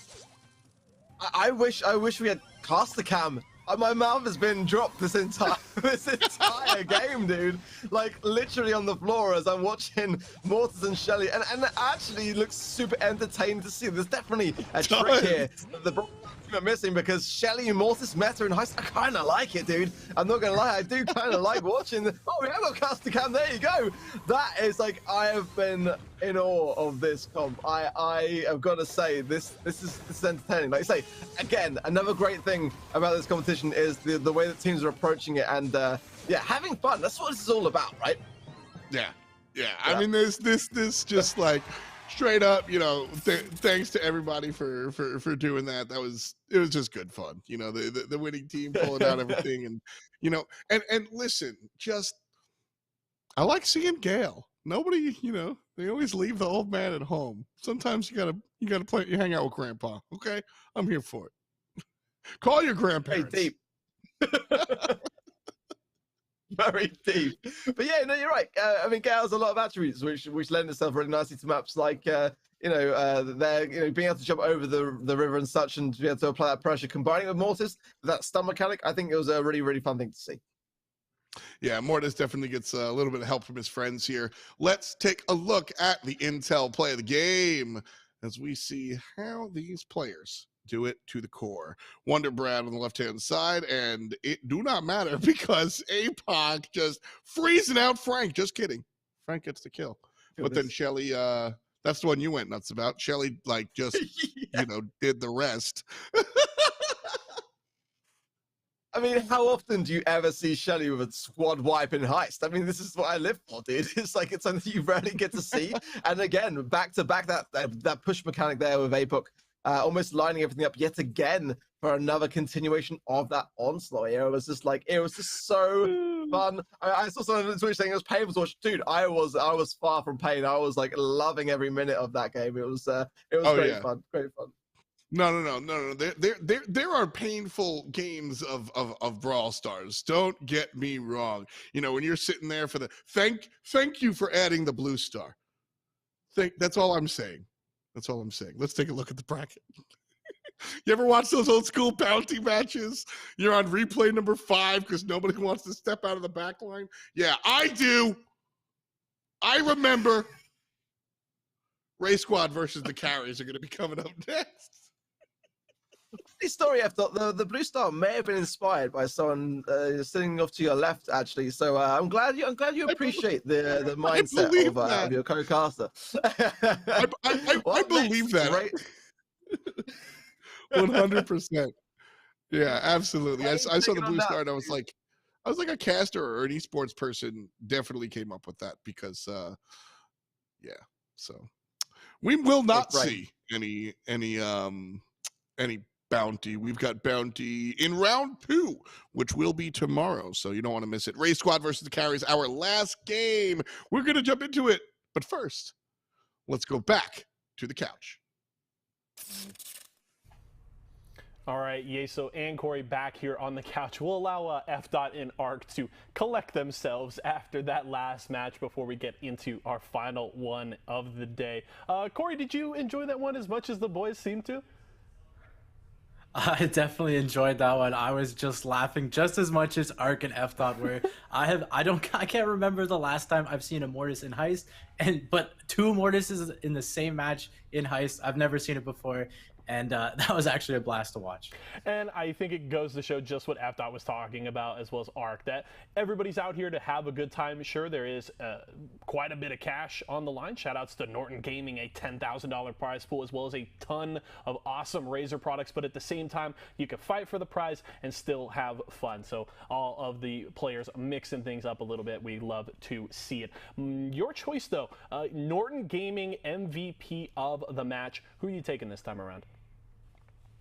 Definitely a tough one. So many fun options here. I'm gonna give it to Ollie in the Brawl Ball set. He played absolutely amazing as Poco, getting some pretty crazy screeching solo kills. And then Mortis in Heist and Dinah in Heist. I mean, he just played it really well, and he had a lot of fun with it, and was getting a ton of supers, cycling his supers, and just played overall very well. So it's gonna have to go to Ollie.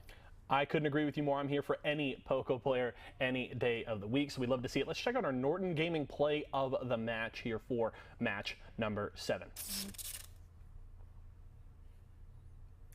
So we're going to be hopping into Heist with the Shelly Dinah Gale composition, which I love to see it.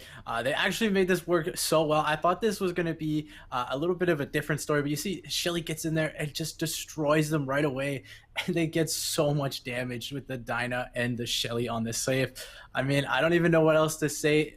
They were having so much fun with this, and they just made it work. So, yeah, it was great.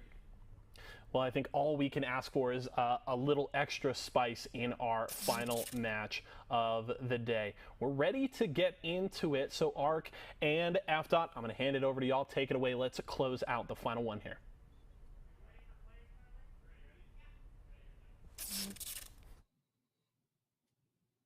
Let's get going, guys. One more time, man. Ark, we've got one more in front of us as we get ready for our final matchup of the evening. We've got the carries, and they're going to go head-to-head against Ray, and it should be fun. Ray is, where do we have it? Hayshak's Ray and Shines. And then the carries, that's going to be Nat's team. Looking here on my sheet here. Flower and Tylo are going to be playing alongside that one. You look excited.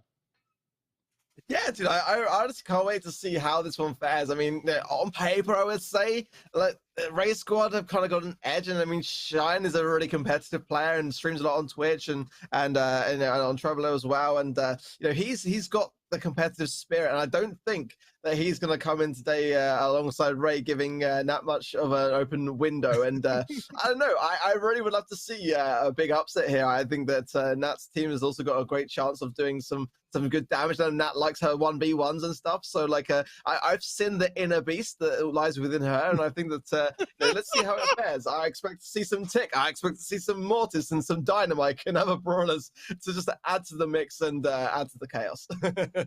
Yeah, Tyler's no slouch either. I think you're right in saying that this might be an upper card versus bottom card, but I don't think it's a David versus Goliath. I do think that there is we'll have a matchup here, so I'm kind of excited to see how this one goes. Leaving this one for last should be pretty exciting, kind of coming from all the way earlier in the evening where we got a chance to see STMN, a full esports squad, and now these two teams who are strong in their own right, but perhaps known for other things. So should be an interesting go. Like I said, I mean, this is why I showed up, frankly speaking. So I want to see these matches. Let's go. Yeah, I'm super excited to see it. I mean, this is what it comes down to, right? I mean, everyone has got an inner competitor edge within themselves. And content creators in general are some of the most competitive people that I've ever come to know. So, everyone today has been giving us if it has been one-sided, at least this happened in a really, really nice, fun way to watch for us. And, let's see what happens here. I'm going to be looking straight away at the comps, and a very, very tank heal heavy one from Ray Squad here, already pushing Nat's team onto the back foot. The carries are going to have to do harder to carry this situation, because that's one goal in the first 17 seconds, F-Dot. Oh, no. Tylo with a heart going to fall down. They get pushed. And okay, Ark, listen, how do you fight this? Because we saw one or two teams do this. Ray Squad here are just oppressively pushing here. Like, how do you combat this? I guess that's it. You just combo on the left-hand side, take them out. Yeah, I mean, honestly, I think I've got to say they did really well to get out of that spawn trap. I mean, this is a really tough comp to run against. I mean, this is pretty much just being countered off the get-go, really. A nice pull from Nat that does connect, and Nat stays in the mix, but then it just kind of got a little bit too close in terms of her range there to Shine, who didn't hesitate to capitalize. A nice cheat cartridge gadget from Tyler there to come back to defend this. And again, look at that. I mean, that's a great defense against a really, really tough comp. So, Nat's team are doing very, very well to respond here. There is definitely still a lot of time for the carries to carry on and get towards the goal here. Big stuff so far. Nat passes the flower. Tylo drops the super one more time. And Sandy help. Trouble, trouble, trouble, trouble, trouble. Ray on the left side. The pull is good. Nat nails it. They got to kill Ray here quickly. And they will have enough time to pass and push. Pass and push. There it is. Tied at 1. Boom! There you have it. Look at that. Fantastic. Against, again, like I said, a really challenging comp to go up against. So, you know, do not count them out. Nat is a very accomplished tick, but she's also proving herself today to be a really accomplished Jean. She is hitting these pulls, and against this kind of comp, that really does go for a big amount of value here, as it does seem like the carries are working together really, really well, and obviously are communicating very effectively too, because to get these takedowns off the back of these Jean pulls, look, there's another one! Another one! Right now. Oh, and this is another opening. Ray's going to be pushing, and that's trouble. That's problematic, but it's not going to be good enough. Flower to Tylo. Passed it. No. Overtime. Just barely. Barely missing that opportunity. I like the call, though. I do. That was insanely close. I mean, the pin there does say a lot as to how close it really was. But at the moment, the carries are on back foot. Look at that team wipe. Flower can go through here, get the ball off the snatch of the back of the sandstorm. Ray's too preoccupied. Is that enough? With the It is. There it is. The comeback for all the carries. Wow, that was real smooth play. Listen, you know, I gotta, you know, no disrespect to the carries. We know that they're not like an esports like top end team, but Nat is more in tune to the, you know, she catches the esports scene, right? She knows what's going on. And so her and that team, you know, we look at it and like, obviously, if I sit down here with my pen and paper, I can come up with like 8 million things that both teams did wrong. Realistically, that is an impressive esports approach to the game. They had a competitive composition. They looked at a competitive approach. You know, this is obviously people that know the game and know what they're doing. Just like maybe a little bit of a failure on the on some of the mechanics here, Arc. But as we jump into the intel play of the game here, I'm legitimately impressed. Like that was good, bro. Dude, going into that game, like looking at the comps, I was convinced before anything even started that Raze Squad had the upper hand. I mean, like they were running such a tanky comp again. But I've got to point out just how well Nat was at hitting those pulls, and that brings a tank in amongst the three of your, you know, yourself and your two teammates to get the job done. That was the goal there, which then gave the momentum. But you know, that just makes such a big difference when you're able to counter against a really challenging comp. Great defensive work as well throughout.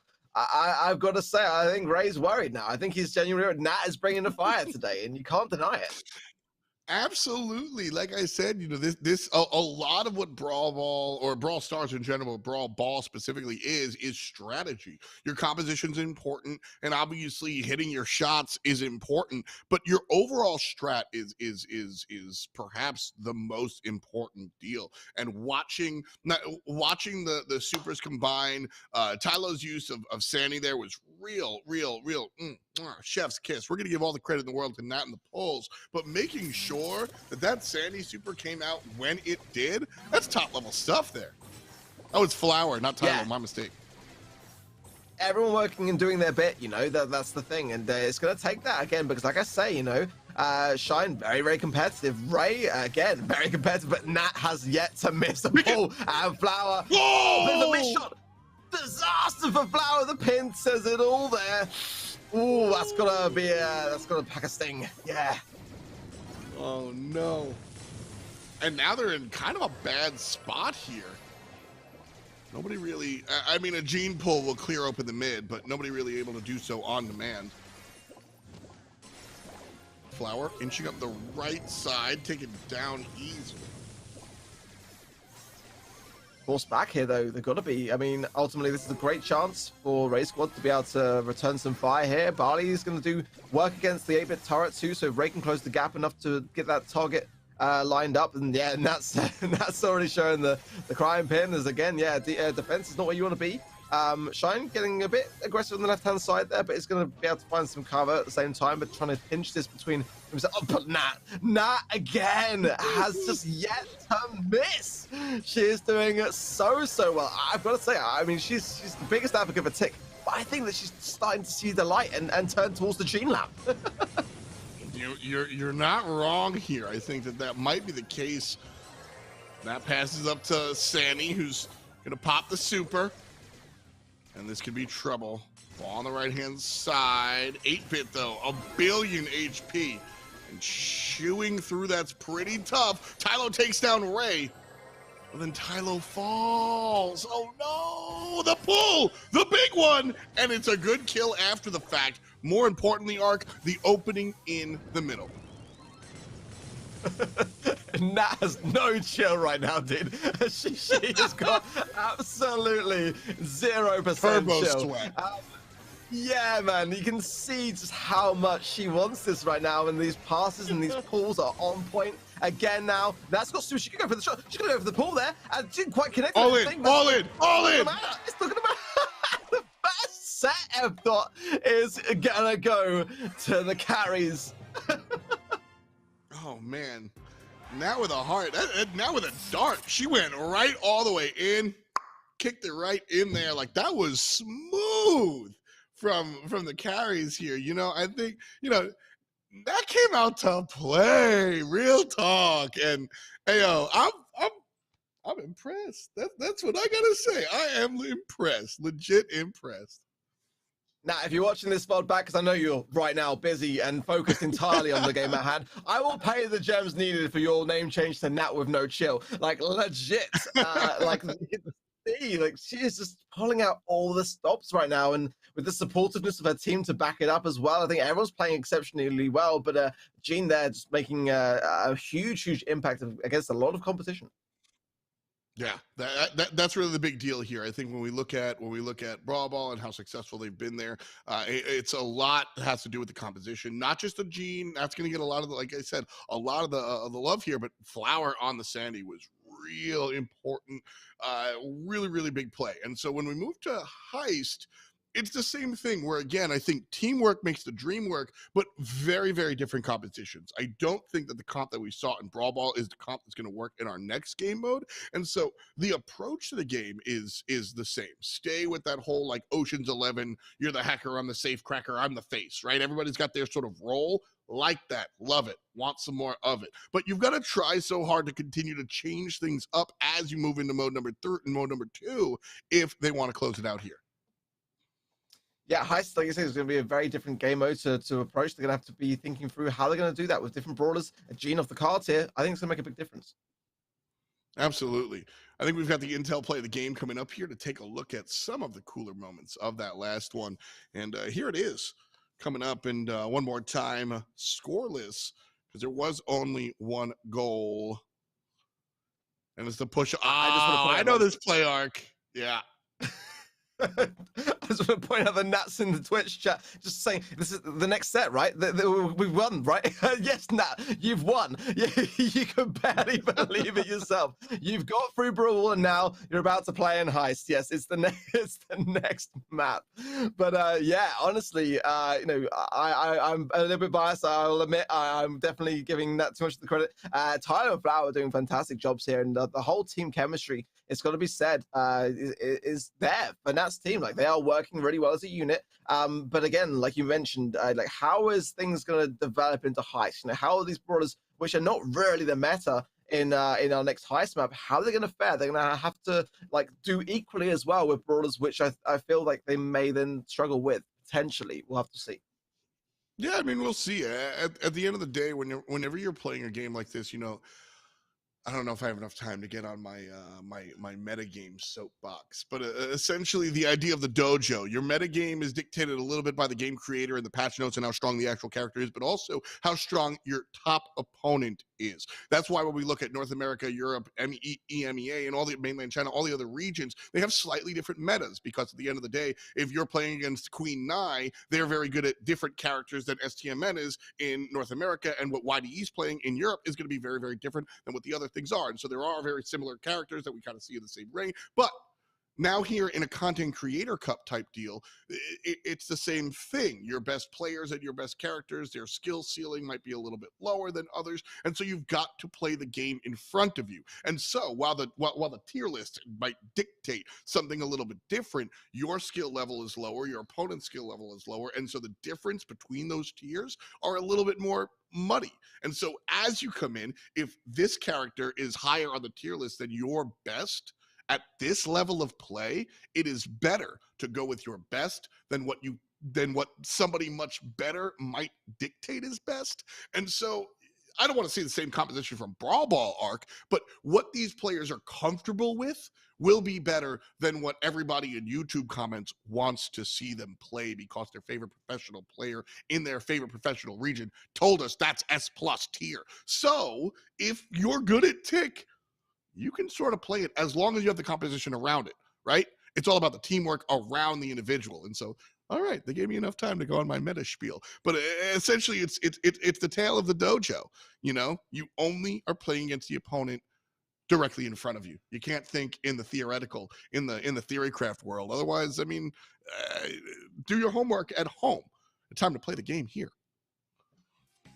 Yeah, and you mentioned Tick there. It could be the ideal actual time to bring it out. We're not going to see it from Nap, but this map does lend itself to throwers potentially, but without breaking, it's got to be said. I don't think that it would necessarily fare as both sides yet using that Colt Silver Bullet to great effect. Flower will get the first takedown of the game against Ray. That would make it a 3 versus 2. But I mean, you know, after you mentioned about, like, you know, the what's at stake here, and you know, I've got to say, like, influencers, again, as I've said today already, are very, very, you know, very honorable people. They want to maintain that honor. They got bragging rights at stake here as well. And again, that prize money still remains. It's a huge sum of money to come first. $6,000. 3,000 for second and 1,000 for third. Again, Norton Gaming with the huge generous prize pooling there from them. So huge shout out to them as Nats just continuing to rain down these snipes, and with the help of that damage booster that Flower's already placed down, and you know, she's using it to great effect. I do like the strategy that we are seeing from the carries right now. Already working out a little bit of a lead here, and Tyler's gonna keep it going. Long range shots feeling good here. Mid lane popped up, and again, you look towards, honestly, Nat for breaking that open.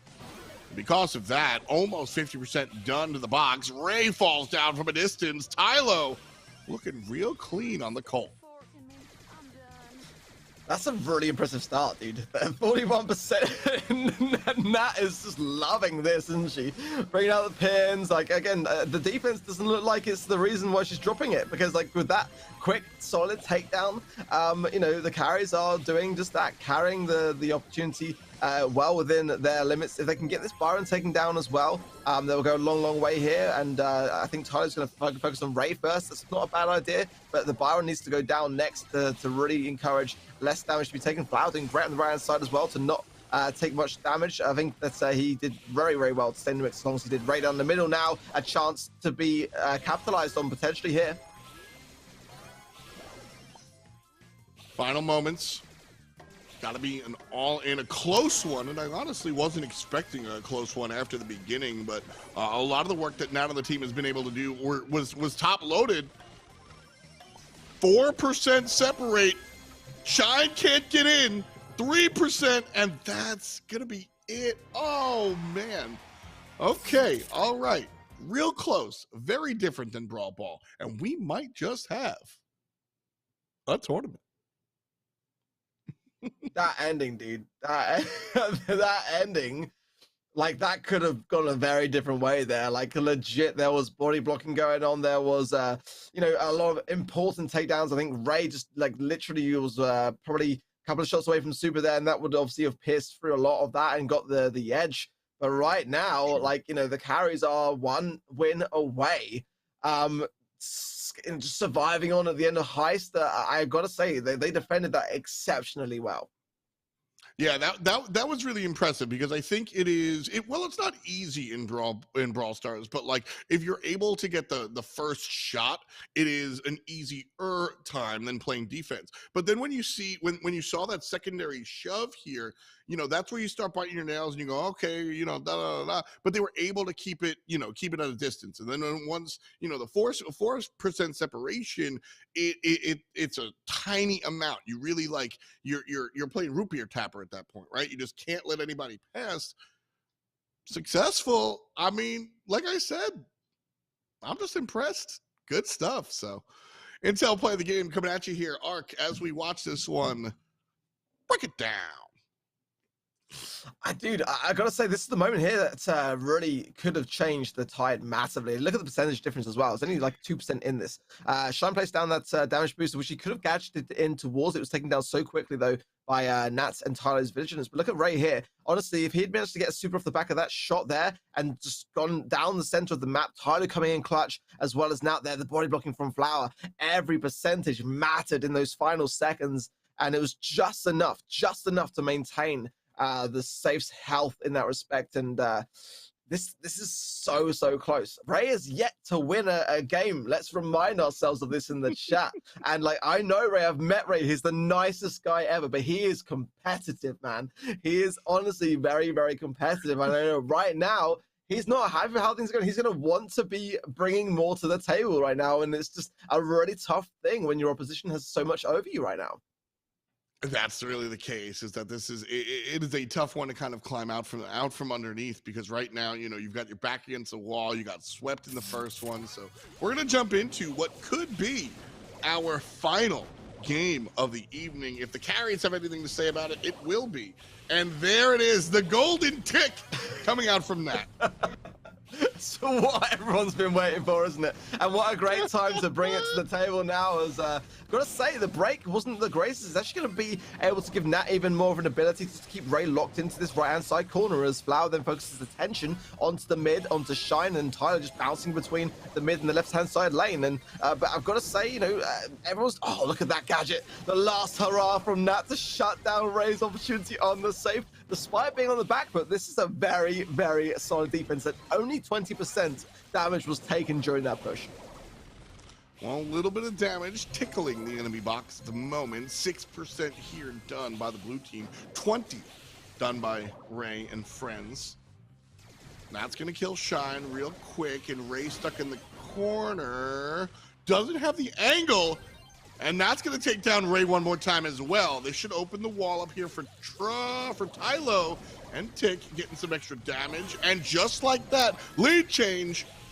The carries in position. They've got to hang on for 70 seconds, but they have a 5% lead at the moment. Well, I don't think Tyler's position there is going to be, it's a bad spot for him to find himself in, and going to encourage the defense as well. Nat going in with the last hurrah there. Possibly could have been taken down actually with just Flower there, but Tick does do very well on defense. So if they can just maintain their composure enough to defend this push, they can then start to push forwards a little bit more, and Ray going down is going to be a big gap to do so. The Tick head going out as well to connect there. Flower's going to follow up some shots. This could be the push that they need. Nat going into the mid, just going to that aggressive spot to get these shots on. Tyler on the right hand side, just a little bit more damage, and they'll cross Big over. Plays. They've done it.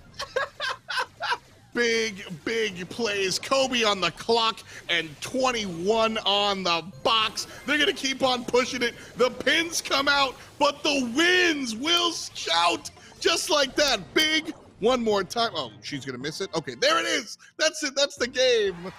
Beautiful play by the carries. Hot, just wow. Hot dang.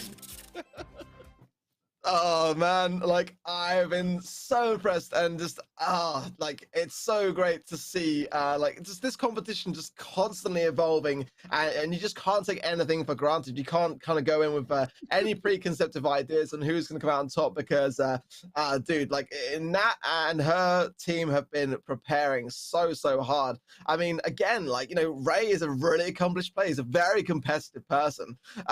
Shine as well. The whole squad going into this on paper looked like the stronger of the team, but again, you've got to remind yourselves that you got to expect the unexpected, and what a day for the carries. Yeah, I also that was outside of that last game where she brought up the Tick. I think that's the sweatiest Nat has played in ages. There was no way she was gonna. I think that would be okay with losing on day 2, but there's no way she's coming out day 1. Absolutely not. And so smooth play there for the carries. But again, I need to celebrate the rest of the squad as well. Flower impressed the heck out of me in that, especially in that first set. Look at the Flower on Brawl Ball. I mean, that was just teamwork to the nth degree. Really impressive stuff. Yeah, he was playing a fantastic Sandy, dude. Like, honestly, like, he was responsible for a ton of unpredictability in that game. That sandstorm going down and just providing that invisibility coverage for the entire team. It allowed Nat to get some really, really good spots to get those pulls in, which they needed. And everyone doing their bit. Tyler just has some great plays as well today. Everyone had to come together to take down the Titans, and that's what they did. Again, Ray hates to be the person to remind everyone. There's a lot of Ray fans in the chat. I know that. But they didn't get a single game. Nat won every single game. A complete sweep for the carries is a very, very dominant scoreboard. Well, let's take a look at our final intel play of the game for today as we see where the best kind of laid. And it was on the right-hand side. Right now, the red team have the lead. And then Nat's able to do a little bit of this. Flower takes down Shine, which is probably the biggest deal there that opens up the door. And then Nat plays with Ray on the bottom side, and that's pretty much the end of it all. It took him a while to kind of put the exclamation point on. Right here, she kind of missed. We won't talk about that one. We won't talk about that one too much. Let's just focus on the last hurrah value that led up to that moment in time, because that for me was the real story. They're getting so much value in, fantastic thing to see. But yeah, honestly, the poetry in motion has got to be said, bringing out the true gold tick skin to end what was a really, really solid day for Nat and the carries. Congratulations to them, but what a day after. What a day. So much action, and I've loved every minute of it. Yeah, top to bottom, 8 fantastic matches that we got a chance to see. Some of the strongest players, honestly, in the world when we look at STMN. Let's bring up the bracket real quick. Some of the strongest teams in the world when we look at, players like on GOATs and STMN and everything. And then, just some of our like top friends and favorite people in the world with respect to the carries and Ray Squad and Dark Horses and Code Lex. All these people kind of coming in and stepping up and honestly just having some fun so we can have some fun. At the end of the day, that's really like the entire that's the esports industry, right? You have fun, so I have fun, right? We're all just hanging out having fun. And like I think this was sort of the quintessential, I said field day before. Shouts to Razer and everybody that put everything together, because I think this is really like, that's the phrase. I'm having a field day, and I absolutely am. Yeah, I mean, honestly, you're looking at 8 teams there which have got such a good opportunity ahead of them. They can just get through these next stages. And again, yeah, your eyes don't deceive you. In that grand finals, we are going to see a pro team take on one of the influencer teams for that huge sum of money. Again, $10,000 is a huge prize pool. Massive shout out to Norton Gaming as well for that. Yeah, I'm super excited going into tomorrow. You do not want to miss the stream. It's going to be a explosive finale. You're not wrong. You're not wrong at all. If you like today, tomorrow's going to be even better. And if you like us, I've got 2 guys that are even better. We've got Corey and Yeso standing by. Thank you, gentlemen. Corey and Yeso here, back after our final match of the day. It certainly was a banger. Do want to let you guys know before we get into the fun stuff of that last match, we're doing a final giveaway. And by final giveaway, I mean we're doing 5 giveaways here to close the show. Each winner will get a pair of the Hammerhead True Wireless Pros, as well as a Snicky Snake. So if you guys want to get in on the giveaway, put Snicky Snake in chat. All one word. We'll do those giveaways here at the end of the show. But as I mentioned, I'm joined by Corey. Our final match of the day was certainly a fun one. Any thoughts coming out of that one? It was definitely the funnest one for me to watch. I loved watching Nat just, hit as many gene pulls as she would throw. And honestly, if a pro team is looking to pick up a gene player, let me tell you, that was a very impressive performance by Nat. But yeah, that was probably my funnest match to watch. I loved every single minute of it. But yeah. we definitely ran the gamut in terms of how our matches went today. We went the distance. We had some fun short ones, some real close matches, and some where we saw some teams get wiped. It was all across the board today. But for our final match, let's check out our Seagate save of the match here. So we're going to be heading back to Brawl Ball in this one, and this is probably one of the gene plays I was talking about. Right there, you see it hitting the pogo with the gene pull. Now, that is not auto, and that is pure aim right there. That was super impressive. Not something I can even do, so, you know, you love to see it there. And then nice TP play by Tylo, gets the ball up into their net, but they do stop that, so very nice play by the Jackie there just to save the goal, keep the game going. I thought that was going to be the goal to seal the deal right there, but they stopped it on the line and made this game go into overtime. So again, beautiful save. Brawl Ball was certainly a fun one here in our 8th match. Definitely enjoyed that one. Corey, I'm going to put you on the spot for the final time today. Your pick for the Norton Gaming MVP of the match.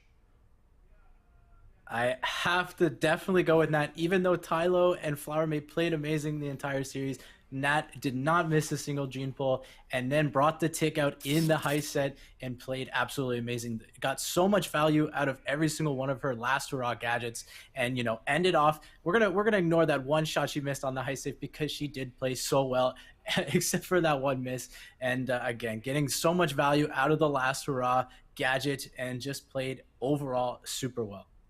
Yeah, fantastic performance from Nat as we do check out our Norton Gaming replay of the match. Definitely a fun one. Great performance from Nat there, and it was a fun day. Let's just, the day as a whole, Corey, as we wrap up your last segment here. Any final thoughts here before we head to day 2?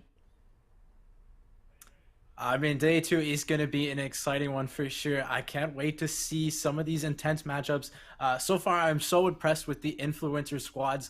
Every single one of them have been playing absolutely amazing. They look like pro players out there, so I can't wait to see how they do in day 2. But yeah, it's going to be an exciting one for day 2. I'm definitely looking forward to it as well. Corey will be back tomorrow. We're going to go to a short break, but don't go anywhere. I'll be back in just a few as we close out day 1 of Razer Invitational North America, brought to you by Norton Gaming.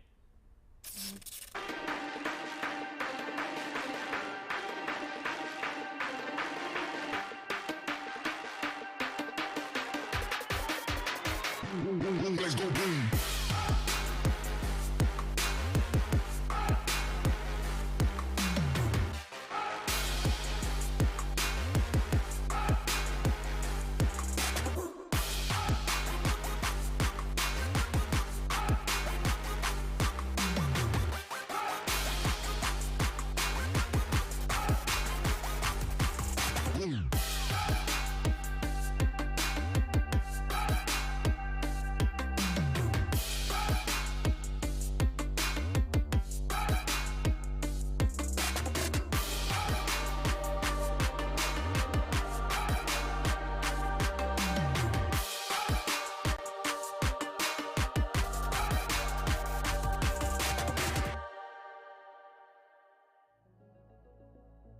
You're gaming across dozens of accounts, all of your inventories filled with valuable in-game items and personal information. Yet you're just a side quest in the campaign of cyber criminals who have stolen over 13 billion records. You need Norton 360 for gamers, the next level in device security. Dark web monitoring that notifies you if your gamer tag is discovered on the dark web. A no-log VPN to help prevent DDoS attacks or doxing. PC notification optimization helps you keep your eyes on the prize. You won't be bothered while gaming. Cyber criminals had better be ready for the hardest match of their lives.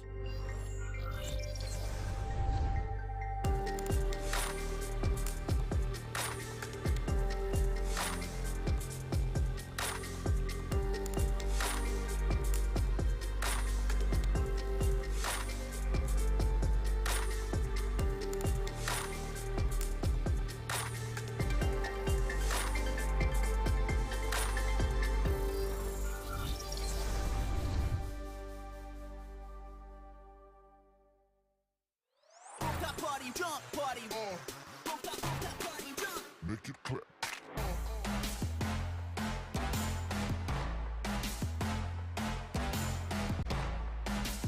Rooftop party, we get naughty.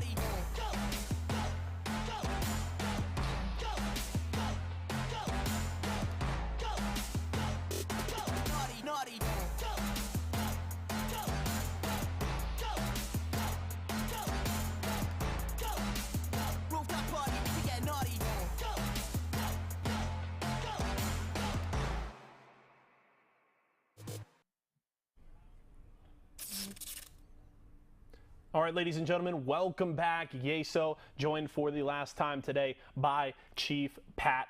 8 matches in the books. Chief Pat, give me your kind of overall thoughts on the day today.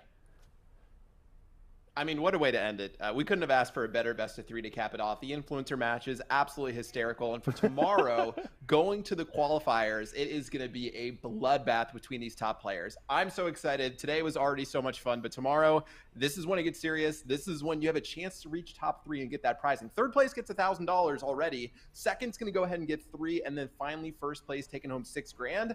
I'm not going to be shocked at all if it gets a lot more sweaty tomorrow with the teams making their way towards the top. Yeah, it's going to be a fun one. We had 8 matches today. We'll have 7 tomorrow to close out the entire finals. Also do have to mention, all that cash, thanks to Norton Gaming, as well as a slew of Razer products for getting inside of that top 3. So there is a ton on the line for our 8 squads remaining. Pat, I do want to give a couple final thank yous to our partners. I do want to give a shout out to Seagate Gaming. Obviously, they sponsored our save of the game throughout this weekend. Definitely had a lot of great saves there. Make sure to check out their FireCuda 520 M.2 SSD. It is definitely your choice for that M.2 drive. It is fantastic. Any thoughts on Intel? Our boys over there supporting us here today. Listen, I'm a mobile gamer, but all I hear about, Intel when it comes to the Core i7 is it's absolutely amazing. Huge shout out to Intel for being a part of this. All the partners coming together, of course, including Norton Gaming and Norton 360 for gamers to protect your devices, get covered with your VPN. No one wants to mess with the dark web. Shout out to Norton, shout out to Intel, shout out to Seagate. Shout out to you. You're not getting enough love over there. Shout out to you for holding it down on the on the hosting desk or couch or whatever you want to call it. You as well, Pat, and I do in fact have legs. So I'm glad we were able to figure that out here on this stream. Also, shout out to Razer. Do want to let you guys know, obviously we gave away a bunch of pairs of the Hammerheads. We gave away some Snicky Snakes, but if you guys need any more products, whether it's the Kishi to level up your mobile gaming setup, you need any keyboards. We got the Huntsman Mini, the regular Huntsman. We got the Black Widow Black there. You guys need keyboards. You need a headset, anything.